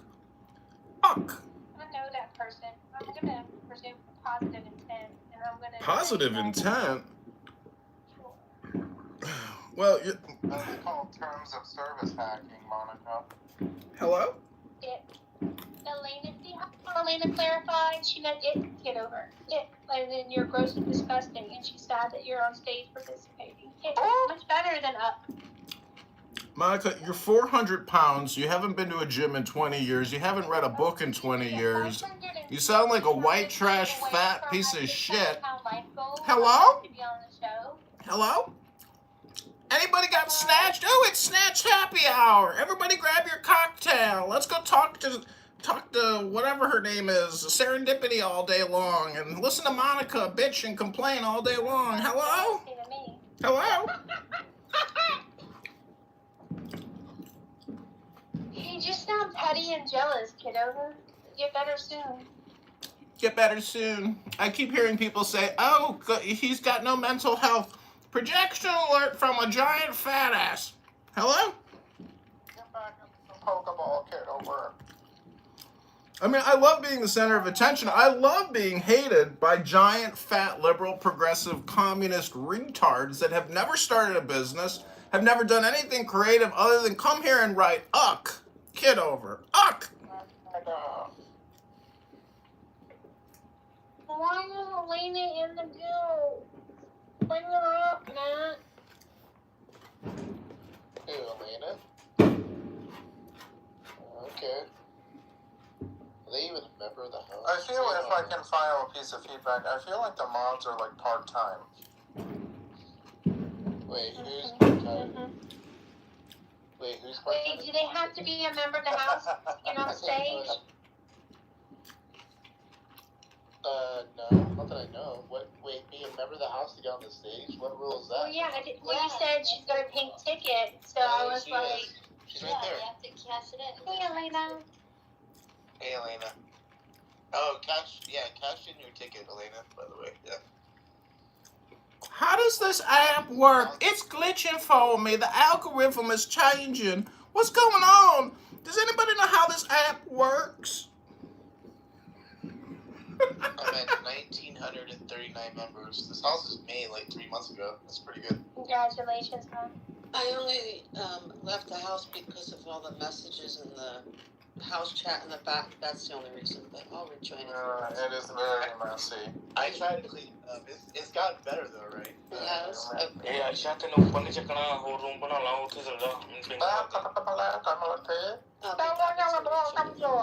This person is 1,000.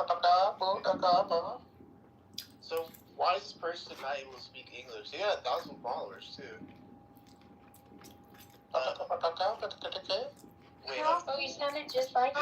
yeah, just like I was like, still talking. What's going on? Hi.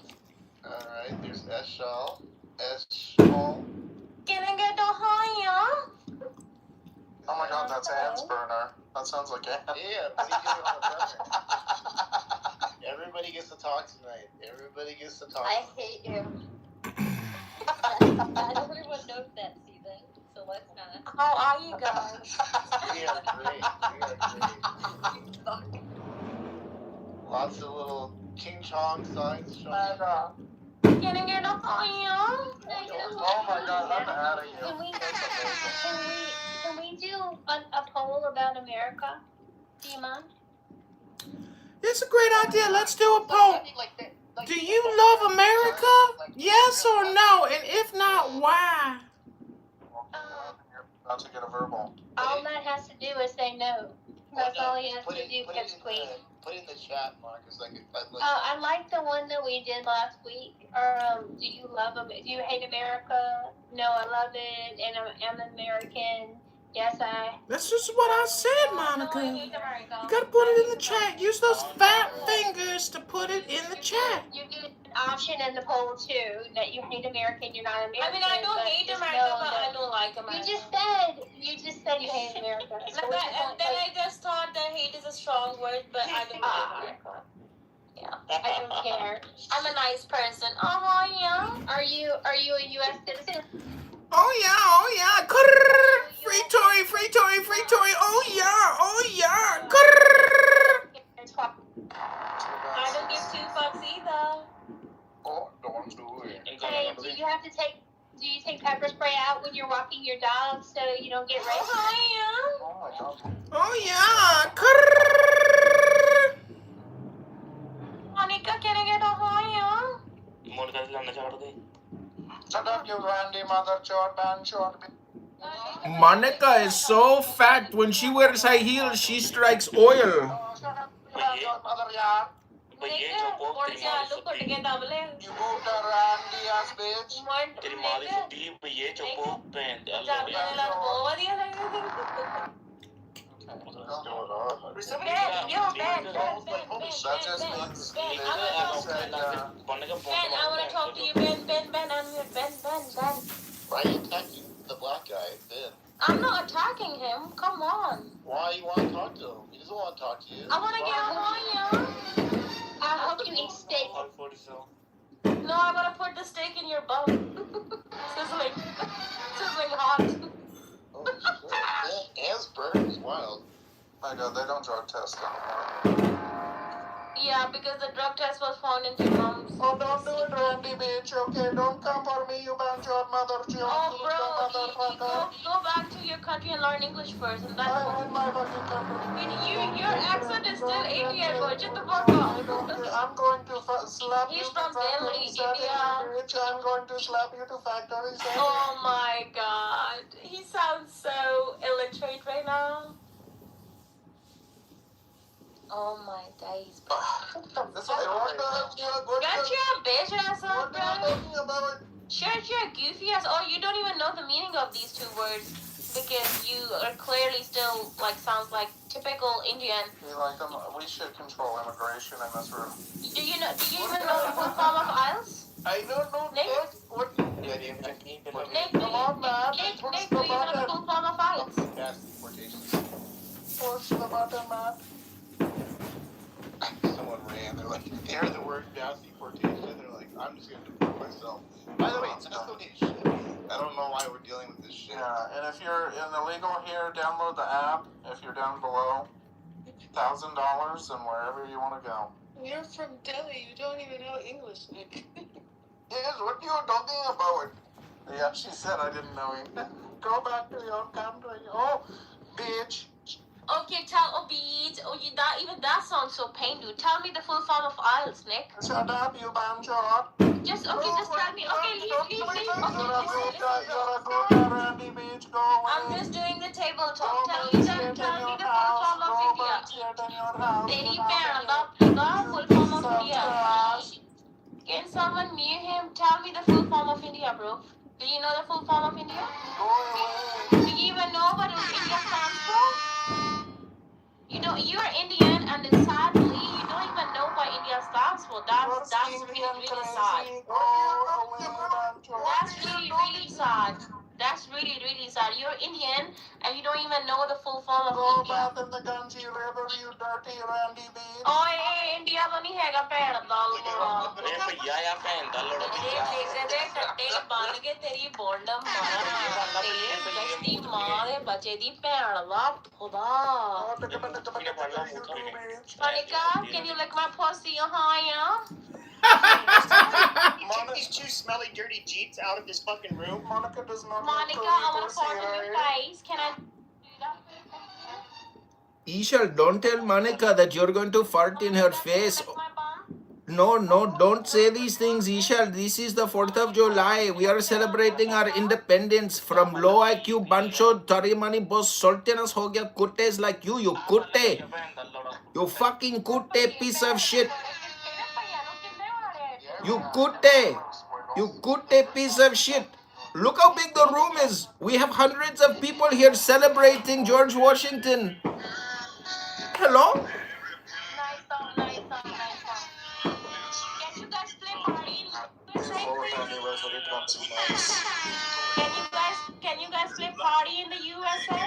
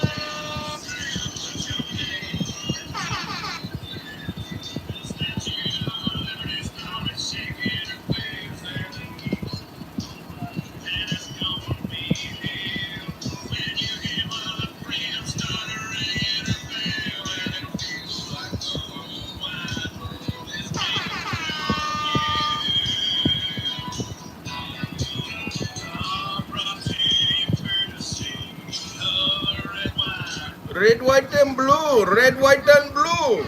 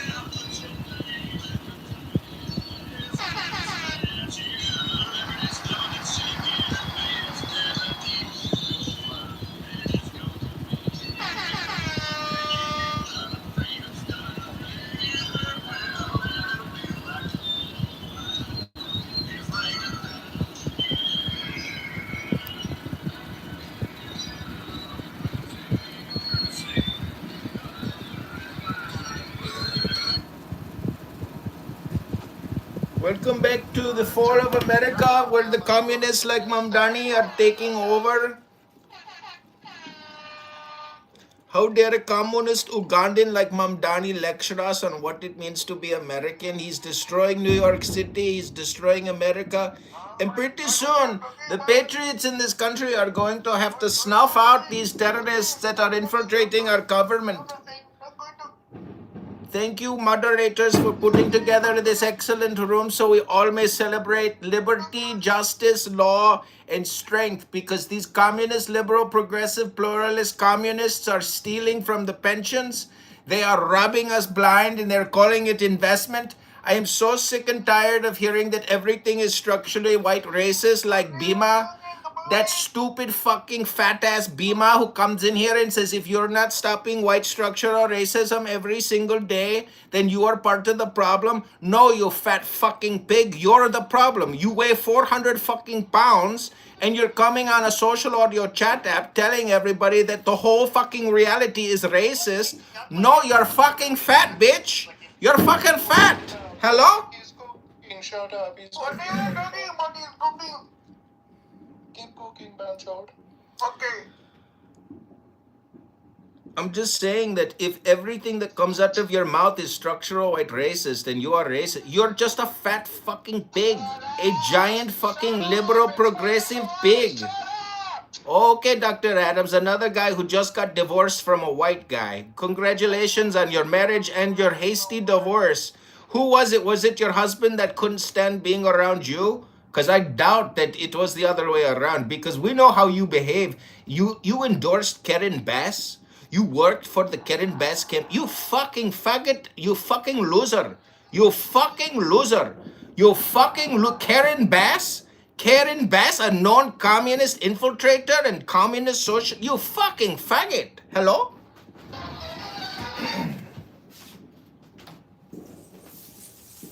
Right.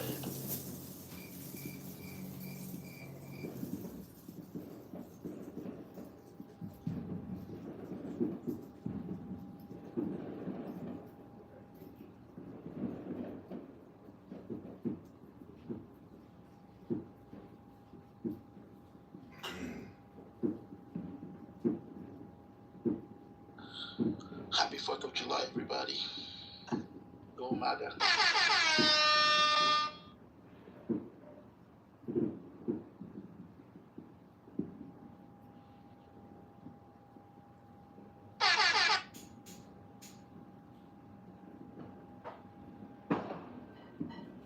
So how is the 4th of July celebration in DC going?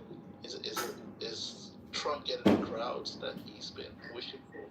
I saw that delay right now. There's storms in the area. So I think Mother Nature is a Democrat. I think so. I think that's why.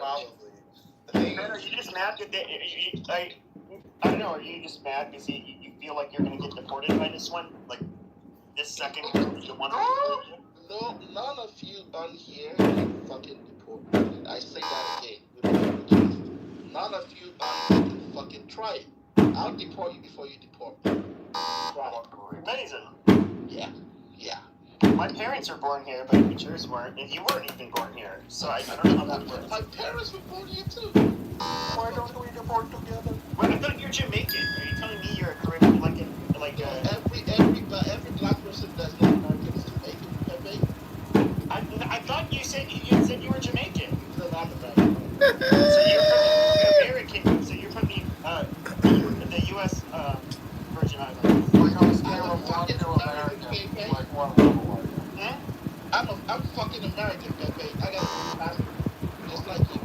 Amazing. Well, I mean, if you're from the U.S. Virgin Islands, fine. I mean, you're American. I don't know.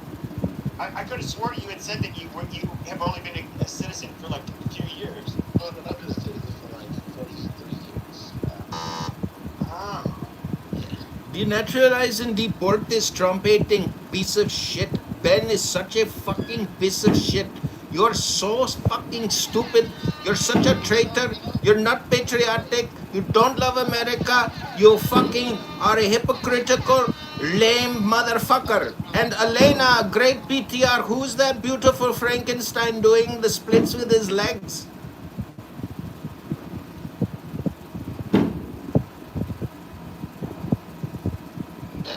And I'm voting for Gavin Newsom. Just let you guys know. Oh, he's voting for Gavin Newsom. Okay, sounds good. A scam artist. His wife only stole $50 million from Los California. You fucking faggot. Once every few days, somebody gives you a stage to troll on. Nobody else wants to hear you otherwise. But Projection alert. Projection says what, Pepe? Projection says what? okay, all right, amazing. So when it comes to Gavin Newsom, I've talked to liberals about this too. You don't think he's like a very, like, to me, he's a very two-faced person. He's a showman. He'll whichever way the wind blows, that's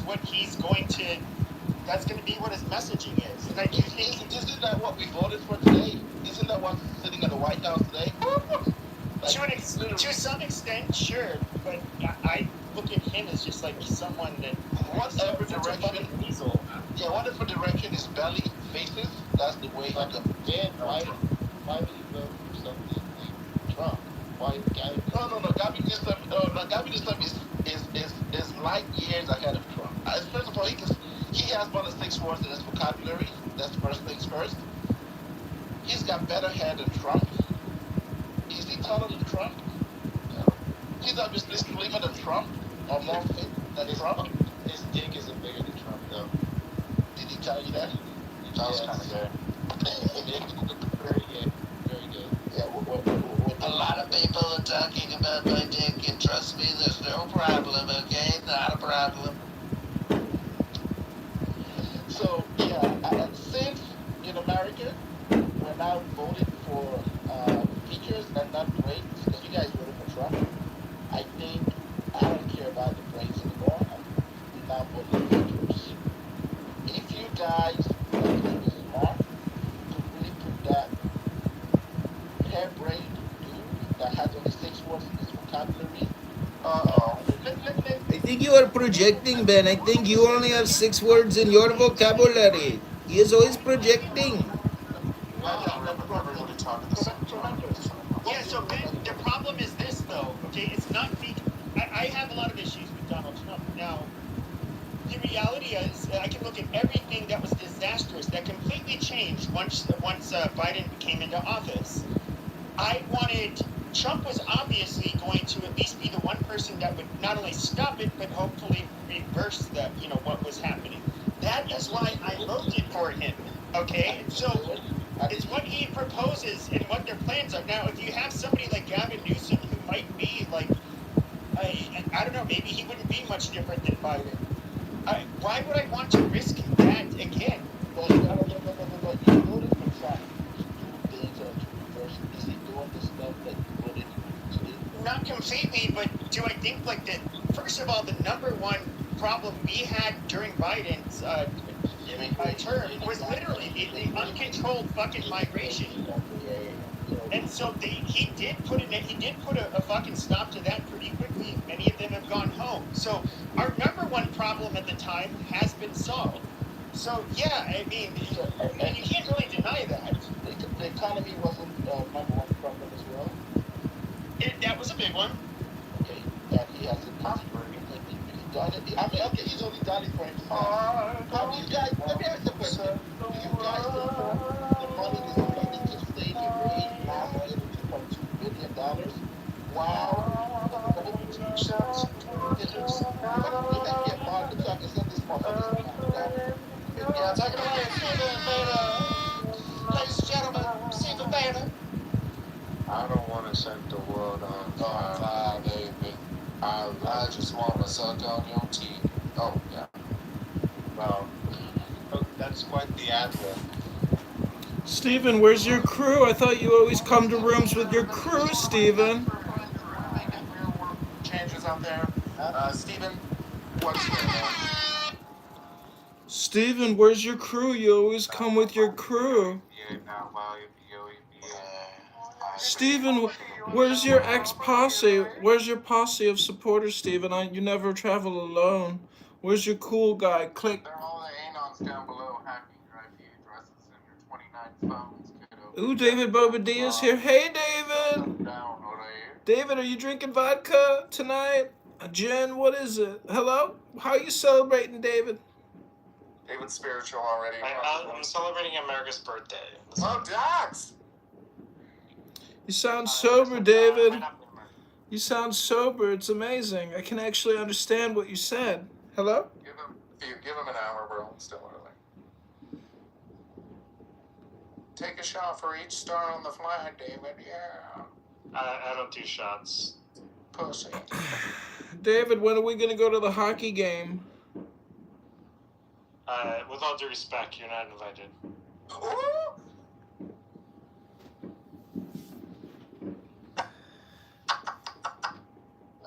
Ann, are you there or no? I mean, if you want your house seat, then maybe I'll invite you. And no. She was stepped away. I guess the thing is still moving forward. Salute to America. And he'll actually happen at 9:45 p.m. And then he'll deliver remarks at 11. I didn't know if Ann was there, so she could stream it. Matt, you didn't have a barbecue you had to go to? I am. I'm at a barbecue. What are you talking about? And you're on club.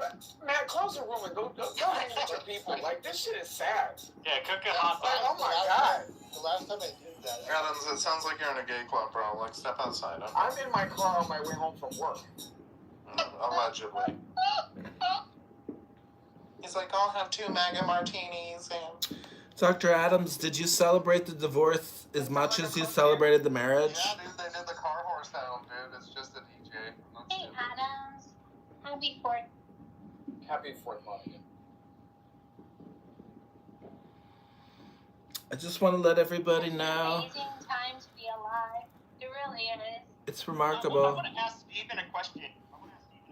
So I think that. So would you pick Rubio or Vance for 2028? I think both of them have very different strengths, but. Well, that's a great question, Pepe. If we look at Marco Rubio and we see the leadership that he has done in the amendment. Faggot projection says what? What? Hello, everyone, and happy 4th of July. You know, hold on. Before I pull into my driveway, hold on. You know, Kitover, I really hope you lube up a firecracker, light it, and sit on top of it. As a matter of fact, I hope somebody forces you into a seat and straps you down with a fucking seatbelt, right? And shoves a firecracker right up your ass. Projection of a Gaylord says what? Dr. Adams, is that how you want to experience your 4th of July tonight? Ooh, glass in my potato salad. Okay, says the Karen Bass supporter. Whatever you say, Dr. Adams. Recently divorced. Hello? John Kitover. This is so fucking retarded. Projection says what, PP? Projection says what? Hello? I mean, I've been quiet. I have not been trolling or anything. I'm like asked a legitimate question. I'm curious. No, you're doing great. You're doing great. Just keep that going. Nick, who won the hot dog? God damn! I asked Steven a question. New York Yankees. Let's go. Between those two options, unequivocally, I would vote for Vance. Oh wow! I know. That's right. Why would you vote? Why would you vote for Vance? He's Peter Thiel's former lover. He's Peter Thiel's former lover. How do you think he got the millions of dollars? He sucked Peter Thiel's dick. Seriously, to the audience, this is he's like fucking your shit up. Do what Pepe says. Yeah, do whatever Pepe says. Pepe is the boss. It's the Pepe show. Pepe should have Why a did you mod. change your voice? Pepe should have a mod. At least he's got the headphones and the mic. So you should give him a mod. Yes, it looks official. I don't even have. Yeah. Oh my god, they're blasting all fireworks! Happy 4th of July, everyone! Dr. Adams is a faggot that supported Karen Bass, that fucking faggot! Hello? Can you hear the fireworks in the background? I'm just gonna have a normal conversation. We can't do it because. Oh, Pee-Pee was gonna go he's gonna go normative for a moment. Steven, he asked you why you would support J.D. Vance over Marco Rubio. Alright, actually, I'll ask for a mod, Matt, if you could, just so I can just. Yeah, man. If you could Don't do put it. some It's more mod heresy. badges out. It's heresy. Don't do it. Yeah, just do whatever Pee-Pee says to do. Pee-Pee is the boss. Pee-Pee's always in charge. It's always the Pee-Pee show when Pee-Pee's around. You know, I missed the polls. There's not enough polls. Matt, I've never seen a black person as a mumble in this room. Why is it like that? Yeah, that's racist. Because only a few blacks are a minority, and only a minority of that minority are actually conservative. Black person in this room? Oh, I think leave. I've never seen a black. I'm voting for the moderators to Green Bean Ben, please, in the name of Jesus Christ and the 4th of July and all black people around the entire world, can you please moderate Ben? Thank you. I'm complete. I voted. Amazing. So Wait, how can we be sure that the votes aren't being messed with by the mobs? Give till 7:30 my time. Yes. So Steven, why? I know you were a fan of Rubio, like I don't know, a year or two ago. I think he's like really like when it comes to foreign policy and stuff, he's probably like super. Hang on. Mm-hmm. Hang on. Here's the deal. Well, first off, I don't even know if this is going to be able to be a serious conversation, so I'm still kind of waiting before I. I hear you.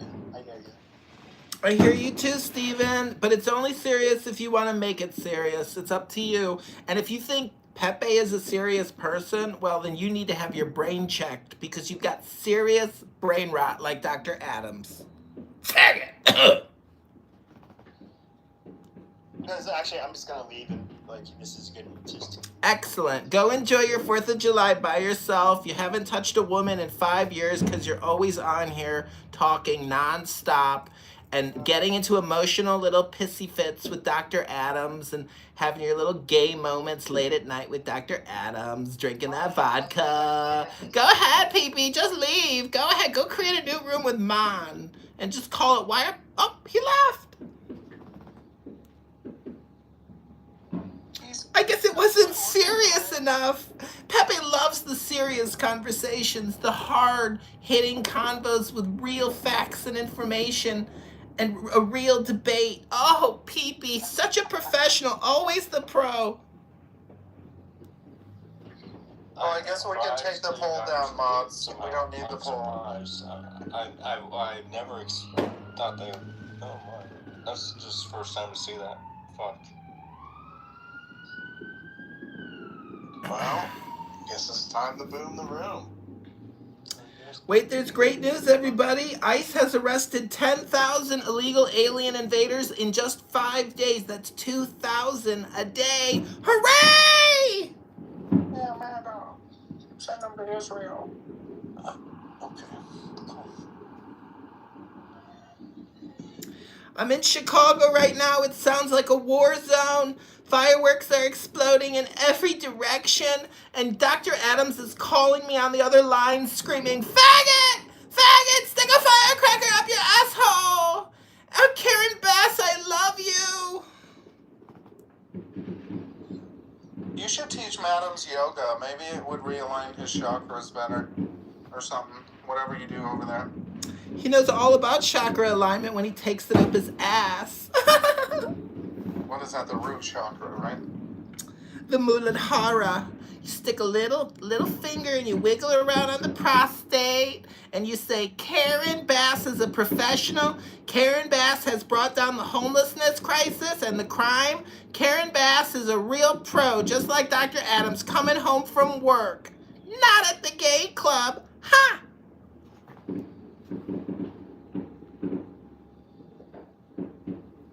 Also, other great news, Paul Pelosi, Nancy Pelosi's husband, who was dating that guy that attacked him with the hammer. Well, Paul Pelosi did a DUI and a hit and run. So Paul Pelosi is going to jail. Hello?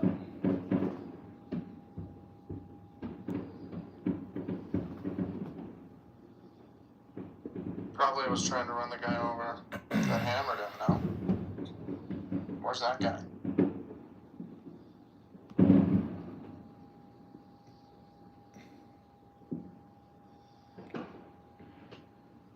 Alright, any questions up to this point? Also great news, Scott Pressler is gayer than ever before, and he is filling an electrical vacuum in Washington, D.C. with his superstar energy, his beautiful hair, and his incredible aesthetic style, and his hat. He's so fashionable. I love Scott Pressler! Yeah, man.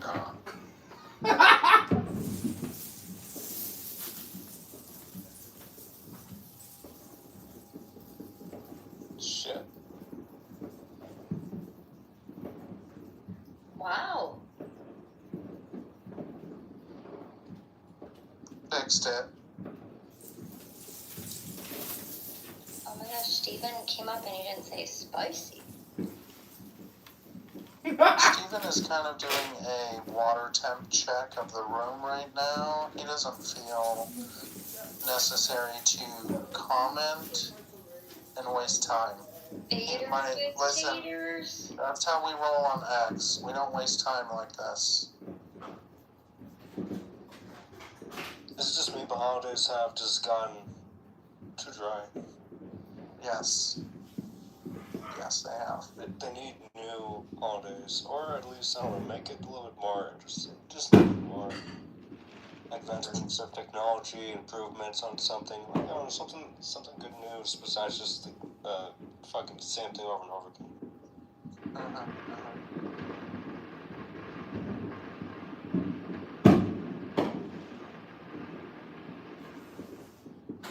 No, they got everything they needed out of this app, so they don't care. Oh, no, I'm not talking about this app. I'm talking about just the holiday drive. Yeah, I was hoping we should have took over Cuba today. I thought that would have been great. Good one. Take Cuba on the 250. Oh, nice clean, in and out. Get the gigahertz cannon, spray everybody, make them shit their pants. Just walk in and take over.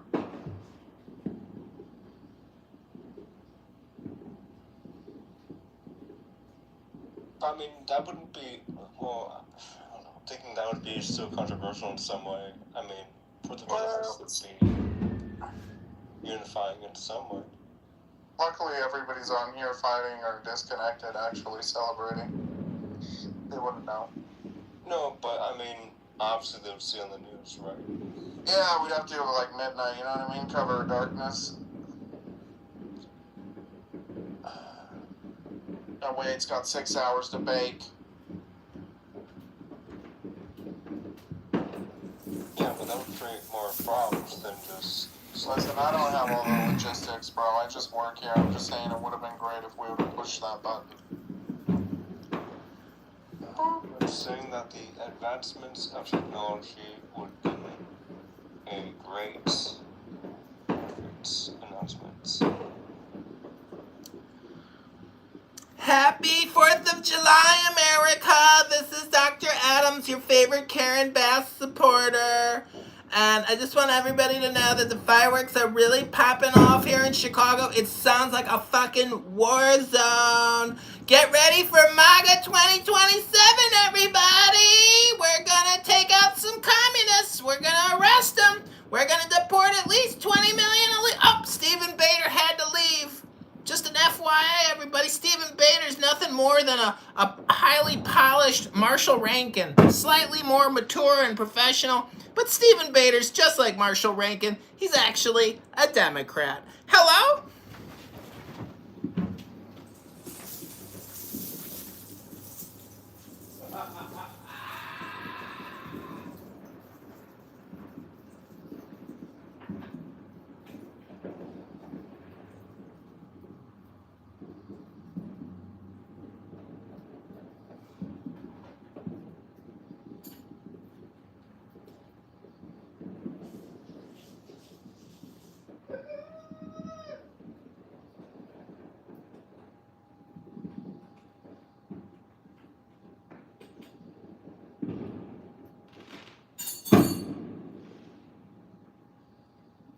Hey, hello.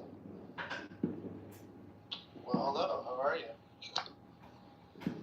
Hey, Trump mom, hi. You're what? Hey man, this is Barady.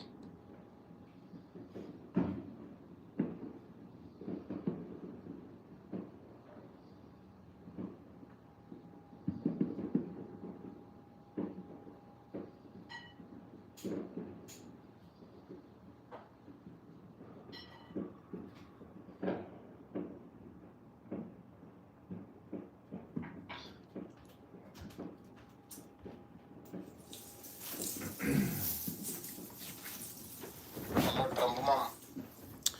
Hello, welcome back to America. 250 years. No one in India ever thought this would be possible because we have been around for thousands of years and we are the biggest democracy on the planet, but we also have the caste system. But people don't know that in America, you also have a caste system. Just go on Amazon, purchase something, and you will see an illegal alien appear in front of your house with your package. That's pretty caste. So, exactly, bullshit guy speaking. Bullshit guy alert. Welcome to the room. Trump keeps winning. Hello? Why do you... What? You are very privileged with your plus, paying $5.99 a month to help support Paul. This app is for gay men and black people in the ghetto. No, you are the gay guy. No, baby, don't baby me, baby. Don't you baby me. You are welcome. Oh. You are the gay person. No. No, that is Dr. Adams, the Karen Bass supporter. Doesn't like Spencer Pratt. What's not to like about Spencer Pratt? Why would gay Dr. Adams support Karen Bass? He broke my heart. Why did he break my heart? Why did Dr. Adams... First, take some water. Take some water. Speak slowly, man. Don't frustrate, okay? Just relax.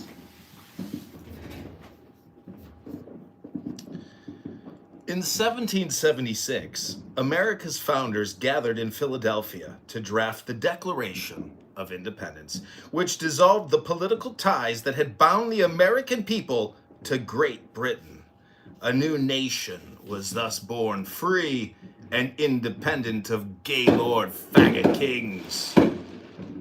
11 years later, in 1787, after American patriots had won our independence on the battlefield, many of the men who had met earlier in Philadelphia, plus others, met there again to draft a plan for governing the new nation, the Constitution of the United States. In 1789, after the plan had been ratified, the new government was established. Together, the Declaration and the Constitution are America's founding documents. As amended over the years, the Constitution is the supreme law of the land, the nation's fundamental laws. But the broad language of the Constitution is illuminated by the principles set forth in the Declaration. To better understand and appreciate the form of government we have, therefore it is important to look first to the Declaration, where the founders outlined their moral vision and the government shut your mouth, Banchot. Addressing a candid world. Ian's not even here. Where'd she go? Man, why these guys are talking alone? It's really weird. I don't get it. Remove for being gay. I'll have to ping her back. If she gets back here, I'm gonna stream Trump actually speaking. I think he speaks at like 10 o'clock or something.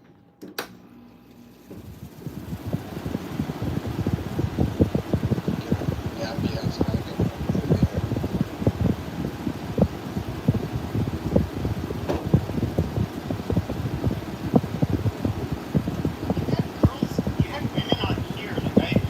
She had like 30,000 followers. Her name was Honey. I always thought she was obnoxious. She definitely would have to really get. Is that bitch still on this app? I don't know, but you know, I would troll her a little bit. She always overreacted like that to me and stuff. But she was like, she lived in Section 8. She had just gotten like approved for it. And, you know, you did see some shaming, like Whack 100 and said, "What are you gonna do with that?" He said, "What are you gonna do with that Section 8 pussy bitch?" Or like something like along those lines of it, what they're fighting over. But you get. This is something that I thought was kind of weird, is that you don't get this in the white community nearly as much. And one of the put downs that black people will give each other right off the bat is like, I have money, and it's just like a taunt, and I'm guessing it's because it hits differently to people who maybe largely grew up without any money. And at the same time, you really have a lot of this openness about like they're used to like EBT and Section 8 that you don't get also, like, you know, more when it comes to white people. They generally, President Trump, like in a weird way, they try to hide. White people generally don't talk about that stuff publicly like at all. It's considered like poor manners, but it's also kind of like stigmatizing. What their intelligence is.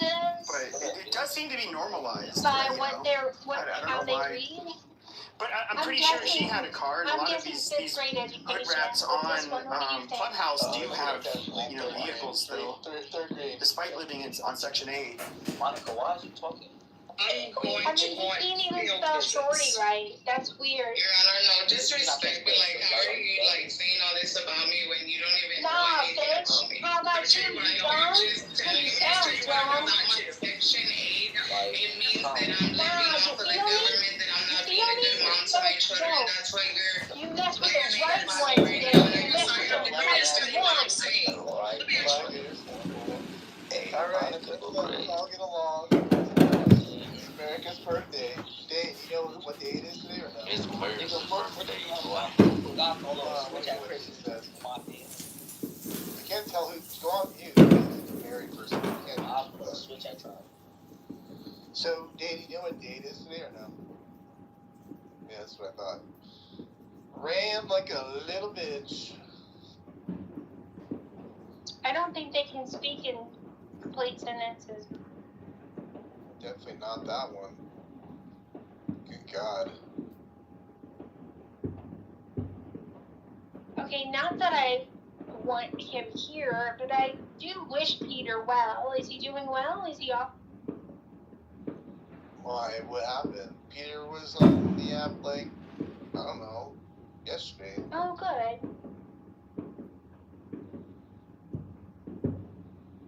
Unless there's something I don't know. No, I haven't seen him in a week or two. That's why. That you saw him yesterday.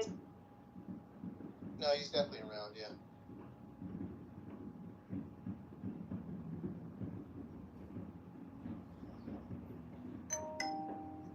I listened to the 2020 speech from Mount Rushmore again this morning. It was such a good speech, Matt. Yeah, no, definitely a good speech. I'm trying to get Ian back in because he's about to speak again in a little bit here. He's going to speak tonight, too? Yeah, he's still going to speak tonight, yeah. Okay, you wanted this room or Ian wanted this room? Ian. Because you wanted to do the stream of the speech that he did a little bit ago.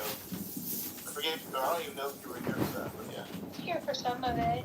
That was the one from yesterday at Mount Rushmore, right? No, that was live tonight. We just replayed it. Really? Okay.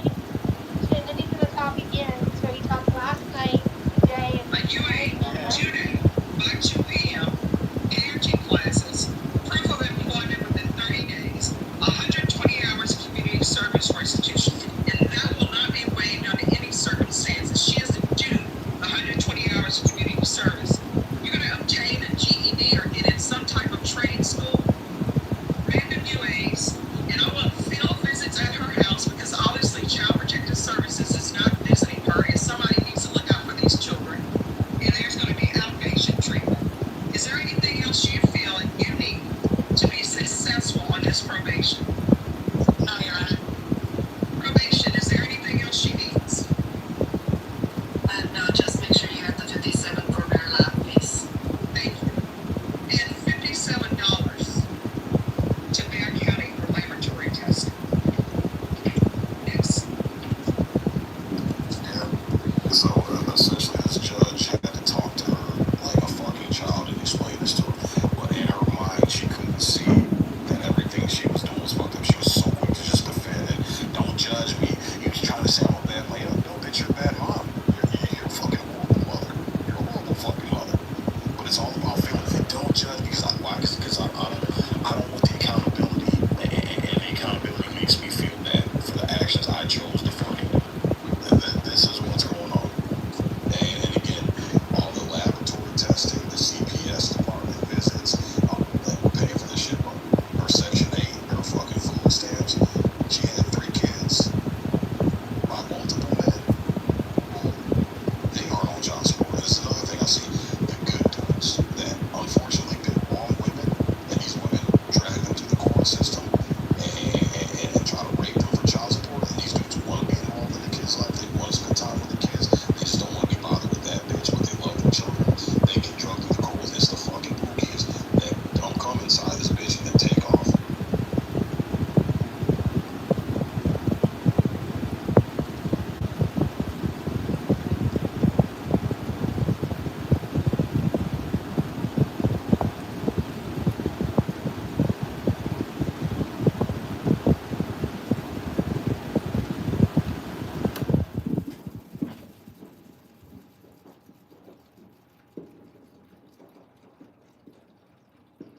Matt, do you deliberately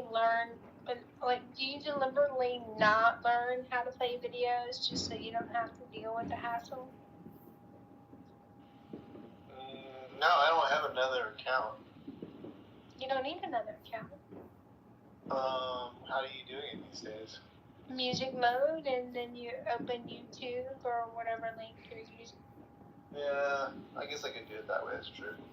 Monica, where you are from? I'm from America. I'm from America. Where do you stay in America? I don't answer questions. Why not? It's proved uncomfortable for me in the past. You just cannot give any satisfactory answers because it's so common sense and obvious. And I guess I feel bad for her because that would really suck to be her. I mean, really. And maybe she put herself in that position. That's fine. But I nonetheless, I don't like seeing people in. So what part do you feel bad? What are you feeling bad about? I mean, nobody put a gun to her head and forced her to have kids back to back to back. Nobody forced her to drop out of high school. Nobody forced her to smoke weed. Nobody forced her to drive around with someone who leaves meth in her car. That's, now she's in this position. Like, what exactly are you feeling bad about? I just feel like there's some people that are unfortunately stupid, that make lots of bad decisions, and their ability to, I guess, to exist in life like most people, it's severely blunted, and I that's kind of, I don't know her obviously, so I don't know what the cause was, but I don't think anybody would want to aspire to live like her. Like, that would really fucking suck.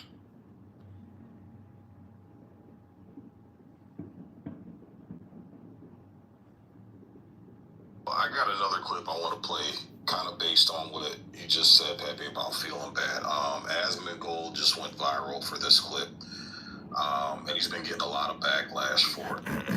Music here. I want you guys to really hear this, because this is kind of my sentiment, man. I'm more of the Darwinistic approach, where, if this was 200 plus years ago, anybody making these bad decisions, there's no Section 8, no food stamps, no government assistance. Like, you just died.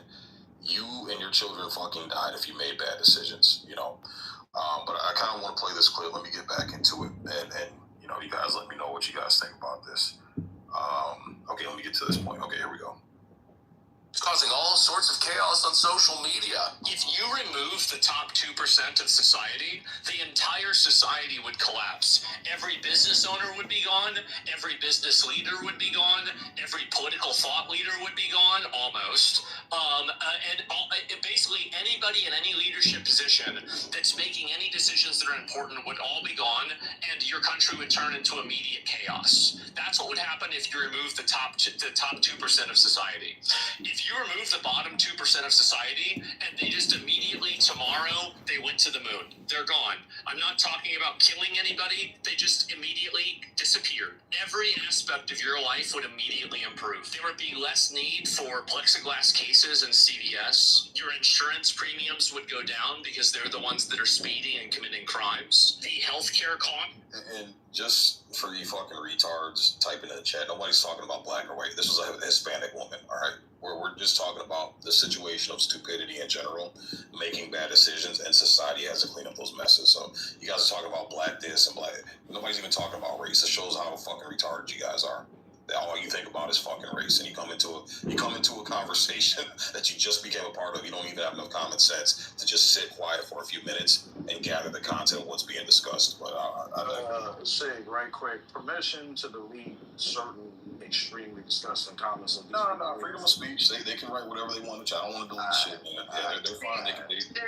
They have a right to type in the chat. I want people to see the level of stupidity that exists. But it's just like I said, just straight retardedness, man. That's what this conversation is about. Let's see if he comes up on stage.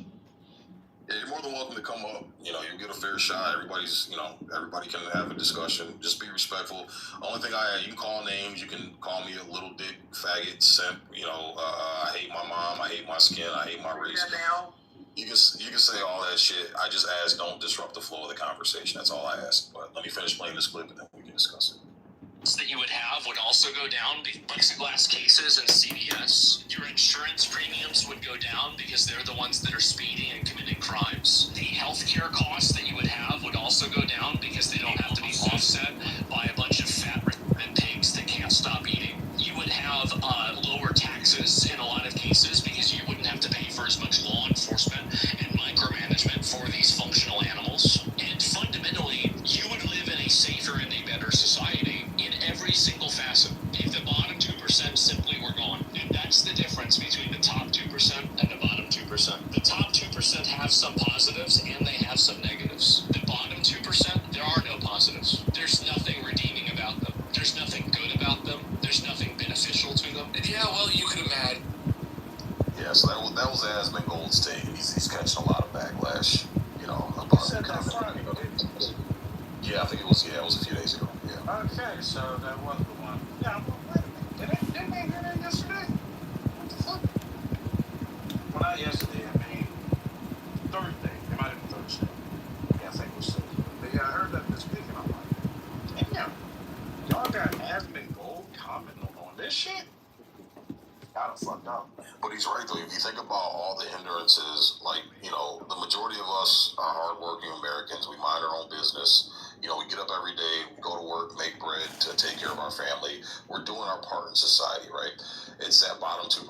Think of all the hindrances you have in your life. Think of why things are so expensive. He brought up a good example. When you have to walk into that CVS and toothpaste is behind a fucking plexiglass fucking case, and you gotta stand there for 10 minutes waiting for somebody to come unlock it just to grab fucking hair products or toothpaste or, you know, whatever. Think about when you buy fucking cough syrup. Like, you have to have your ID and shit checked out because the bottom 2%, you know, a bunch of fucking retards making meth out of that shit. Like, I gotta agree with him, man. The bottom 2%, there's nothing redeeming about them. Yet we keep spending our money and our resources to keep a safety net for these fucking retards, and there's just no return on the investment.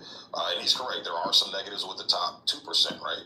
But look at what they provide in contrast, right? Yeah, there's corruption. You know, there's a certain level of selfishness and greediness, but in the grand scheme of things, they're still at the same time providing something for the rest of us. That top 2% is the reason why most of us have jobs and we're gainfully employed and we're able to afford our vehicles and gas in our cars and food and vacation and plane tickets and Christmas gifts and all that other shit. No, you're correct. Can I speak real quick, you Sig? Just real quick. Sig. Man, go ahead. Sorry, I was just changing my mic quality. Yeah, but go ahead. Welcome. Happy 4th of July to you, Magnetic. Well, Happy 4th of July to you as well. And when I was speaking in your chat, I was actually speaking to the guy Wu. I just jumped into your room, saw him, you know, posting stuff about black women. So I just was actually speaking to him. But you cursed me out thinking I was speaking to you and your topic, and I wasn't. No, that was not to you. It was actually to Wu and Pretty. That's who I was directing. Yeah. Oh, okay, because that's who I was speaking to was Wu. Woo! I was directing towards Wu and Pretty. Yeah. So no, that was not directed to you, Magnetic. Yeah, Wu been left. I mean, you could comment to, I guess, his spirit, since it doesn't have enough balls to get on stage and be a man. You commented that probably, but yeah, homie left. Yeah, Pretty. Again, you're in my room. I'm not in your space. I don't frequent your spaces yet. You're constantly in my fucking rooms. So, yeah, you come into my space, I'm gonna fucking address you. That's just how it works, man. Well, I'll say this: there was discussions about this. I think it happened slightly before this Osmongold clip. It was Good morning. Hello, British. In British society, in Britain, for example, it'd be about like I forget. It was maybe like the lowest, like the 1% of their population or so would be purged like each year, just for, you know, because these were the criminal class, and so I guess you could say it was like a form of eugenics where they basically took these people out of society, and it does make you wonder, like, could that be part of the reason why the Brits are there was a basically eugenics program where we kind of breeded a lot of this out of them. I don't know the answer. But Pepe, did you ever hear what Myron Gaines said too about like IQ levels and what we should do with them in society? But that is so the natural. I haven't heard that, and I do know people like. So this is the hard part. So. Okay, so we live in a civilized, you know, country. We're one of the wealthiest, we're the wealthiest country in the world. Maybe not on a per capita basis, but it's just like, okay, what do we do to take care of those that are just like fucking stupid and make bad decisions? Do we want to let them suffer, or do we want to grant them some leeway and provide them with somewhat of a safety net? Like, I'm somebody who's not. You know, I'm not just somebody who just wants to let people suffer. But at the same time, I do think there is enabling that goes on, especially when it comes to criminality. That shit's fucking insane. Why you give people, like, they call it bail reform. Okay, that's cool. That means if you can't afford bail, you can get bail. But that means you have to, abide by your pretrial release conditions, and you have to show up to fucking court. But just like somebody who could pay in the past, if you fuck up, you end up having to sit in jail pretrial. But now it's just like a revolving door. You hear about these shitheads that are just like assaulting and attacking people, robbing people, and they get out. Hell, they can commit many crimes pre-trial, still get let out. This is bullshit. Nobody should tolerate that. I don't know. I kind of want to push back a little bit on the comment about the bottom 2%, because I think that if you look at people, some of the people who actually end up being on that top 2%, they could have easily been people who originated on the bottom. Like if you look at someone like, let's say, Dr. Ben Carson, who's, he grew up in Detroit. He was, a struggling student. His mom, she was a single parent raising him.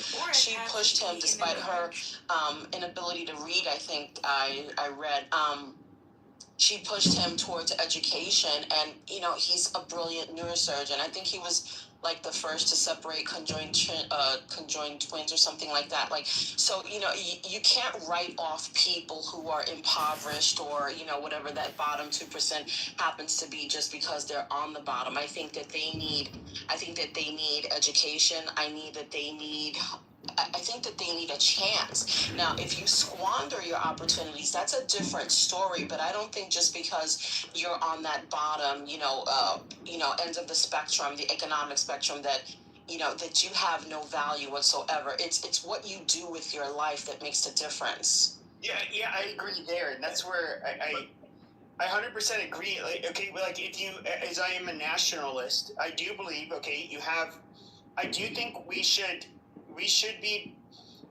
seek to help everybody at least have a shot. However, whether you come from a middle class or upper class or lower class household, if you fuck up, you fuck up. I mean, that's on you. You have to pay the price. Children. It's the children, Pepe. Like sometimes the parents can't be saved, but the thing was, Patricia, to your point, it was Ben Carson, the child. The child can be saved. Sometimes the parent, they just fucking can't. But then you look at what the judge said, okay, we'll get you into a trade. Okay, if you don't have the aptitude to do education or get be an engineer or whatever, that's fine.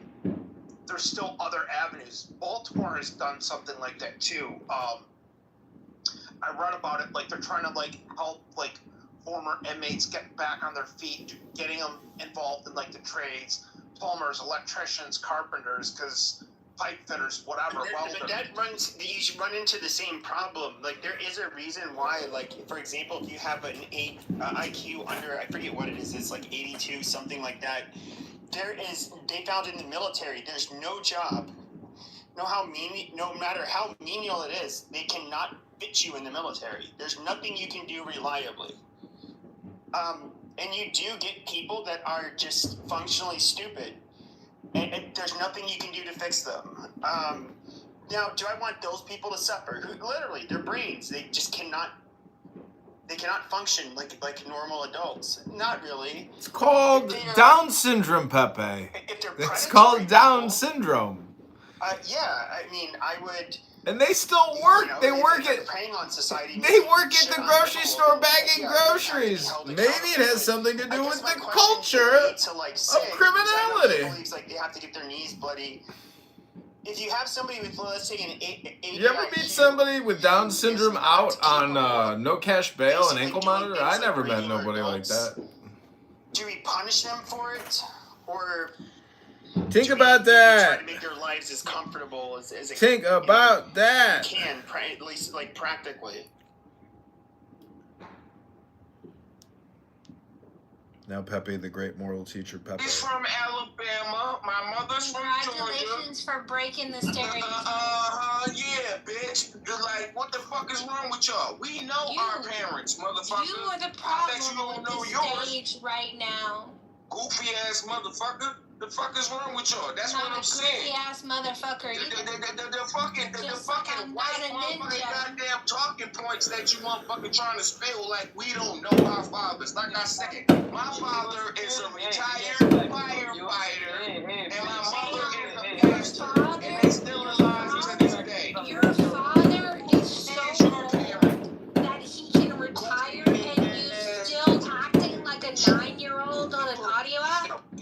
Whatever. You're not here. You're not I can do what I want in my country. Out your name I can at do all. what I want in my I don't think country. I insulted you at all. Fucking goddamn degenerate. Your fucking motherfucking Mexican gay, bitch. Can you spell degenerate? Bitch. The fuck, can nigga, you spell degenerate? Dick in your fucking bitch. I don't want anything to do with your penis. Your family is probably a bunch of losers. I don't want anything to do with your penis, degenerate. Nigga, you are degenerate. You Stop fucking over here trying to be one of us. I'm not trying to be one of you. You over here trying to be one of us. Why are you calling me the black slur? Bitch, you over here trying to be one because you talking shit and you acting greasy. So I got to smack you in the face. I'm acting greasy? Bitch. If I'm acting greasy, are you acting dusty? What the fuck you talking about? You asked me who my father was? Like, I don't know. Who was your, do you know who your father was? You sound poorly moisturized. Do you know who your father is? Bitch. I do. The fuck is you talking about? You bum ass bitch trying to come over here and trying to cosplay like you American. You are not American. You are a fucking peasant. You are a fucking peasant. Hey, listen, man, you're fucking stealing the. Yeah, and you're a peasant too. Yeah, so why y'all want to be American so bad? If y'all, hold on. That's what I don't understand. That's what I don't understand. If y'all dislike us so much, if y'all dislike America so himself as a comedian. why the fuck do y'all want to be one of us? That's why do y'all want to be one of us?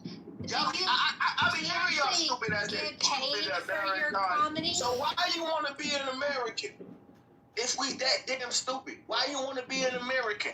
Do you get paid for your comedy, sir? Why you just can't be yourself? Why you came from Amazon forest to here in America? You are not from America. You are from Amazon forest. You are from American. Amazon rainforest. Does the chat think DJ Smackaho was DJ Smackaho 4? You guys think he's funny? Fucking fuck out of here.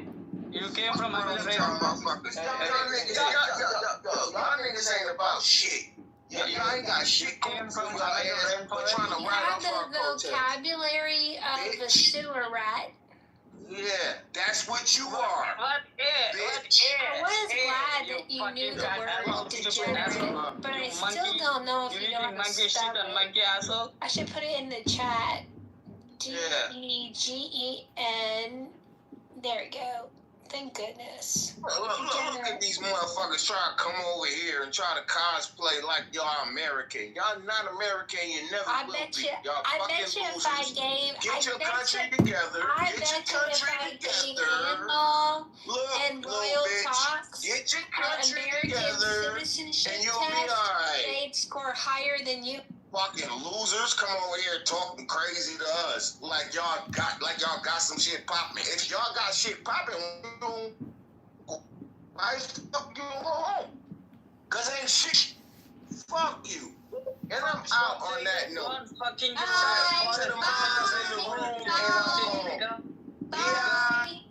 Bye. Fuck you, nigga. Oh, don't do that though. You know, I don't think it pays to meet them on their level. I mean, I know I was insulting, but still. Like, there's so many other words you can use besides the black slur. It's just kind of boring. Right? You can insult people in so many ways without ever going racial with them. Alright, so Amal, you are a naturalized citizen?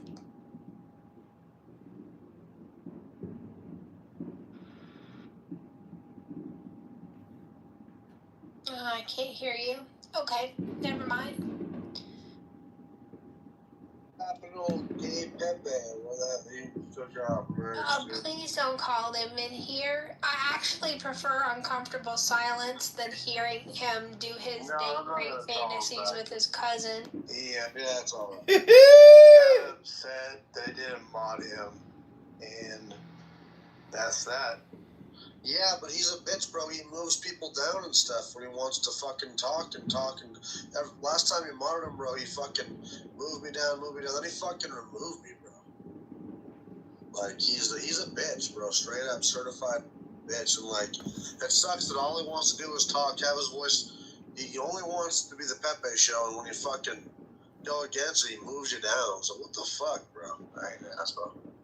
He's really, he's got his talents. We should give the devil his due. What's talent of that? Also, he can talk. Mountain. He can handle the whole stage all by himself. And the problem with that is he's handling the whole stage all by himself. I like it's too much Pepe.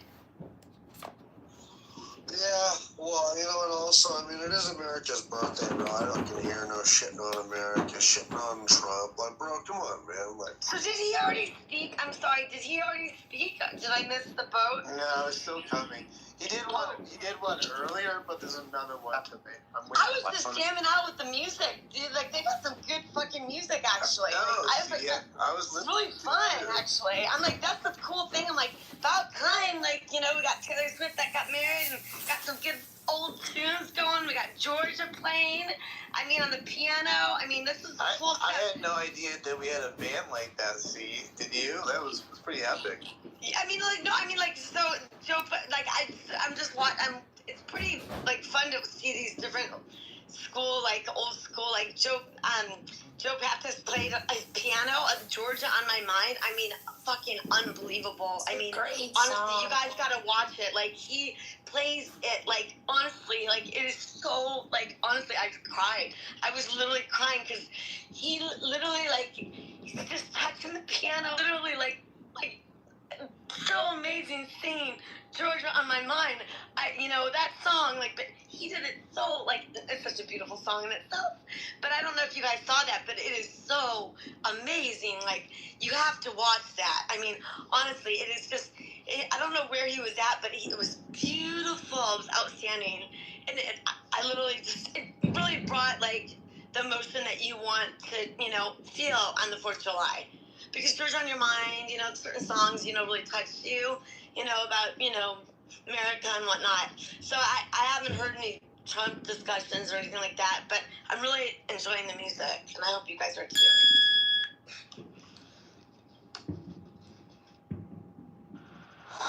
Anybody else enjoying the music or no?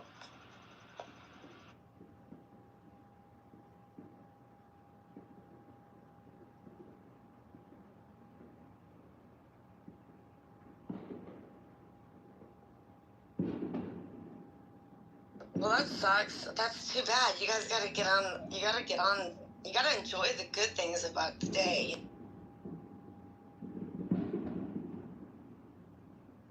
Yeah, I know, right? What's good over there? I'll try to turn it on here. Well, I mean, like, when he's gonna talk, he's gonna say the same old shit. And yesterday, I don't know if you saw him speak yesterday. I mean, that was atrocious, and I'm sorry. Okay, I'm being serious. Like, did you guys see him speak yesterday? I mean, he basically was saying, like, you gotta pass this act, and then I will be president for the next 100 years. But he's, we'll be lucky if he's alive for the next couple of years. And I don't want anything to happen to him. I'm not saying that but we all know that he's older, and we all know that we're all gonna die. So the reality is, like, I don't know what this whole act that, obviously it's up his sleeve, it's up his ass, and this is the only thing he's focused on because he's worried as shit. And he should be. I mean, as he should be. I mean, period. But we need to enjoy this day and, like, appreciate, like, all these artists that actually came out of no money, that actually, had America. Like, the funny thing about this administration is, like, J.D. Vance, wrote a book about his mother, shit on her and, like, profited off her. I mean, he goes and says, like, he doesn't, Trump was the man that's never going to start a fucking war. writes a fucking editorial, like, I think it was the New York Times, like, back in the day, like, J.D. Vance did that on his own, saying that, you know, the reason he's, you know, but he also Trump as well, that when he changed his song and dance, you know, he said that he's the one that won't, you know, enter into any wars, and look, and now he's, like, coughing it up and has to, you know, try to neutralize some deal because Trump got in this fucking war. It's a shit, it's bullshit. And so he's like, it's sadly pathetic. And it's more than pathetic. It's embarrassing because it also compromises the United States of America, because everyone knows that J.D. Vance's stance was that he didn't want to get involved in this in the first place. So it really weakens him. But the thing is, we will still get through this. So, and we should be proud today. So I hope you all take the time to actually just be grateful for other things, because we all know that, like, what he's going to say is nothing going to be monumental. He's going to, you know, shit on, like, and he's going to try to pass the save that whatever the fucking, the act to basically for him to go through and, like, distinguish, like, certain votes. I mean, he did that yesterday. You know, I don't know if you guys heard this speech that he had yesterday, but I just heard enough of it to make it sound like, look, dude's trying to, like, say, like, you pass this and I'll be, you know, we won't have to vote for another 100 years. I mean, basically saying that if you pass this act, you know, I will always stay in power. Like, the Republicans always stay in power. And the thing is, it's not about Republicans staying in power. And the thing is, no Republicans nor Democrats you don't want everyone to stay in power, because things are going to change over time as they have in the past. So you want to actually work. That's why our American system has worked so well, because as changes have occurred, you know, you go back and forth. So you wouldn't want one party to stay in place. That's just reality. I mean, okay, cool, okay. So anyways, but I hope you guys have a great, like, 4th of July. I mean, and I hope you appreciate that we have beautiful things to be proud of today, you know? Thank you, C. I agree with that. Well said. I'm going to try to play the thing right now. Let me know if you can hear it. Actually, let me know if you could hear it with a thumbs up. Hold on. Let me just turn this on. I got more music going on. Here, Wait, that's I got it. This is pretty.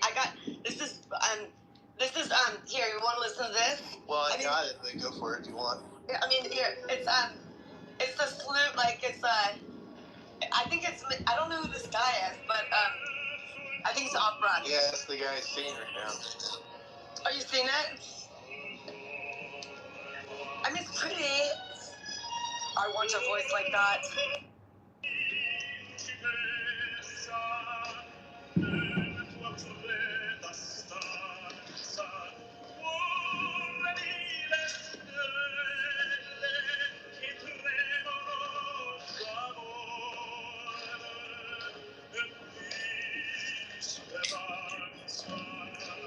Now, what is he saying?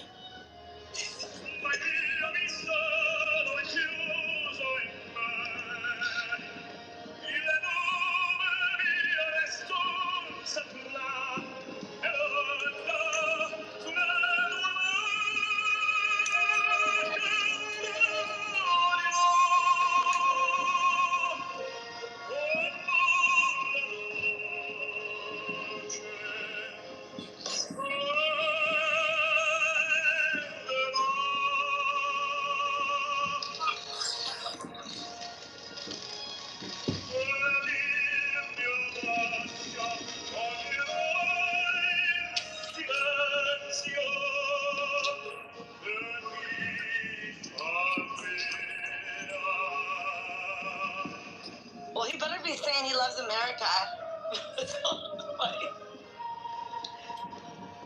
It's pretty, though. He's got a really nice suit. It's really pretty. Yo, guys, what's up? Happy 4th. Do you want me to mute it? I can go.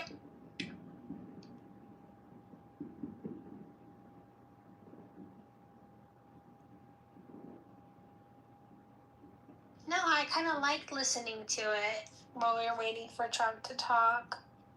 Oh, yeah? Okay. Well, it's not my room. Ask Matt and Beaver, but thank you. You guys let me know. I mean, I can go on mute, so I just don't want to be rude.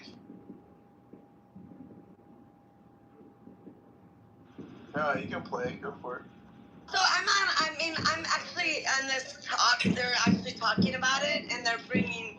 So it's now they moved it to another discussion. So if you want to hear it, Smashing Pumpkins. It's clear. Smashing Pumpkins. Oh, dude, the Smashing Pumpkins, dude. That's so funny. I love it, dude. Like, they have, like, all this, like, I love it. Oh, dude, this is, like, Einstein. I love it. Smashing Pumpkins. They're still alive. That's pretty cool.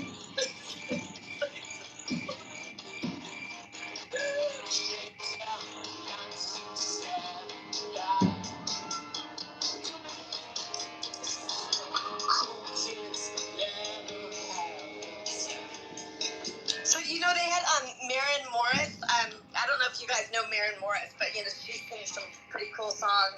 I guess she went to Taylor Swift's wedding last night. Smashing Pumpkins, darling. Right on. You guys can mute me whenever you want, or just kick me out. I don't care.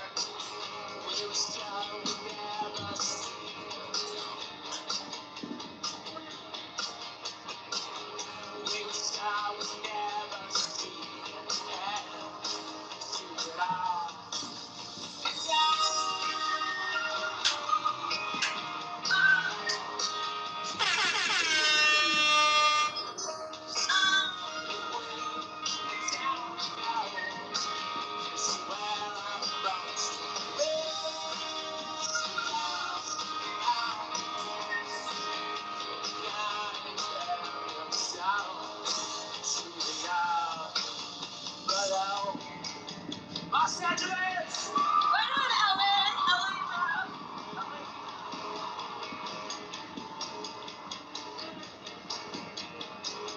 Double cross, thinking and fun. That's how it's what we have.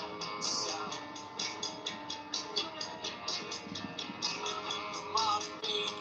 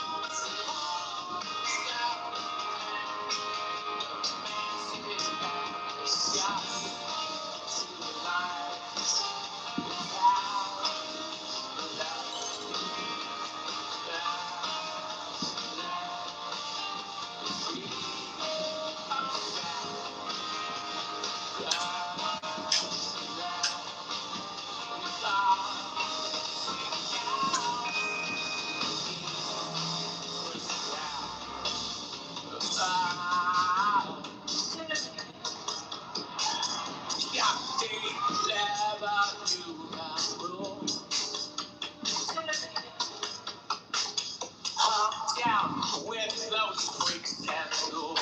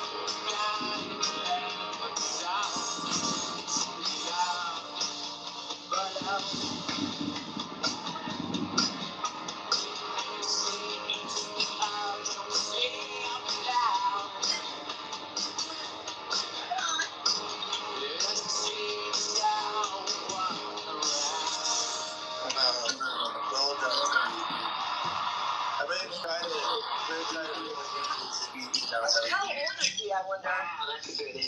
Okay, so I'm gonna go on mute because Yeah, I'm gonna try to play his speech. I want to see how this works. Hold on. I don't know if it's gonna work, but I'll try it. Okay, let's see here. Mute. Give me a thumbs up if it works, 'cause I have no clue. Oh, shoot, it's on the old. Hold on. Give me a second, I gotta redo this stupid thing. Oh wait, no, it's still live. How's that possible? I don't know. Anyways, can you hear it or not?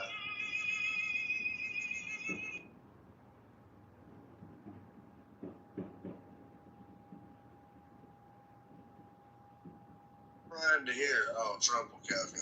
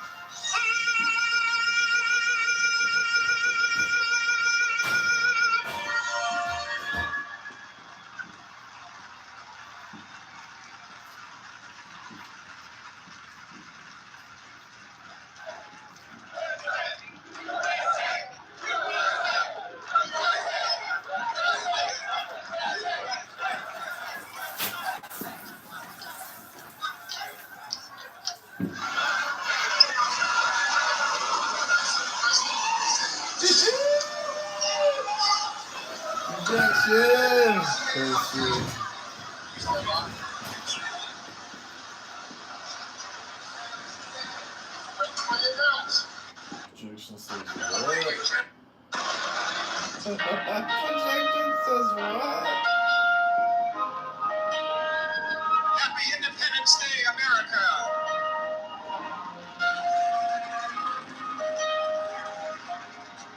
If tomorrow all the things were gone, I'd work for all my life, and I have to start again. Just my children and my wife. Thank my lucky stars that I'm here today, 'cause our flag still stands for freedom, and they can't take that away. And I'm proud to be an American, where at least I know I'm free. And I won't forget the men who died, who gave their lives to me. And when we stand up to you, and give him her still today. Keep them talking. No doubt I love this land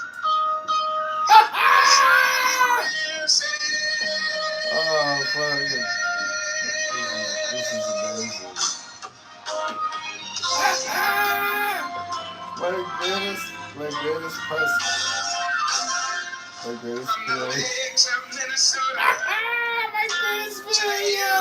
Tennessee, across the plains of Texas, from the sea to shining sea, Detroit down to Houston, New York to LA.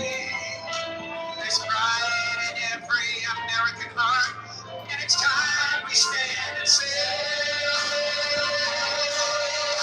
sing it, that I'm proud to be an American, where at least I know I'm free, and I won't forget the men who died, believe and fight for me, and I gladly stand up next to you, if you've never heard still today, 'cause there ain't no doubt I love this land.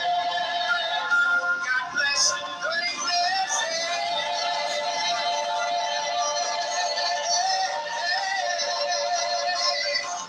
I'm proud to be an American, where at least I know I'm free. I won't forget the men who died, believe and fight to me, and I'm gladly stand up next to you, if you get her still today, 'cause there ain't no doubt that this land. God bless the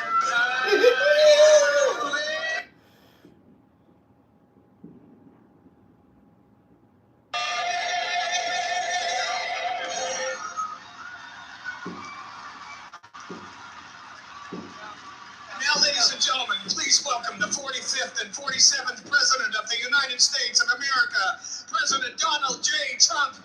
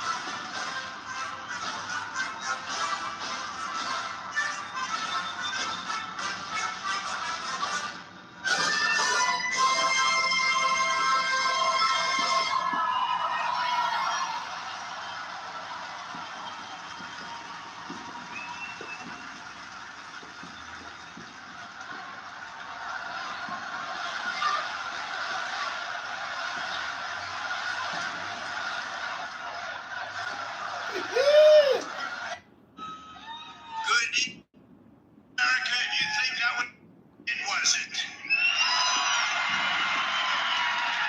And I want to thank everybody because they did the right thing. They saw lightning and they said there's no way if we have to speak in front of one person at 4 o'clock in the morning, I'm going to be here. There's no way we can make the turn. And they had 375,000 people before. Everybody had to leave. And they now have 150,000 people. It's the craziest thing anyone's ever seen. At least. And I want to just thank you, and I feel so badly about some people. They left and they couldn't get back. But you're very special people, and we have a very special country. Thank you very much. Tonight we come together for one of the most joyous and glorious milestones of all time, and you know what that is, 250, the 250th anniversary. And I do have to say this. One of my very brilliant people backstage said, don't worry about it, sir. We can do it maybe next week. I said, it doesn't work next week. This is the big day. We want July 4th. We're not looking for July something else. Because this is the 250th anniversary of the Declaration of Independence. Nothing like it.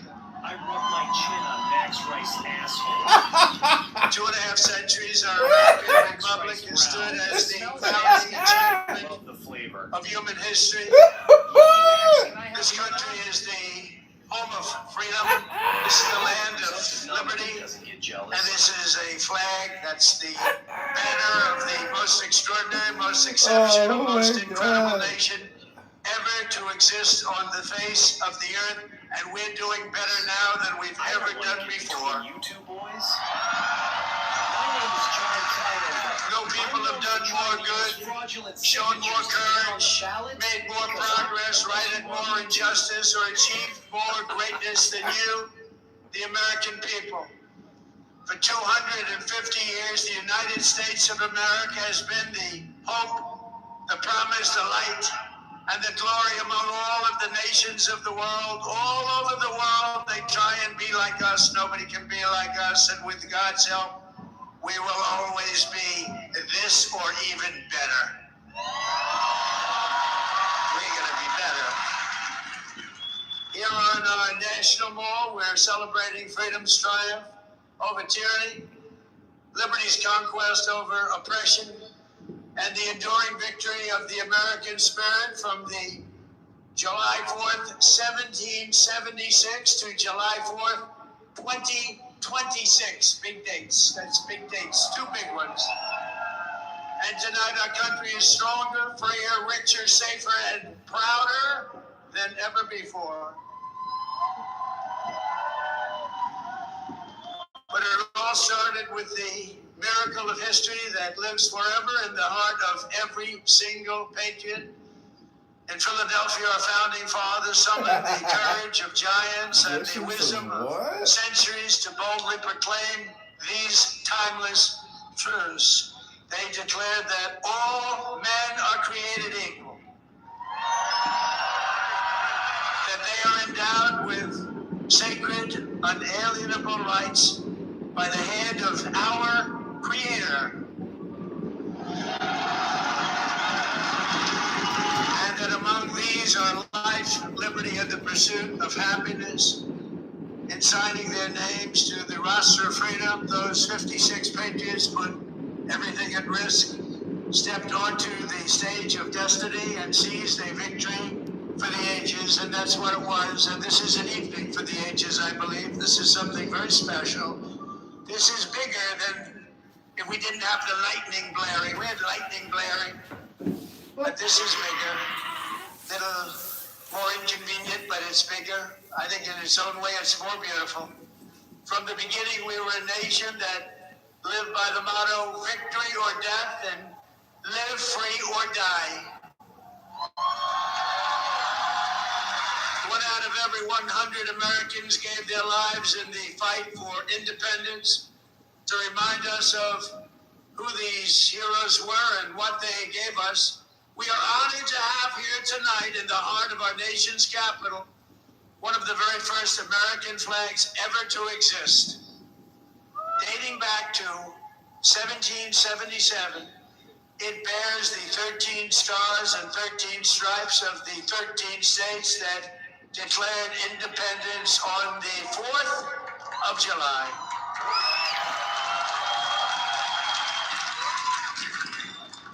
There it is. This was the flag that flew victorious at Saratoga. And these are the real deals, too. These are the real flags. These are flags that have seen a lot.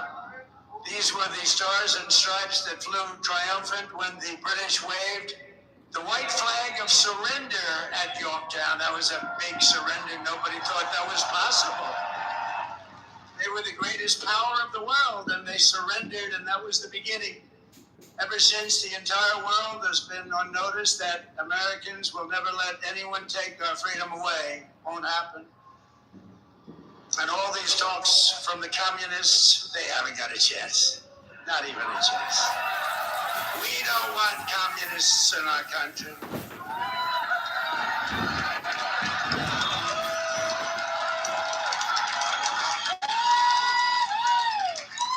Never worked, and it never will work. Americans must never forget that we are a historic and heroic people with a heroic spirit and a heroic purpose on this beautiful earth of ours. We We are made of the courage and the fire and the flesh and the blood of the best and the bravest people this world has ever produced. We are the bravest and the best. Tonight we pledge allegiance to the they gave us, and we say, God bless the immortal patriots of 1776, and long live the cause of independence. May it reign forever and ever and ever. We will always be on top. We will never let our country fall. We will always be the best. Our founders not only won our liberty, they secured it with the most righteous political document ever conceived. It's called the Constitution. That's all pepper here, motherfucker. Because he's talking the same shit. And it's because of their genius that we remain the finest people on the planet after 250 years. Unlike so many others in the world, in this country, we have freedom of speech, freedom of religion, equal justice under the law, although I wasn't treated that well, but we won't get into that. And the right to keep and bear arms.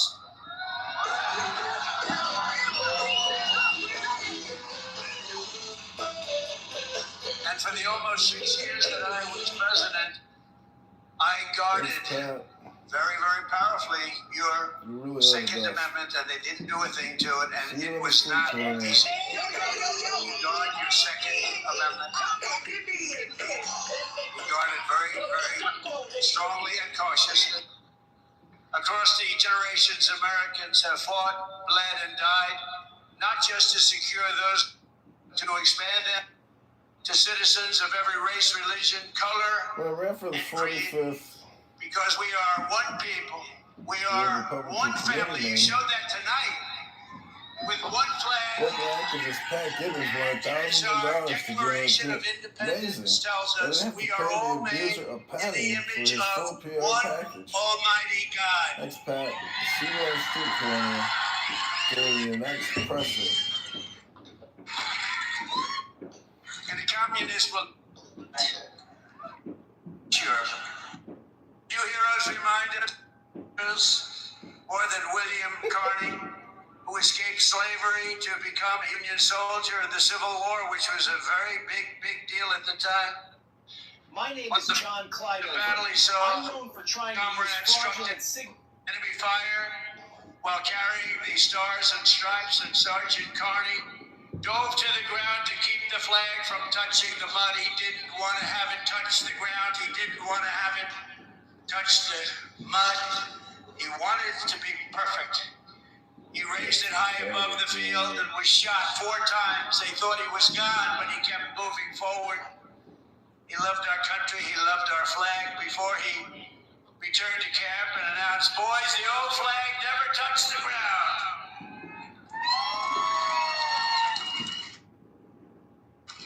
And he became the first African American to receive the Congressional Medal of Honor. He got the Congressional Medal of Honor, and he was the first African American, and he was some man. Stories about him, he was something special. With us tonight to celebrate this forward march of freedom is another Medal of Honor recipient, Colonel Paris Davis, whose courage won eternal glory in Vietnam. He helped lead a surprise attack on 100 enemy combatants. They said he was finished. His whole group was finished. And despite multiple life-threatening wounds, saved the lives of his fellow soldiers. And this evening he stands to salute the only flag of its kind, the one that was draped over the casket of President Abraham Lincoln in Independence Hall. Thank you very much.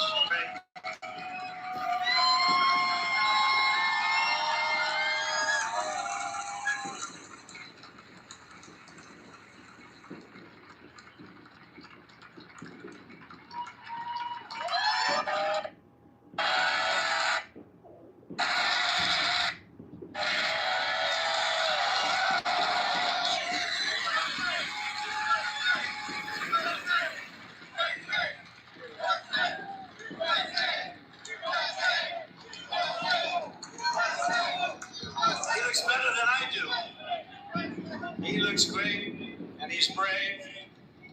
Because of heroes like these, our flag will always be a symbol of liberty and justice for all. Colonel Davis, thank you very much. Great man. Great man, thank you.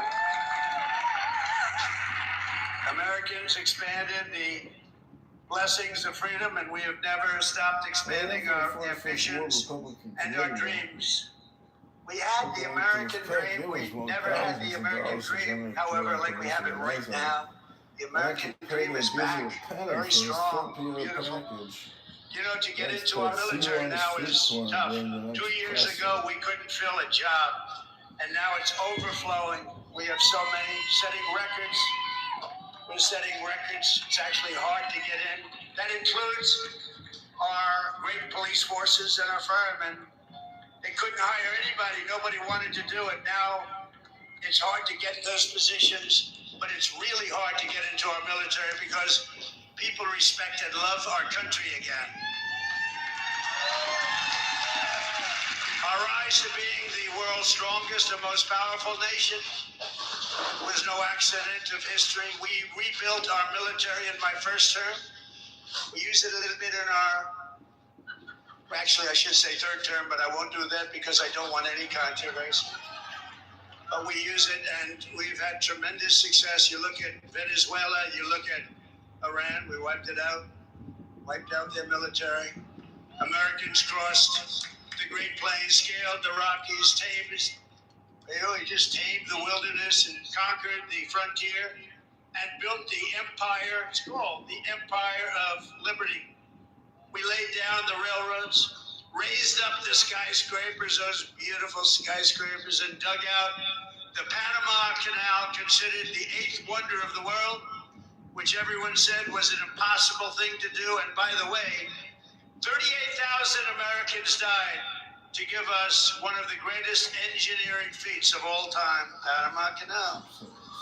This was the unstoppable spirit that created the world's most powerful industries and built the strongest military anyone had ever seen. And today it is stronger and more powerful than it ever was before. American grit, boldness, and daring forged heroes like Davy Crockett, Wyatt Earp, Annie Oakley, Teddy Roosevelt, and the legend of the Wild West, Buffalo Bill Cody. These were great, powerful people whose incredible grandchildren happen to be with us tonight. And they stand alongside one of the first American flags ever to fly over our expanding nation. It was carried west just as Lewis and Clark began their journey in 1803. Thank you very much. Thank you. Thank you very much. Great to have you. Great to have you. To honor this audacious and indomitable soul of America, we also have the first flag ever to fly over one of the greatest architectural feats of all time. A thing called the Brooklyn Bridge, one of the most beautiful bridges anywhere in the world, built a long time ago.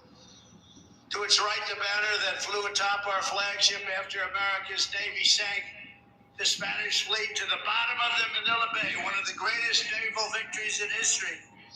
Much like a victory by sinking the entire Iranian Navy, 159 ships. Working words are very important. Endure till the end. God bless. Moment's time happened very quickly. We have the greatest military anywhere in the world. And next to it, we also have the flag that was given to Here you go. We got Mr. Boozy in the house. Immortal Rough Rider, the one and only. And I was at the museum the other day at its opening. Theodore Roosevelt, triumphant from Cuba, printed with the words, "Welcome home, Colonel Roosevelt." It's a picture of San Juan Hill. He was a great gentleman. Americans won the West and built the modern world because America is a nation of winners. And today our country is winning again, and we're winning like never before. America is back, and we want to keep America great. We will do so by approving the Save America Act, which means all voters must go vote right. Homeowners must provide a little thing called proof of citizenship. And there will be no mail-in ballots except for illness, disability, military deployment, or travel. I like the new Shabuzi song, dude. Hey, who wants to listen to Trump say the same old shit? Together we are also It's the 4th of asserting July. that Who wants to listen to American this fucking strength and power is not something to be ashamed of. It is something that we are very, very proud of. This country has been the greatest force for peace and justice on earth. In the last century, we defeated tyrants, demolished evil, and saved freedom again and again and again. Anthony Schubert was 19 years old when he survived the Japanese attack on Pearl Harbor. After enemy planes sank ships like the USS Arizona, he resolved that he would help America strike back and win. He wanted them to strike back and win. Flight B-29s in the Pacific, Ted fought from the first day to the very last. He was in the war right from the first day, and he went to the last day and all the way to the enemy's unconditional surrender. He got an unconditional surrender. He was there at 104 years old and looking really good. Captain Schubert is here tonight, and he is saluting the flag that went down with the Arizona at Pearl Harbor, but was raised back up with the help of some unbelievable American victories. It's a symbol of American defiance, please.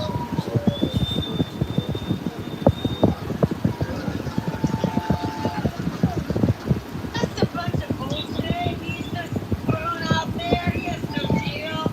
But here we have like Thank you, Captain. Thank you, Captain.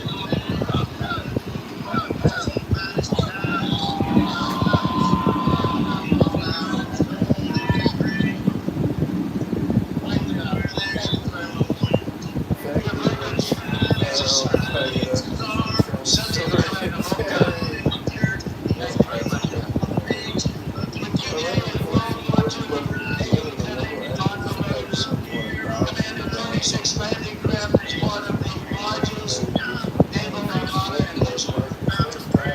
Only that site alone determines why a country we are.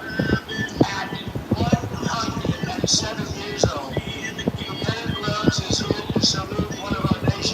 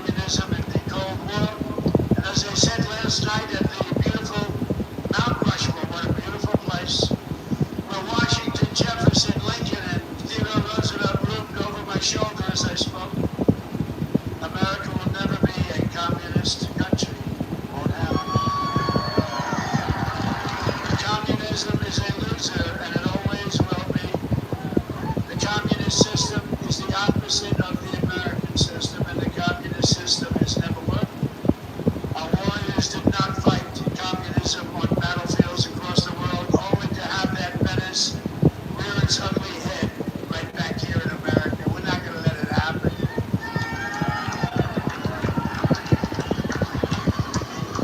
We'd like to stop a threat like that immediately and before it begins. It's like a cancer. You got to cut it out. You got to cut it out fast. Tonight we proudly thank veterans of the war on communism, including Marine Corporal Pat Fenn and Private First Class Rudy Beacons, who fought at the famed Battle of Chosin Reservoir in Korea. That was a rough one. Thank you. Pat fought in hand-to-hand combat with the enemy.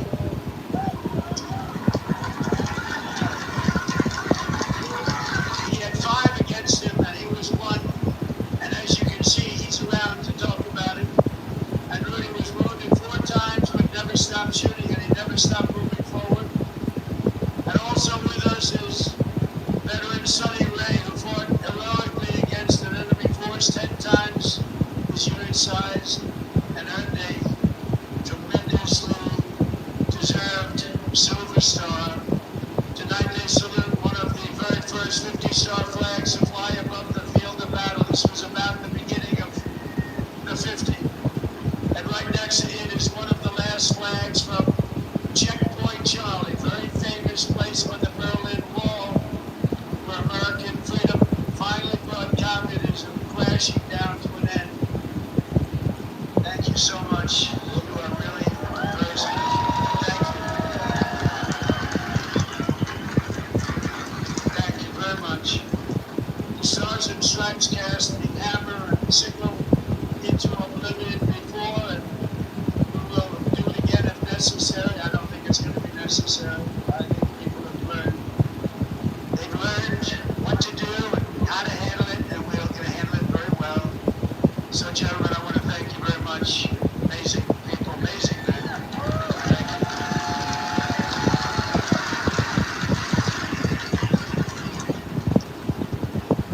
How about that? Isn't that great? What an honor it is to be with them. Think of it, 107. That's up there, but hopefully he's got 20 good years left. Through the generations, Americans have never stopped striving to lift humanity to new heights. In 1903, the Wright brothers from Ohio fulfilled the age-old dream of mankind to fly. That's right, they're from Ohio, great state. And within 66 years of inventing the airplane, Americans planted our flag on the moon. Just 3 months ago, we sent American astronauts back to the far side of the moon, and this time they flew further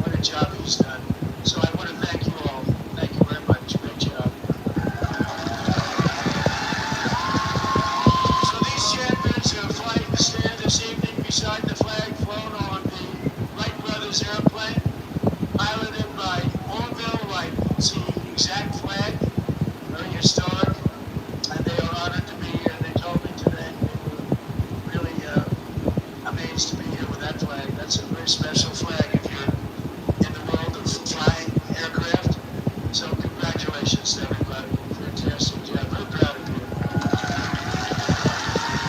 And I have a special gift to these patriots this morning on America's 250th birthday. A new flag was flown above the United States Capitol.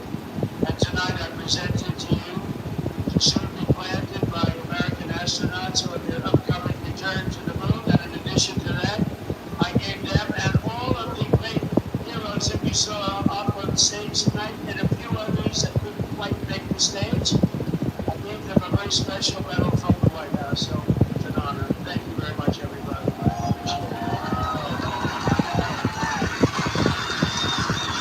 So then I assume you're going to be heading to Mars. Going to Mars very soon.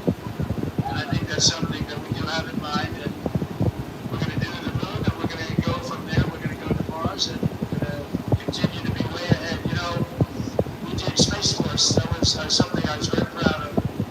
Some people smiled. They thought it was foolish, and now they are finding it's one of the most important things that we've done.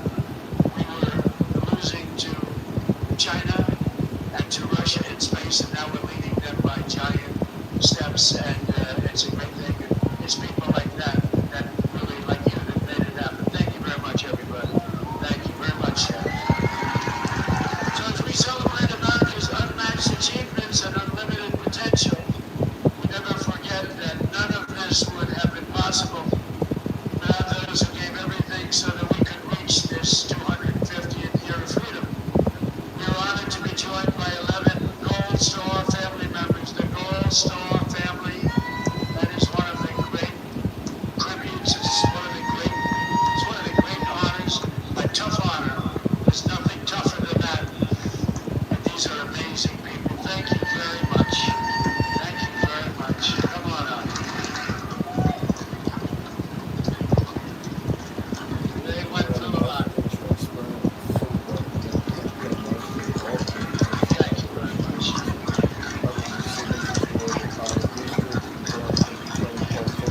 And that special person is looking up there and looking down at mom and dad, husband, wife, and they're looking down with great pride. You know that. You know that. And we want to thank you for being here.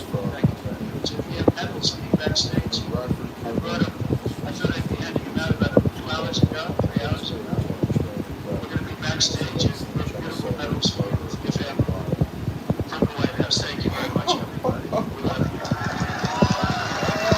On this special 4th of July, we give you our undying gratitude and promise to redeem the sacrifice of the heroes by preserving the America that they love. They loved our country. They sacrificed it all. And these people have sacrificed it all. They've been through hell.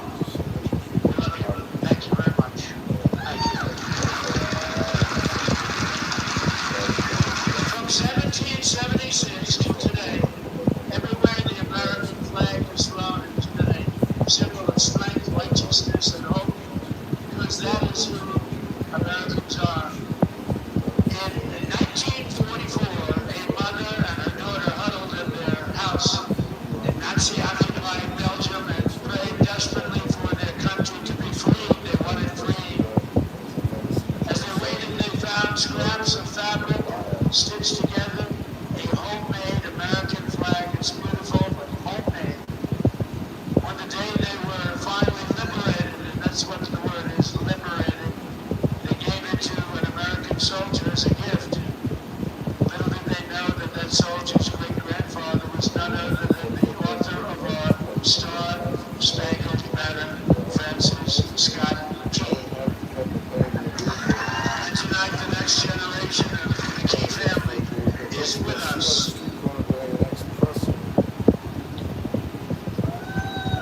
Thank you very much.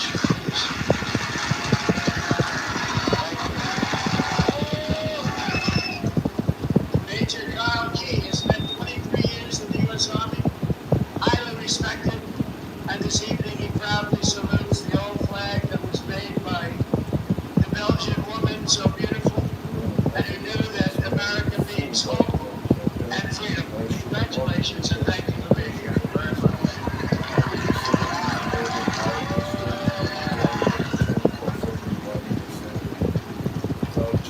And in conclusion, from a declaration in Philadelphia to victory in Yorktown, from the bustling factories of the heartland to the towering snow-capped summits of Alaska, from the endless frontier of the open Wild West to the magnificent sand dunes at Kitty Hawk, from the glimmering skyline of Manhattan to the far side of the moon, you saw that, and from the now safe and beautiful capital of Washington, think of it, Washington, D.C., our capital. Our capital is now safe, gleaming, and beautiful again. It's safe again. Went from a very unsafe place 2 years ago to one of the safest cities in the country, and one of the most beautiful. To the gleaming waters of the Gulf of America, there is no challenge Americans cannot overcome. There is no place we cannot go. There is no goal we cannot reach, and there is nothing that Americans cannot do, and we're proving that right now. Our stock market is the strongest it's ever been. We have $19.2 trillion being invested in our country, which is 6 times more than ever happened before. We're building more factories in the United States than ever before. Everyone's 401ks are at the highest number they've ever been. And more people are working today in the United States than any time in the history of our country. But in this country, we can achieve the wildest and most impossible dreams. And no dream in history is bigger or more incredible than the one that started on July 4th, 1776. The War for Independence was launched by Minutemen, farmers, blacksmiths, tradesmen, who took up their muskets against the mightiest army on earth, the most powerful army, an unbeatable army, until they met us. No one made them do it. They fought because they knew that a free people must have a free country. Over 250 years, the mighty nations and terrible tyrants, they came and they went. But after they came and they went. But after 2.5 centuries, this American republic still stands tall and strong, and we love each other. That showed tonight. You heard it was over, and what happened? You came back.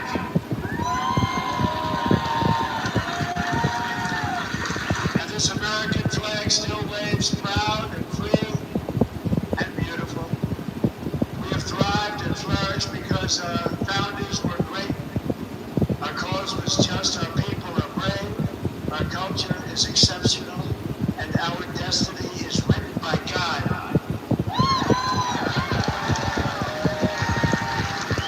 And as we can see here tonight, after 250 years, the spirit of 1776 still lives within us all. It still roars in the hearts of our nation's capital. It still burns in the heart of every patriot. Thunders through every city and town, and it still lights the entire world with the glow of American liberty. And there's nothing like that. At 250 years old, we may be the oldest constitutional republic on earth, but our country is just getting started, because the best is yet to come.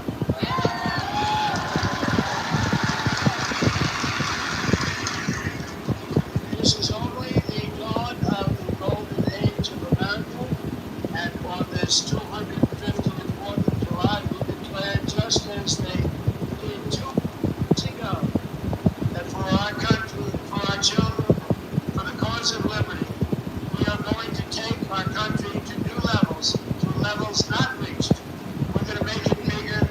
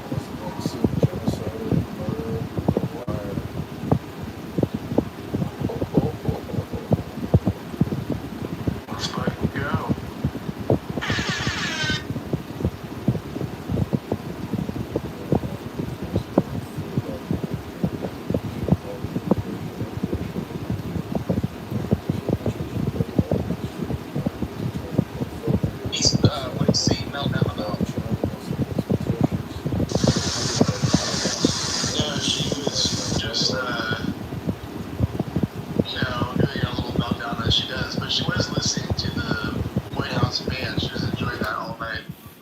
Oh. Yeah, you missed her little interludes. It was pretty funny.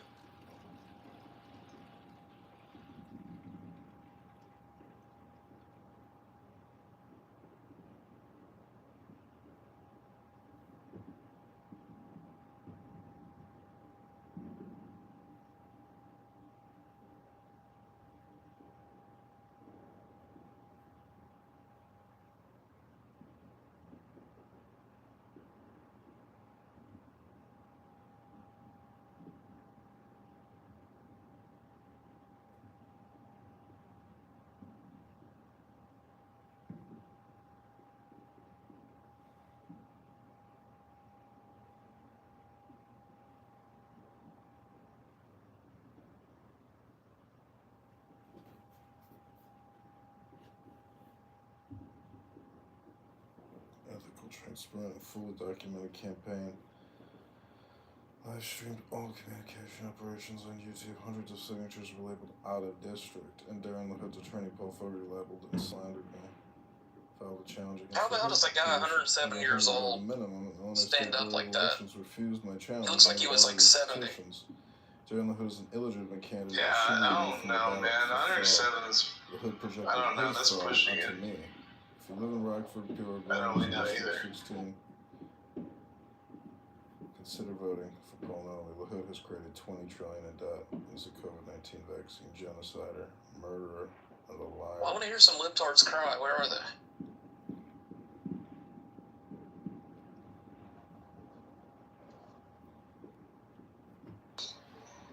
They all ran. Dan, go round some up.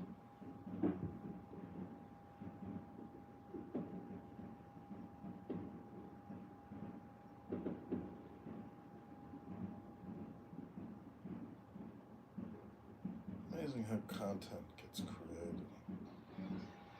I think you'll see some fireworks. Hold on. Fully documented campaign. Hundreds of signatures were labeled out of district. Darren LaHood's attorney Paul Fogarty labeled and slandered me. Filed a challenge against LaHood's petitions. He was only 100 above the minimum, and the Illinois State Board of Elections refused my challenge and never ordered his petitions. Darren LaHood is an illegitimate candidate. Should be removed from the ballot for fraud. LaHood projected his fraud onto me, John Kitover. If you live in Rockford, Pure, consider voting for Paul Nolly. LaHood has created $20 trillion in debt. Is a COVID-19 vaccine genocider, murderer, and a liar.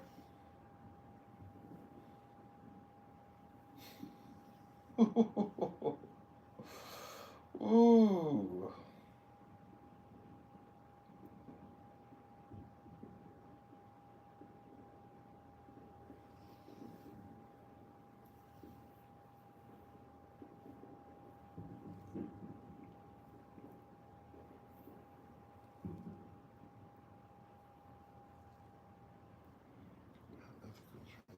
Fully documented campaign. Hundreds of signatures were labeled out of district, and Darren LaHood's attorney Paul Fogarty labeled and slandered me.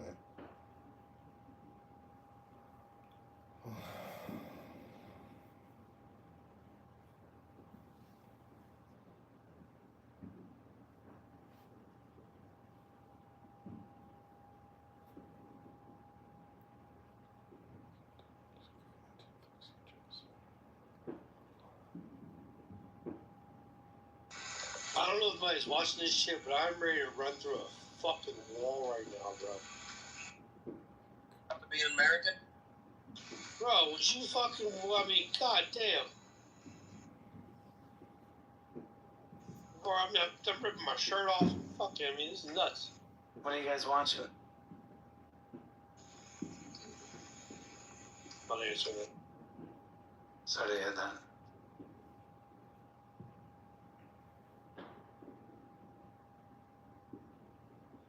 Matt, how you doing?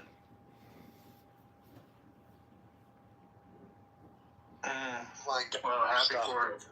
Happy 4th, Happy gang. 4th of July, everybody. Happy 4th. I'm just waiting for fireworks here. They're late tonight, so I'm just sitting outside. Yeah, I saw some pretty crappy fireworks. I'm like, what the hell, guys? The 250. Like, come on. Wait, are y'all watching this shit on Fox right now? Nah. It's going crazy, isn't it? It's going crazy, right, Mike? Yeah, the live is I guess a delay for the lightning. Isn't that the earlier today speech? No, we just had a live one. He's on 2 today. Bro, go to Fox, bro. The show's going right now. Wait, you said Trump did 2 speeches today? Yeah. Yes, sir. Wait, Matt. Like a fucking gangster. Wait, I thought they said hold on, I thought they said he's always asleep. Well, what the hell's going on? I know. No, I mean, he's always asleep. Like, I mean, is this the one where he speaks at the podium and he walks off into the wilderness not knowing where... Oh, sorry, that was the previous president. So, you miss C, who's a big-time leftard. She was on here, during the thing, like, doing her little libtard stuff while we were playing it. And the irony is, like, she's like, oh, we're just going to listen to Trump say the same thing over and over. Like, this is the one speech where he didn't do just that. He was speaking about completely something different. I heard it's just funny.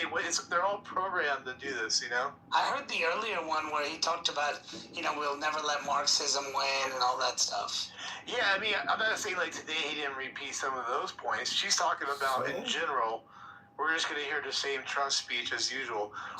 Definitely tonight one, the last one that we just played, was really about the veterans and all that. So I don't know what she's talking about. It's literally a brand new, script, or whatever you want to call it, Damn, you're all watching this fucking fireworks show? Yeah, so they wouldn't have found Wait, are you on Fox News or regular Fox? Yeah.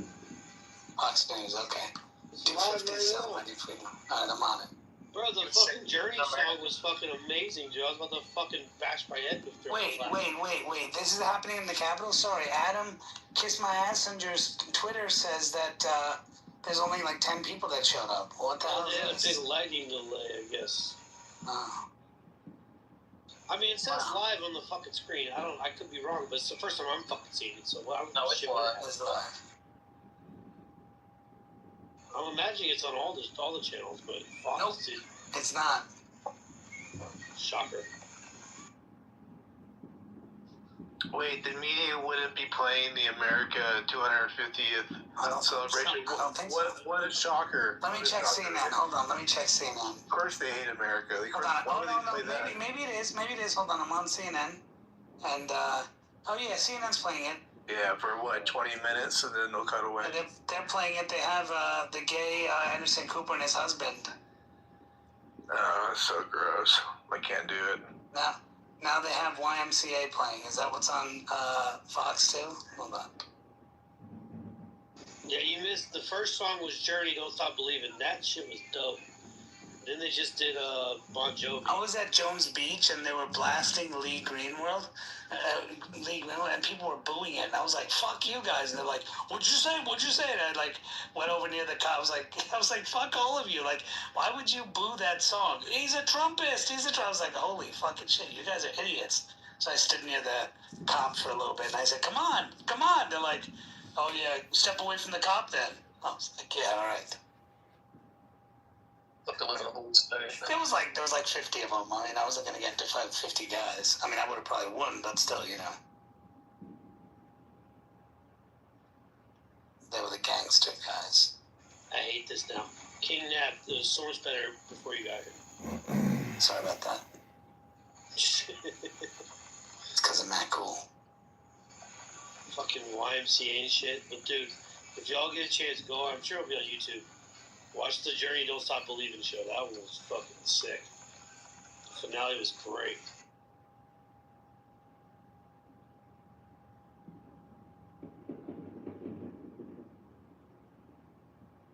For the first time in 30 years, the FIFA World Cup is back in America. And what a tournament it's been so far. You got one guy singing it, but you don't actually have the village people. Are you guys watching? Yeah. Dude, I'm breaking a sweat. I'm dancing over here to this music. Wait, what are you doing that you're breaking a sweat? Wait, never mind. The White House, they're playing their fireworks in their show. They're singing the YMCA right now. Where have you been? We just said this like 10 minutes ago. No, it's going on right now. I know. I'm watching it on Fox. Good, me too. And it's, but there's not the village people playing it. It's some. I know. Well, it's okay. Dude, that was a good workout, though. Sorry to hear that. Why? Working out is lame now? Okay, if you say so. Listen, okay? If you guys want to get old and get fat, then that's your own prerogative. But me, that's a no. I'm in peak physical. Anyone's watching this shit right now? I am dancing. Fuck yeah. From the ballot for fraud. Hang out with all the boys. Living right for Gary Bloomington. Consider voting for Paul Nolley. The hood has created $20 trillion in debt.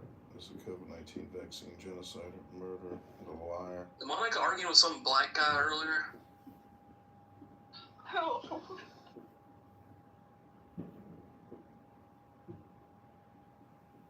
Oh, it's just so fucking tight right now.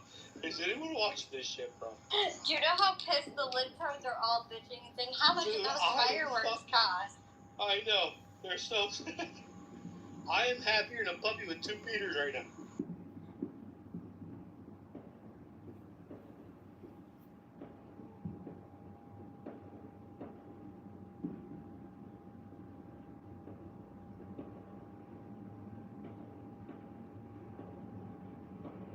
Holy moly, look at all that fireworks. That is incredible.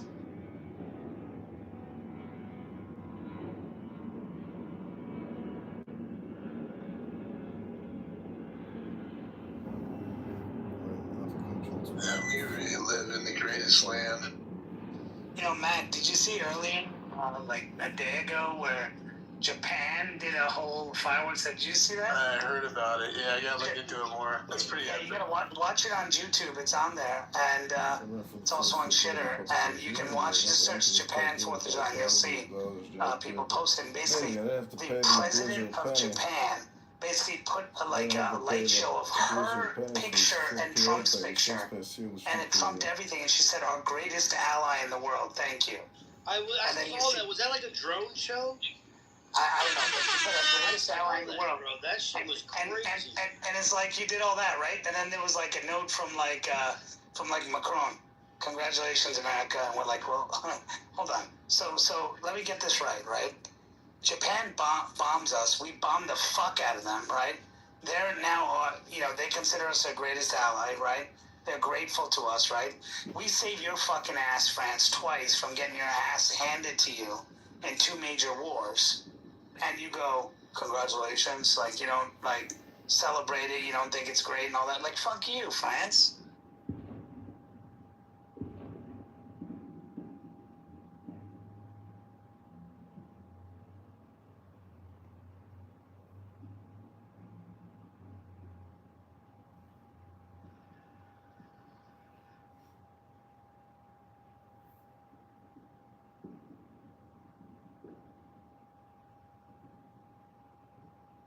God damn, bro. You been watching this shit?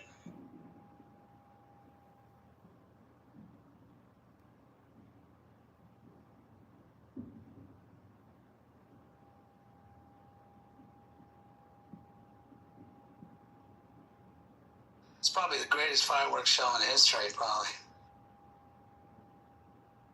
You know the Dims are gonna be like, how much money was that? Motherfucker, not enough. No, you'll probably find out tomorrow that a couple of Dems invested in the companies that make these fireworks.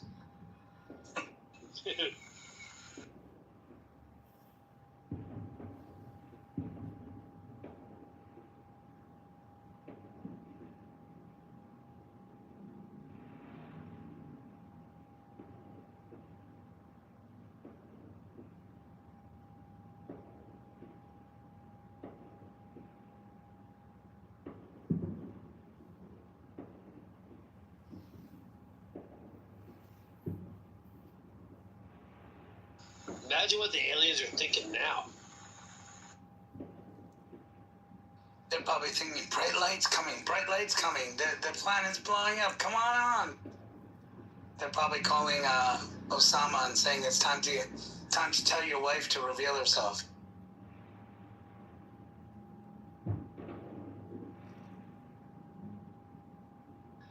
it's over, I guess.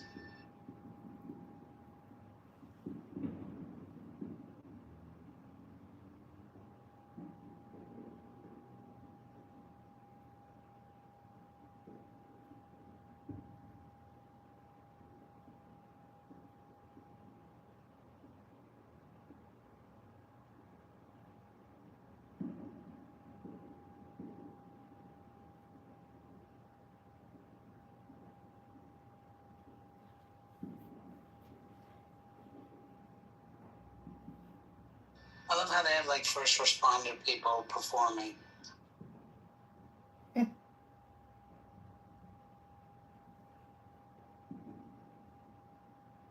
Or military people, whatever. Do you think these military members that are singing got a little extra like if a major star performed, I'm sure they get a little cut. Do you think they gave these four a cut? I'm sure they didn't. You know, it's because, and it's smart, because what Trump said was, I can buy the rights to the music that I want there, but if the bands themselves don't want to show up, no problem. Yeah, I like that they're using military members. So cool. And all the members of that live in DC are getting a free fireworks show, even if they're not there. Those ones are like one of my favorite, like the ones that drop the weeping willow ones. I love those ones. And they crackle.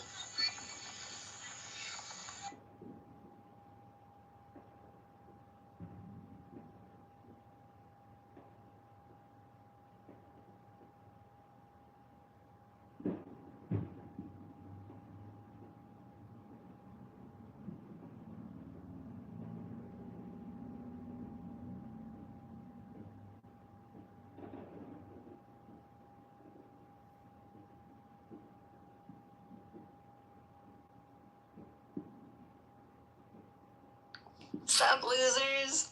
Just kidding. Happy 4th. What's up, guys? Hey, KB, what's up? Yeah, not much. Just, long time. bored, I guess. Hop in every few months, you know? Check in when I'm bored. How's your, room sitting together in silence as you watch the White House? KB! What up? Aunt, hello. Hey, what up? What up? How's it going? It's going. It's good. I'm, yeah. I'm in the midst of, packing and procrastinating. Where are you moving to now? I'm just moving to a different spot in Florida. Oh, okay. Yeah, like, my fucking current apartment place, like, I didn't, like, see it or anything before I moved. I just, literally, looked up online, and I was just, signed a lease, and I was just fuck it. But then, my current apartment, they don't have a trash valet, and I literally have to, lug my trash all the way across the fucking, apartment complex. I literally have, a dolly. It's so fucking gay. I'm like, dude, I'll pay $100 extra a month just for fucking trash valet. So, yeah, I'm literally moving because they don't have a fucking trash. Crazy. And it's hot in Florida, so it's you can't let trash sit for very long at all, or else it just seeps, you know, and there'll be bugs. Oh yeah. So I'm okay, this is very inconvenient, but yeah, mostly every place has it in Florida. But anyways, my new place is really it's much nicer than my current place, so I'm excited to move. But moving fucking sucks because I just have to pack everything. It's annoying. So it's what you say every time too. That's it. Moving fucking sucks, period. KB's still doing all that high-tech projects? Yeah,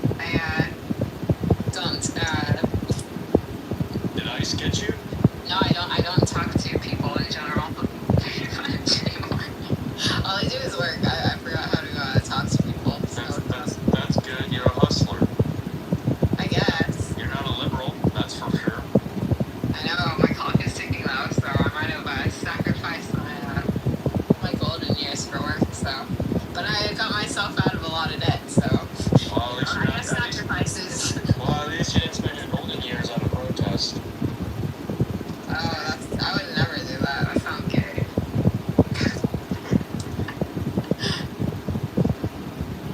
I don't think I've ever been to any protest for like anything ever. Today's technology will blow your golden years. What? I said with today's technology, it did not blow your golden years. I mean, I am Mexican, so I'm fertile for all. Oh, okay, yeah, I didn't know that. I'm sorry to hear that. What? That I'm Mexican? Yeah, sorry to hear that. Well, I'm like full. I'm well, like Native Mexican. I mean, okay, it's like literally like Aztec is like where my ancestry is, so that's like technically Mexican and Native American. I'm 25% indigenous, right?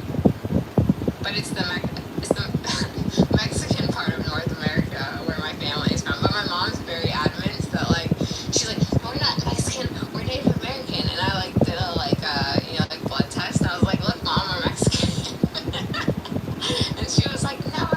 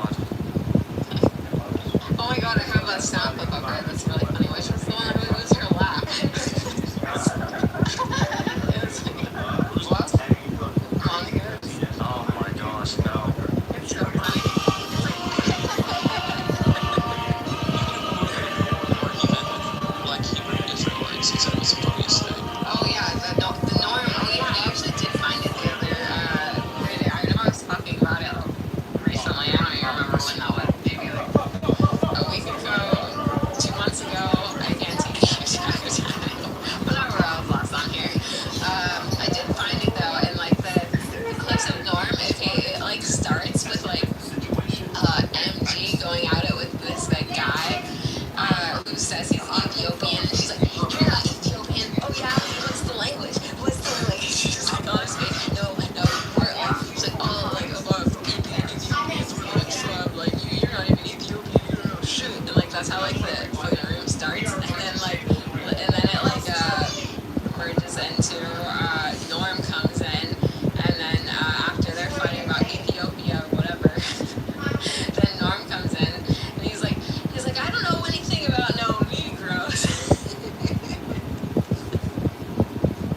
He's like, Norm, he's like, what? I don't know anything about these Negroes. Like, what? There's no Negro in the Torah. Like, and he sounds like so Jewish. In the Torah. It's like, I don't know anything about that. Guys, remember that you like trolls the app out of what's that Jewish guy's name? Oh, what the fuck was that guy's name? Marcy guy. Oh, is it start with like a G, right? Was it? Was it? Was that his name? Dude, he was fucking such like literally like the epitome of like the most progressive, like cringiest leftist Jew, like character.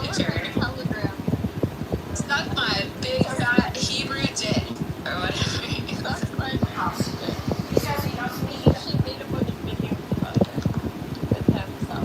Dude, I literally like went through like when I was like bored, and I would like go and like see because you know how I don't even know if it still shows it like this, but like you could like see like the rooms that they spoke in or whatever, and I'd like go in, and that's where I found like gems of him just like talking to me, suck my big fat Hebrew dick.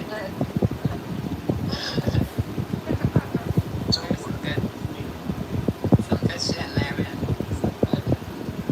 Yeah, actually, oh no, wait, that's why I made this, I'll share the link to this, like, Telegram thing.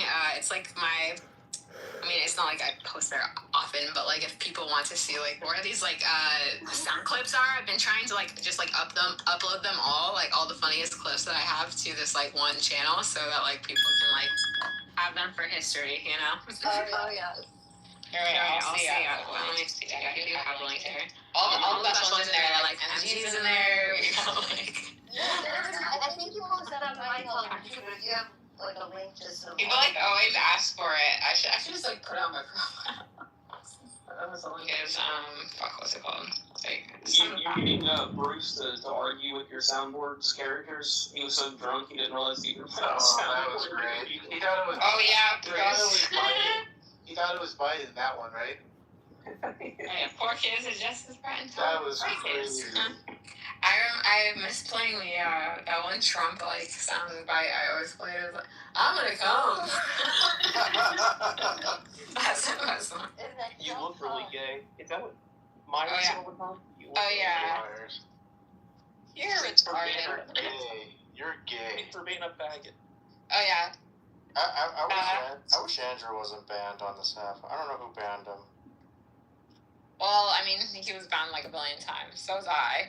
But now I think he can come back on like I think he does come back occasionally. I blame Monica. I blame fucking everyone. I blame the fucking like Jews that run this app. Is that Andrew? No. Fucking whatever their fucking names are. The CEO and the like they fucking ruined this app. Like, they had it so good. Like, they set up Clubhouse it used to be so legit, and then they fucked everything up. Like, they just, like, have, gradually been making the app worse and worse. Yeah, I've never seen an app fall apart like a app that has such potential fall apart so quickly. It's so got, like, 4 billion. So like, what did Clubhouse ever make money on? Like, have they ever generated, like, anything? Like not one. They're literally just, like, shooting their shot. Selling our data, maybe. That's about it. It's crazy.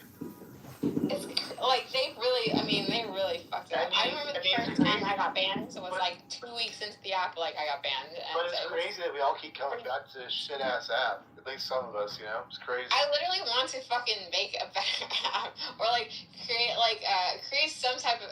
Like, I fucking hate relying on other fucking people, but, like, creating, like, an app like this is, like, a lot of resources, and it's a lot of... Actually, the actual, like, this part of it that we're looking at right now is all pretty straightforward, right?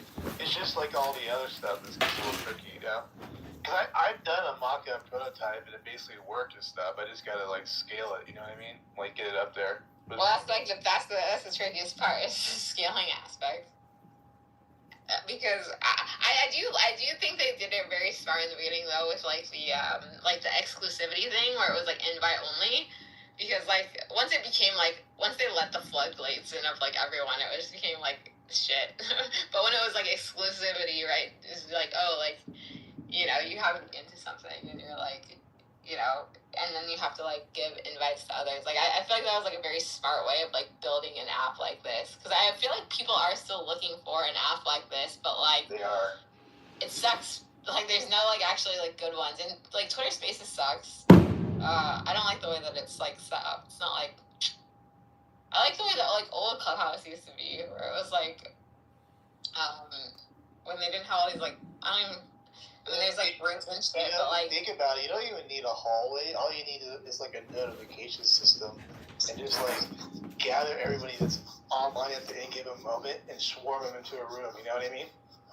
Like, you don't need the hallway. You just need to you just have to know that there's a room that you like, you know?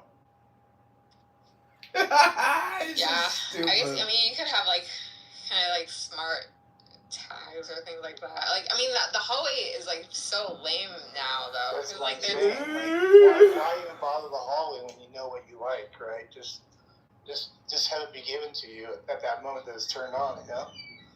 And then just have it go away when you're done. Who cares? Yeah. I'm going nuts right now. I'm going nuts. Yeah, I mean, I feel like there used to be, like where you go on and, like, there'd always be, like, some type of interesting room to, like, pop into or, like, something. But it's, like, it got way too, like, way too fucking, like, left-leaning and fucking gay. Or, like, they wouldn't let you say anything. They wouldn't let me say anything. I don't think I ever said anything that fucking crazy on this app, and I got banned, like, fucking hundreds of times.